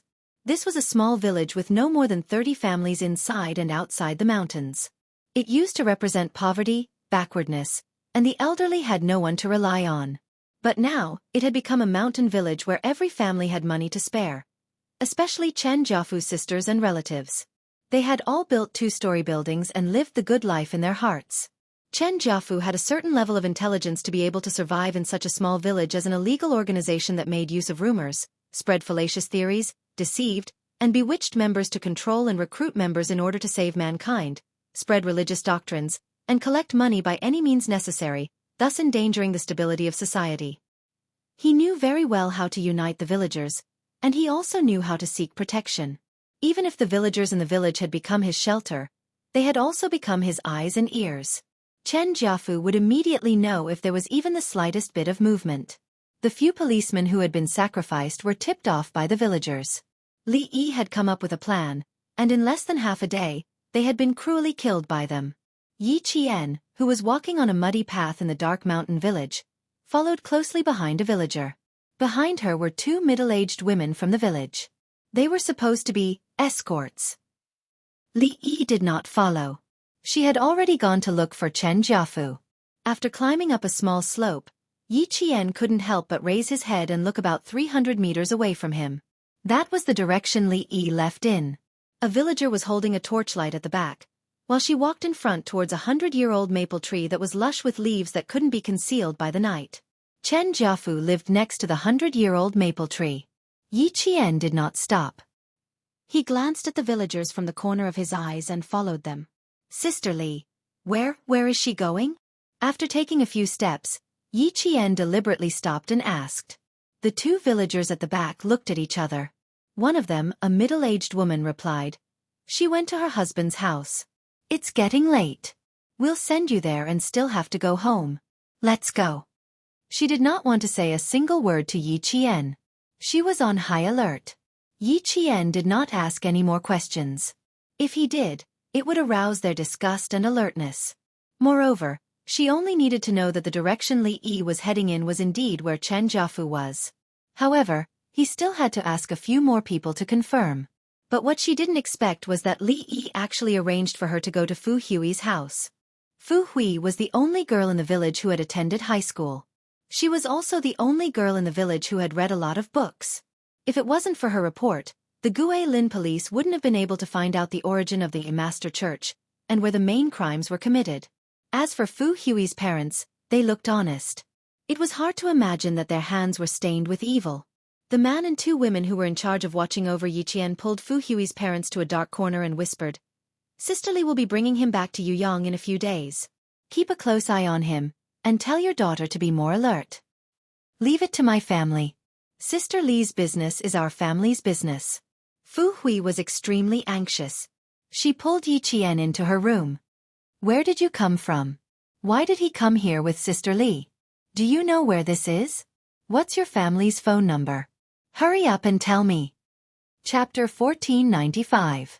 To see if a person was sincere to another person, the answer could be seen in his eyes. Without a doubt, Fu Hui's concern for Yi Qian was sincere. She was very concerned about Yi Qian, and was also very worried about her situation. The adults in front of them were still talking, and their eyes would occasionally look towards the house. After talking for a while, the three villagers who had escorted Yi Qian here left in the night. "Tell Fu Hui to keep a close eye on them. Big Sister Li has agreed. How can we get this done? Our son will have the capital to marry a wife." Fu Hui's father couldn't hold back the excitement in his heart. He quietly said to his wife, "When the time comes, we'll take out the family's savings and buy a house for our son in the city." Nowadays, the villagers in the mountains all went to the city. Every one of them wanted to buy a house in the city. Of course, they wanted to buy it for their son, for the rest of their lives to depend on. As for their daughter, they never considered her. Fu Hui's parents were the same. Fu Hui was originally studying in the town's high school. Perhaps because of one sentence from Li Yi, the couple immediately asked Fu Hui to drop out of school and stay at home obediently. Li Yi was afraid that Fu Hui, who was good at studying, would become wild after getting into university. She might even help outsiders to deal with the village, and she might even report the committee members. To prevent trouble before it happened, she used the reason of leaving her daughter at home to earn money for her son to marry a wife as an excuse to persuade Fu Hui's parents to let Fu Hui, who had good grades, drop out of school and return to the village. In the depths of Guilin Mountain, it was normal for girls to drop out of school. For a girl like Fu Hui who was good at studying to drop out of school, it was also normal. Therefore, Fu Hui's suspension of school didn't attract the attention of the teachers, nor did it attract the attention of the school. It was also because of this incident that Fu Hui, who had never been in the know, found out that her parents had committed a crime. After a week of internal struggle, Fu Hui used the excuse of going to school to get her textbooks as an excuse to report the incident in the village. However, the timing of her report was too coincidental. It just so happened that the Guilin police were investigating this incident. She was afraid that the police would be alerted to this incident, so she rashly acted before they had any evidence of the God's church, and sacrificed her own brother. As the only student in the village who dared to stand up and fight against evil, Yi Qian greatly admired Fu Hui's courage. Although the girl in front of him wasn't beautiful, she had a kind heart, and a pair of eyes filled with sincerity. Looking at her, who was so concerned about her and worried about her, Yi Jian felt a warm current flowing through her heart. She said softly, "Thank you for your concern. I'm fine." The sound of footsteps came from outside. It was Fu Hui's parents. Yi Jian, who didn't reveal her identity to Fu Hui, stood aside obediently. She was reserved in an unfamiliar environment and shy in front of strangers. Fu Hui's parents were already middle-aged. Their faces were covered with frost from hard work. The joints of their hands were large, which was also the result of years of hard work. Looking at them, Yi Jian's gaze was a little cold. Their ignorance had not only ruined this family, but also cost their daughter, Fu Hui's life. And their reason was so laughable. It was so that their son could marry a wife and buy a house in the city. Chapter 1496. Sacrificing their daughter for their son, did they ever regret it? Clearly, Fu Hui's parents never regretted it. They only had their son in their eyes. Keep an eye on her. If she runs away, I'll break your legs. Fu Hui's father warned in a low voice. His eyes, which should have been simple and honest, had a cruel indifference. He cared about his own life and used other people's pain to fulfill his own wish. Fu Hui's mother looked at Yi Qian as if she was measuring the value of an object. She looked up and down, then up and down, back and forth. Suddenly, her eyes turned, and there was a flicker in her eyes. This girl was really not an ordinary good girl. Her eyes were big, her skin was white, and her mouth was small. She also had an aura about her. The girls in the village were not spirited, and her body was clean. One look and one could tell that she was a virgin. She pulled her husband, who was warning her daughter, and used her eyes to tell him to talk outside. Then she said to Fu Hui, "Keep an eye on her. If anything happens, your father will be angry." Women in the mountains did not have any thoughts of sovereignty. Their men had the final say in the family. Fu Hui did not know if the girl in her home could understand their native language. Seeing her parents helping a villain, she did not feel good. She tried to persuade her parents to turn back, but in return, she was beaten up. They even warned her that if she did not listen, they would sell her to Li Yi and use the money to buy a wife for her stupid brother. Seeing that her parents were so stubborn that they even said that they would sell her, Fu Hui, who had always been filial to her parents, was very sad. She also knew that the so-called God's church in the village was the evil cult that was reported in the news. Her parents had been brainwashed, and could never go back to the past. Tonight, when you sleep, don't take off your clothes. I'll take you out of our village.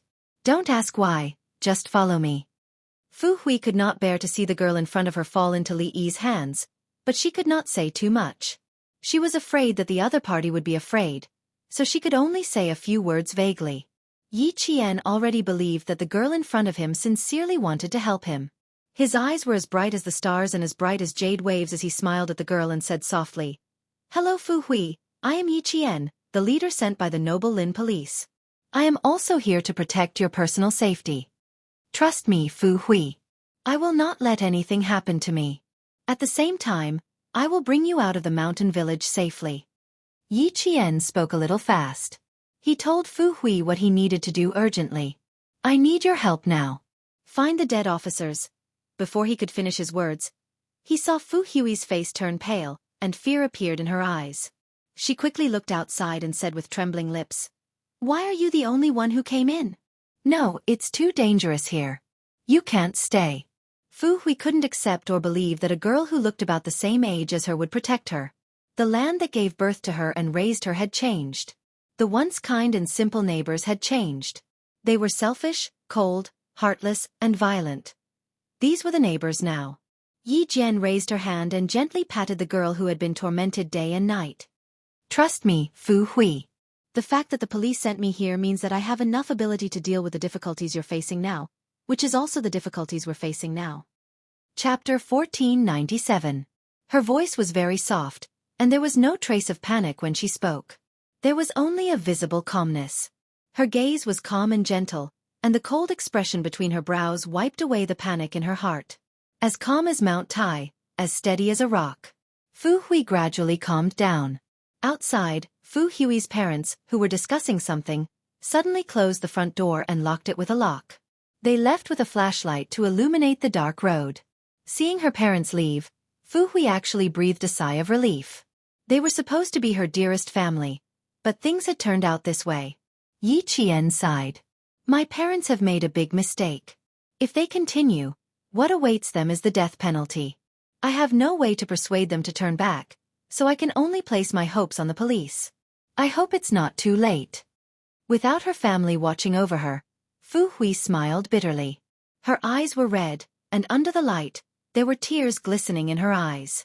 She did not continue talking about herself. Raising her hand to touch the corner of her eyes, The strong girl very calmly picked out the important things to tell Yi Qian. The policemen who were killed were not buried in a place. Chen Jiafu said they were sinners and did not deserve to be reborn. If they are not dealt with properly, they will become evil spirits and harm the villagers. So, what happened next was too gory. Fu Hui could not bear to say it even after thinking about it. Yi Qian gently closed his eyes to hide the anger in his eyes. Being cruelly dismembered. Even if he had been on the battlefield, he could not say it out loud. Chen Jiafu is very cruel, but the villagers in our village have been brainwashed by him. They follow his orders and treat his words like an imperial edict. Actually, it should be said that it was the will of God, but Fu Hui could not say it out loud. She, who had been standing, spoke of Chen Jiafu with undisguised hatred in her eyes. If it were not for him, her parents might be a little petty, but they would definitely not walk down the path of crime. However, if her parents could really stick to their principles, Chen Jiafu could not do anything about it. In the end, it was all because of one thing. Money. I'm not sure how many people were involved in the killing of the policeman, but I know that my parents were probably involved. As she spoke, Fu Hui wiped her eyes again, and her voice became even more hoarse. I'll get you something. Wait for me for a while. Fu Hui did not let Yi Qian stay for long. In less than 3 minutes, she returned to the room with a photo in her hand. When she handed it over, she said with a sad expression, I found this in the pig manure pool in my backyard. That was why Fu said that her own parents were involved. In the photo, the young man was in high spirits. He was wearing a brand new police uniform and white gloves as he saluted the camera. This is one of the deceased police officers. He's only 24 years old. Fu Hui, I need your help. No matter what, I have to find them so that their families can see their intact bodies. Yi Qian's eyes flashed coldly as he carefully put the photos away. He looked up and stared at Fu Hui quietly. Tonight I need to find them. The 18-year-old Fu Hui nodded. Okay, I'll accompany you. No, Fu Hui. You need to stay. Yi Qian smiled and shook his head. You need to stay and cover for me. You can't let your parents find out that I left, and you can't let the villagers know my identity. I'll have to trouble you for the next 3 days. Chapter 1498. Fu Hui still wanted to say something, but Yi Qian said, For your safety and mine, Fu Hui, you have to stay here. You need to help me with something. Just in case, I need to know how many dogs there are in the village, which families have them, and which don't. Every family has one. Fu Hui understood why Yi Qian asked that. The police officers were found by the dogs in the village. I have one at home too, but it's locked up in the backyard. Hearing this, Yi Jian frowned slightly. If every family had a dog, it wouldn't be good. She didn't have enough medicine with her. Yi Qian unzipped his jacket and unzipped the side zipper. He took out the medicine hidden in his jacket. This is concentrated medicine. It can make a dog go crazy instantly. Fu Hui, your dog. Let me do it. Fu Hui took the medicine and looked at Yi Qian with determination. You arrange it. I'll listen to you.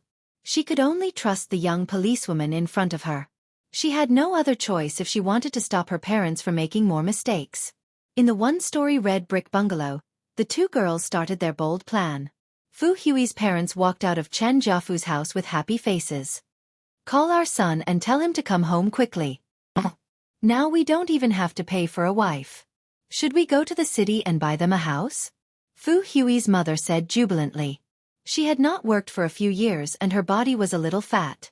She looked like a kind person, but the words she said were unpleasant. We have to get things done as soon as possible. This woman will only settle down after she gets married and has a child. We have to prepare as soon as possible. Fu Hui's father nodded. That's right. Call our son tomorrow morning and tell him to come home quickly. Oh, and tell him on the phone that we found him a beautiful wife. She's not any worse than the ones out there. The daughter-in-law they were talking about was Yi Jian. Their son's marriage had been settled. The couple could even walk briskly now. It was past 8 o'clock in the evening and the mountain village was pitch black. The branches in the mountain were like ferocious monsters hibernating. Just looking at them would make people panic. The night insects chirped in the grass, bringing a trace of tranquility to the entire mountain village. Li Yi, who was sitting in the chair, had a gloomy face. She was unhappy with her lover's arrangement. How could he give such good goods to the Fu family? Charlie, I couldn't get in touch with him today. If you can't get in touch with him tomorrow, we will leave tomorrow night. Chen Jiafu, who was not handsome, but had a pair of cunning eyes.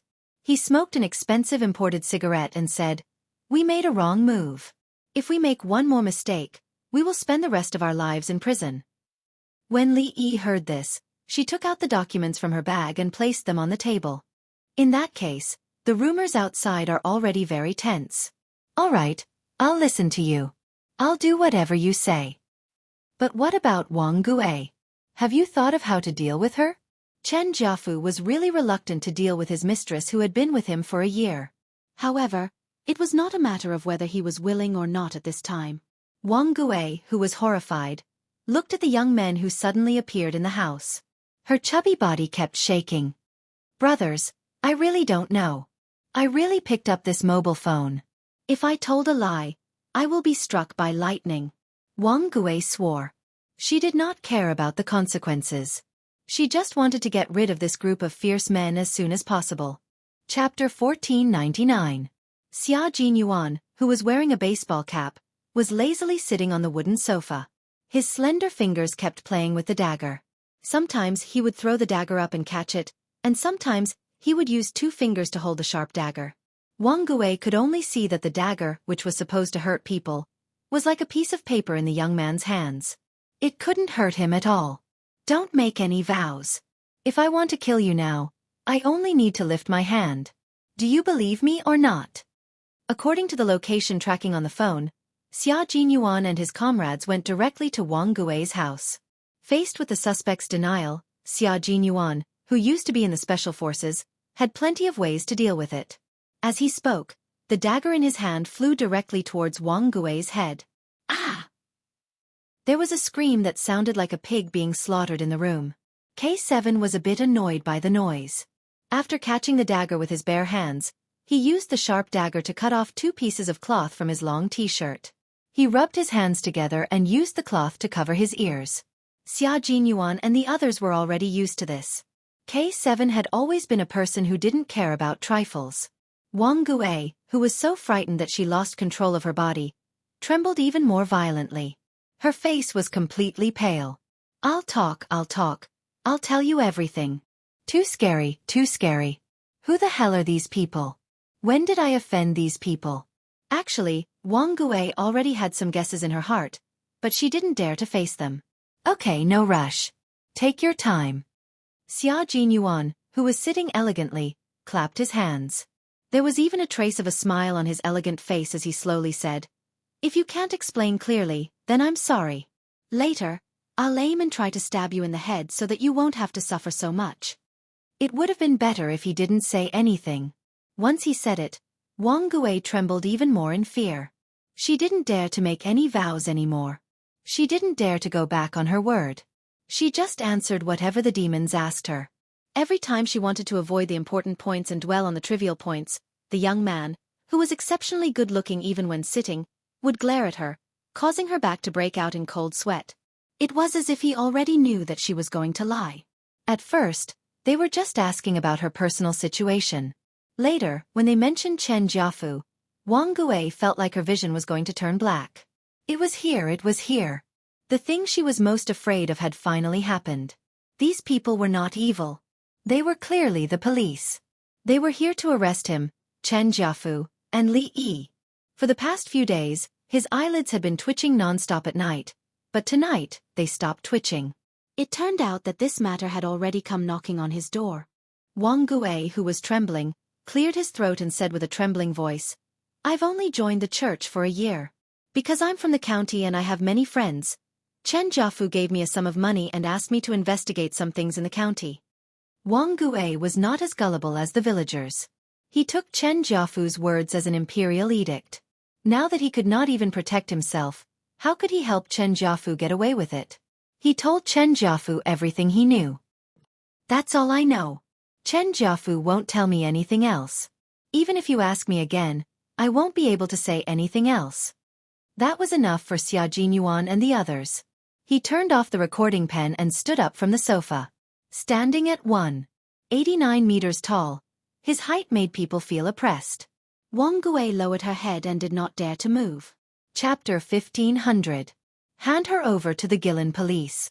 Xia Jinyuan's words immediately extinguished the last trace of hope in Wang Gui's heart. She thought that everything would be fine as long as she confessed. Ignoring her fear, she raised her head and cried, "I've already told you everything. What else do you want? You arrested me, but this is all I know. Didn't you say that if I confess, I'll be lenient? If I resist, you'll be strict?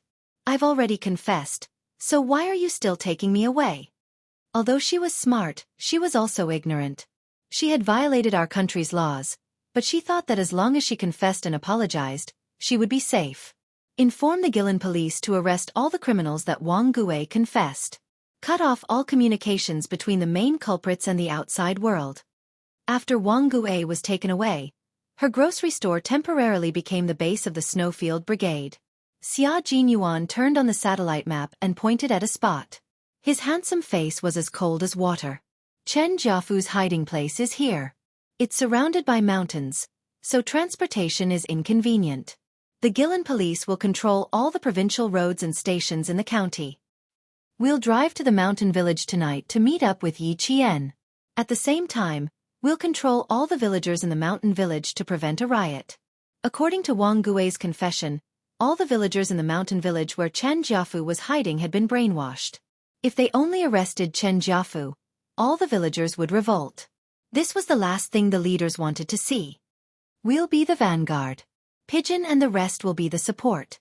Yi Qian will be the spy. At the same time, we'll protect the witness, Fu Hui. Brother, this battle is a little special. We have to be vigilant. Don't let the bullets go off accidentally. The people in this battle were all citizens of the country. They had to be careful to avoid leaving behind any evidence that would lead to criticism. Bai He nodded. We can fight, but we can't kill. We can't use guns. That's basically it. When carrying out a mission in the country, especially when it involved the citizens, as soldiers, they had to bear more pressure than when they were fighting overseas. Even if they were facing criminals, they couldn't point their guns at them casually. This was a restraint for soldiers, and also a country's responsibility for the lives of its citizens. The lights in the grocery store went off. A few black figures walked out of the door and disappeared into the darkness. The sound of the motorcycles starting up rang out, but the people in the county who had fallen asleep did not notice anything. They continued to live their peaceful and simple lives. Someone had already stepped out to shield them from the wind and rain, blocking the potential dangers and eliminating the criminals who would endanger society at any time. That was why they were safe today. The wind started to blow, and the originally starry night sky was suddenly covered by dark clouds. Even the insects had stopped chirping, and everything in the world was completely shrouded in darkness. This was the darkness before dawn, full of the unknown and full of danger. Yi Qian was still awake. After sneaking out of Fu Hui's house, she went to the location given to her and began to carry out her mission. The water in the pond was a little cold.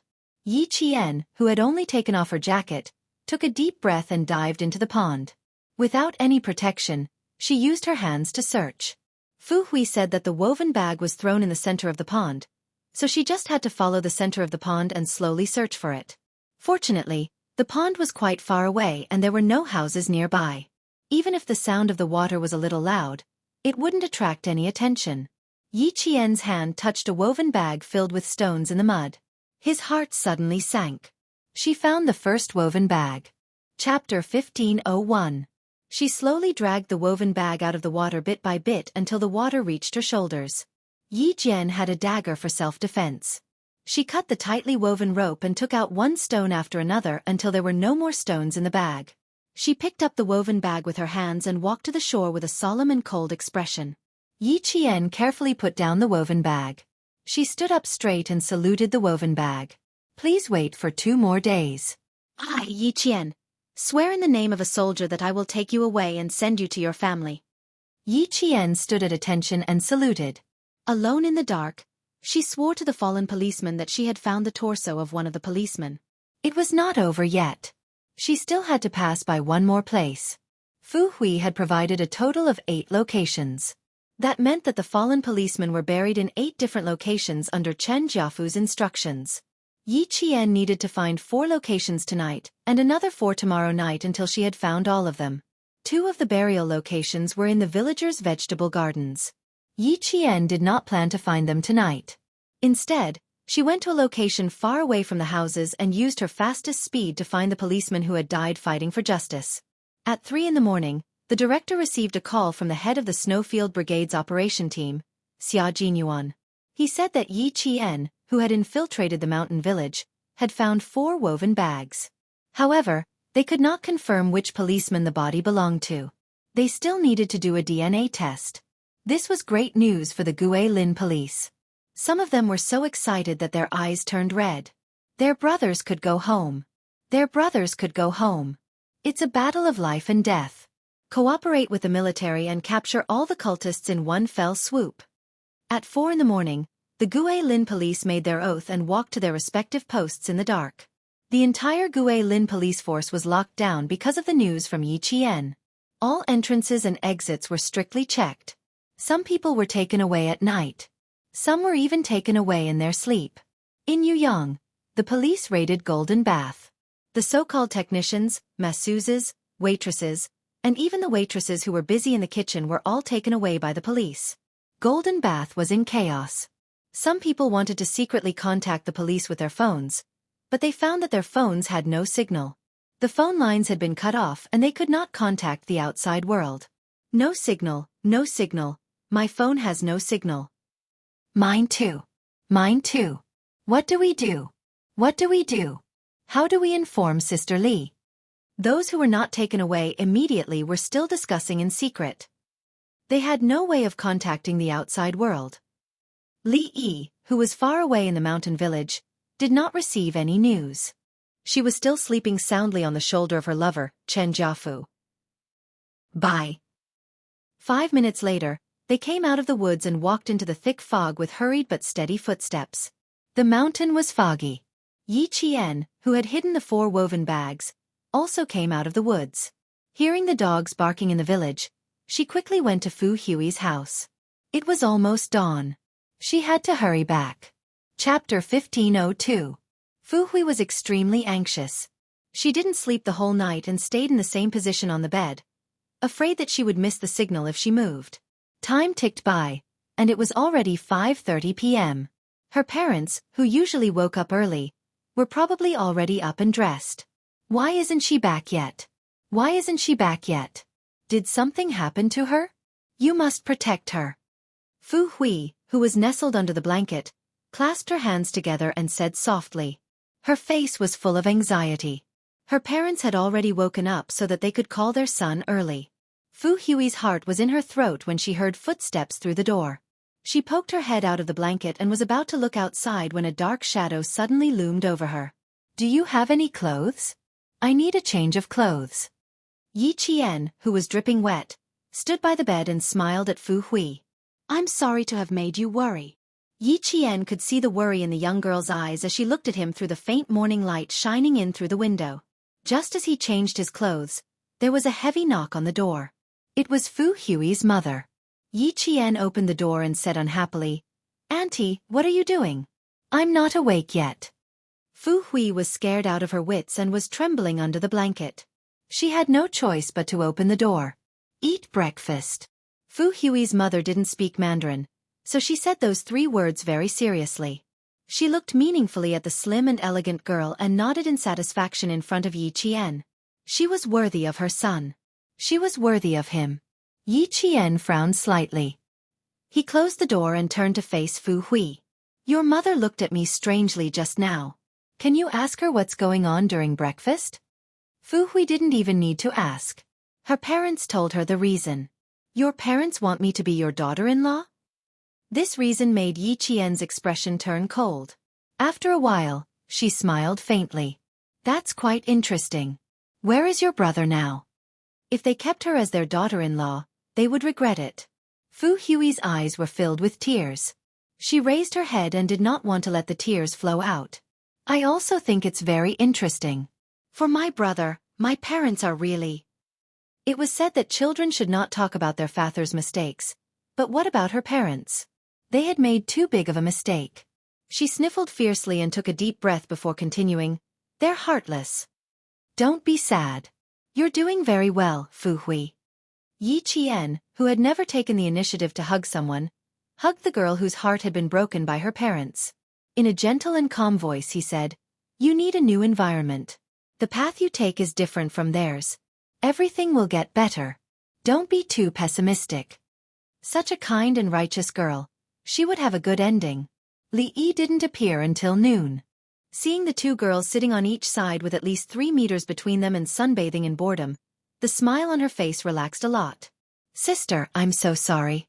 I've been busy until now to have time." Li Yi, who was still wearing yesterday's clothes, walked over with a smile. "Sister Li wants to apologize to you. I'm afraid I can't take you hunting in the mountains today. We'll have to wait until tomorrow." Yi Qian seemed to have just woken up. She struggled to open her eyes and blinked again. It was as if she finally saw who it was. She said weakly, "Sister Li, I think I have a cold. Tomorrow is fine. I want to sleep." Chapter 1503. Yi Qian's words really touched Li Yi's heart. Hearing this, she immediately waved for Fu Hui, who was sitting far away, to come over. "Fu Hui, this is an important guest that I brought over. She's also an important guest of your family. You have to treat her well." When Fu Hui came closer, Li Yi's smile deepened. "You have to treat an important guest well. You can't let her suffer, and you can't tire her out, understand?" She spoke to Yi Qian first, then turned around to face Fu Hui. When she turned around, her expression changed drastically. She was smiling when she faced Yi Qian, but when she faced Fu Hui, her expression turned cold. She held Fu Hui's hand tightly and warned her in a low voice, "You're not allowed to bring her anywhere except the village. You're not allowed to bring her to the neighboring villages or the mountains.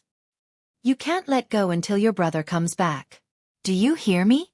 Li Yi didn't like Fu Hui. Why did a girl like her study so much? If you study too much, your heart will become wild.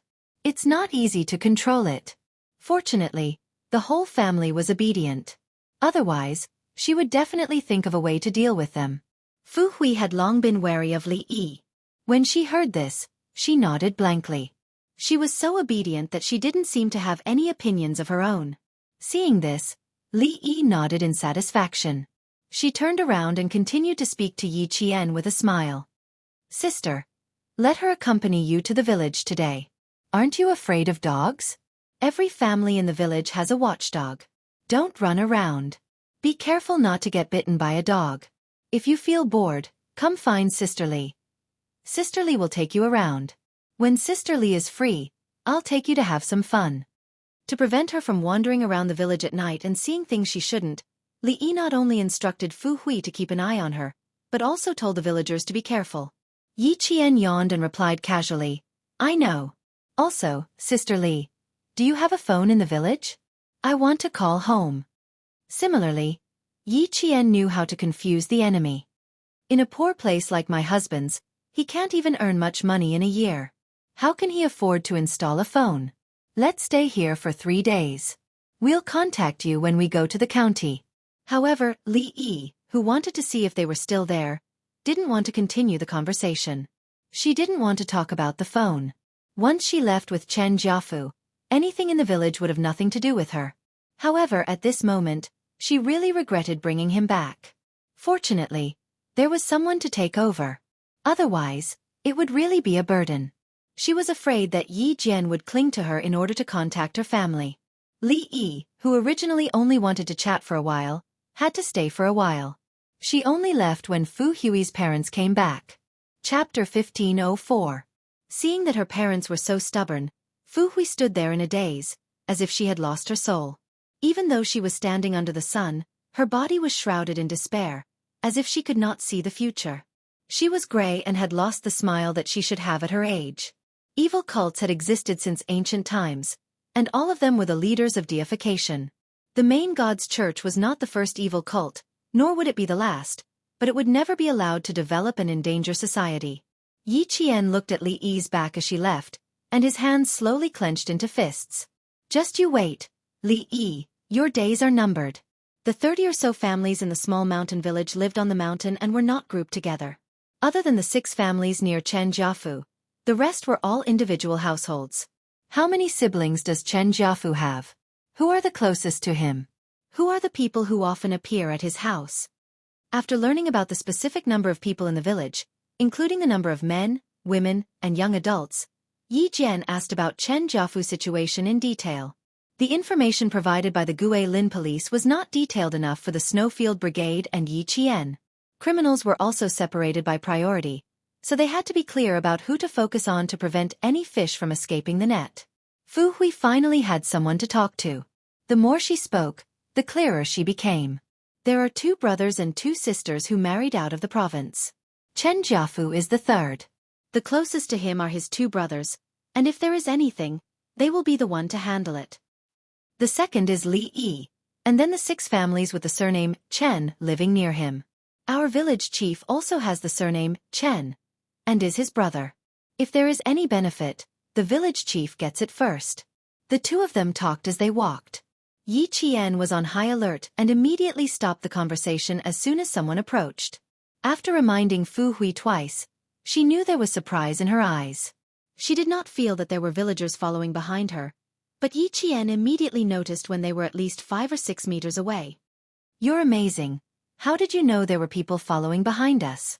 Fu Hui, who was relieved, blinked and looked at Yi Qian with sparkling eyes. "You knew from so far away." Yi Qian smiled and said, "We usually train, so we'll know immediately if someone is following us. They're not professional stalkers, so they'll be able to detect us from a distance." This caused Fu Hui to exclaim in admiration. "Then your daily training must be very tough. You must be the best police officer in the police station." If not, she would not have let her enter the village alone. Thinking of this, Fu Hui felt a lot more at ease. Yi Qian could already see the 100-year-old maple tree in the village. It was autumn, and the maple trees had turned yellow. The quaint and tranquil scenery made Yi Qian stop in his tracks. It was such a beautiful scene, but it was a pity that it would not be long before the villagers living on this land would not be able to see it again. Only with effort can you reap the rewards. Just like the trials you are going through now, you will be able to face them calmly in the future. There was only one main path in the village, and one could walk the entire village by following it. Yi Qian, who was comforting others, did not walk blindly, but had a goal in mind. Every time he walked to a place, Yi Qian would draw a map of the terrain and landforms in his mind. When they arrived in front of a stone tablet, Fu Hui said softly, "We can't go any further. There's a path leading into the mountains. Our own villagers can't go out easily, and outsiders can't enter the village easily either. Everything has to be approved by Chen Jiafu first." Chapter 15:05. Even though she didn't sleep last night, Fu Hui didn't feel sleepy at all. She kept talking about what happened in the village. She had suppressed it for too long, and there were too many things in her heart. If she didn't talk about it now, she would drive herself crazy. Yi Qian listened quietly and didn't interrupt her. She knew that this strong girl needed to vent, just like herself in her previous life, when she was forced into a corner and desperately needed someone to help her. "When you entered the village last night, did you see the 2 single-story houses at the entrance? That's the home of Chen Jiafu's 2 brothers. They're guarding the entrance and will inform the whole village if anything happens. They raised 4 wolf dogs and left the feeding of them to the whole village because Chen Jiafu said that these 4 wolf dogs are the guardians of the village. It's funny, isn't it? The dogs have become gods, yet they still accept the worship of the villagers." Fu Hui, who had spoken her mind, gradually felt less depressed. She was very relaxed in front of Yi Qian, as if she had found a close friend. She could speak her mind without fear of others knowing. Yi Qian raised her hand and gently wiped the tears from the corners of Fu Hui's eyes. Evil cults always hurt the innocent. They lead villagers who were originally kind but didn't understand the law to the wrong path and become tools in Chen Jiafu's hands. From this, it can be seen that our country's laws in remote mountainous areas are not comprehensive enough. As a country that rules by law, it is imperative that we spread the law. Yi Qian never knew how to comfort others, but her words always had the miraculous effect of calming people's hearts. With just a few words, Fu Hui's emotions gradually stabilized. With that, Yi Qian changed the topic. When she entered the village last night, she did see the 2 single-story houses at the entrance, but she didn't hear any dogs barking. Fu Hui let out a breath and pursed her lips. Yi Qian asked, "Do you know when the 4 wolf dogs are active?" It was better to avoid dealing with wolf dogs, especially when there were 4 of them. They'll be locked up during the day and released at around 7 at night. They're not chained up, and there are people in the village who have been bitten by them. The people who were bitten don't get treatment, and Chen Jiafu will say that they're possessed by evil spirits. The wolf dogs find out and bite the evil spirits out. When these things were mentioned, Fu Hui's emotions would fluctuate. Chen Jiafu's words could not be trusted at all, but the whole village listened to him and believed in him. After Fu Hui finished speaking, Yi Qian's eyes narrowed slightly. Since there was no chain, Captain Xia and the rest could not enter the village directly from the entrance. They could only sneak in through the mountains. "Take me to the place where the other 4 woven bags are buried. I didn't know the way last night, so I took a detour. I'll be back as soon as possible tonight." She didn't want this girl, whose heart was about to break, to worry anymore. Also, she received a message from Captain Xia at 5:25 in the morning. They were only 41 kilometers away from the mountain village. They must have arrived long ago and were hiding somewhere to rest. 3 days. They only had 3 days. She couldn't afford to waste any more time. During the day, he could accurately scout and survey. At night, he could increase his speed. There would be no detours like last night. He could find the other 4 woven bags as soon as possible. On the second night in the mountain village, Yi Qian groped her way out of Fu Hui's house at 11 o'clock in the morning. When she came back, her body was wet again. Her main task was completed. After sending out the specific location of all the woven bags, Yi Qian held her phone and waited quietly for Xia Jinyuan and the rest to send good news. At 5 o'clock in the morning, she received 2 words on her phone. "You're all right." After waiting for an hour, Yi Qian finally closed her eyes and fell asleep peacefully. Chapter 1506. In order to successfully retrieve all 8 woven bags, Xia Jinyuan and his team stayed in the forest for an entire day. When the bags were handed to them, even the Special Forces soldiers who were used to seeing life and death had tears in their eyes. Pack them up and seal them properly to prevent any odor from leaking out. Put on the combat uniforms in the backpacks and bury them in plain clothes. Carry the bodies of the police officers on your backs. After Xia Jinyuan finished giving his instructions, he took the lead in changing his clothes. According to the military, the Snowfield Brigade's top priority was to bring back all the police officers so that they could rest in peace. They carried their comrades who fought for justice on their backs without a trace of fear in their hearts. Several police officers had died in the hot weather, and their limbs had turned into white bones. As a forensic doctor, K7 was unable to identify which bones belonged to whom at the scene. He could only temporarily put the bones into their backpacks according to the order of the woven bags. "Have a safe journey, brother." "Brother, I'll take you home. We'll have to work hard for another 12 hours. The 3 of them took out the bones one by one. Their expressions were as solemn as Yi Qian's. They even put the bones into their backpacks respectfully. K7's fingers touched a broken bone. His thin and handsome face was extremely tense. It was chopped with a blunt axe and sawed with a steel saw. "This is a skull. It was once hammered with a heavy object." Xia Jinyuan stood up. His cold eyes shone with a cold light. He looked at the mountain village where smoke was rising from. "Tonight, we can have a good meeting with them." The sun rose, and the sunlight dispersed the fog in the forest. Xia Jinyuan and his team hid their traces and returned to the tree again, quietly waiting for the arrival of the Guilin police. Yi Qian, who had just started the day, finished the most important task and did not have many scruples. However, she still asked Fu Hui to bring her around the village. The villagers received instructions from Li Yi, and saw that the unfamiliar girl was always accompanied by Fu Hui, so they were not as vigilant as they were yesterday. Fu Hui was very responsible. This girl with a quiet personality would not ask too many questions. She quietly did everything well. Yi Qian liked her personality very much. She had her own opinions, principles, and justice in her heart. Yi Qian realized that 2 villagers had been following her for a long time. When she deliberately mentioned that she wanted to take a look at the 100-year-old maple field in the village, she saw from the corner of her eyes that the 2 villagers were following her. Her expression tensed up, and one of the villagers quickly turned and left, heading towards the village entrance. When they were still a short distance away from the big maple tree, Fu Hui was blocked by a few villagers. They stopped Fu Hui from bringing strangers over to take a look. I can't go any further. I haven't even become your sister-in-law yet. Be careful that the committee member doesn't get angry. You went there for a whole day yesterday. Why are you still going there today? Why don't your parents do something about it? Quick, take her home. Don't let her near the door of the committee member's house. Chen Jiafu was their faith, and they would not allow anyone to destroy their faith. Looking at the weathered faces and thinking about the few police officers who had sacrificed themselves, Yi Qian, who was usually cold, felt his heart tremble. She could not understand how they could kill people so cruelly for their so-called faith. In the end, they followed the orders of the ringleader and cruelly dismembered people. On the other side, the villager who had turned and left earlier came back with two middle-aged men. They looked extremely serious as they walked to Fu Hui and whispered to her.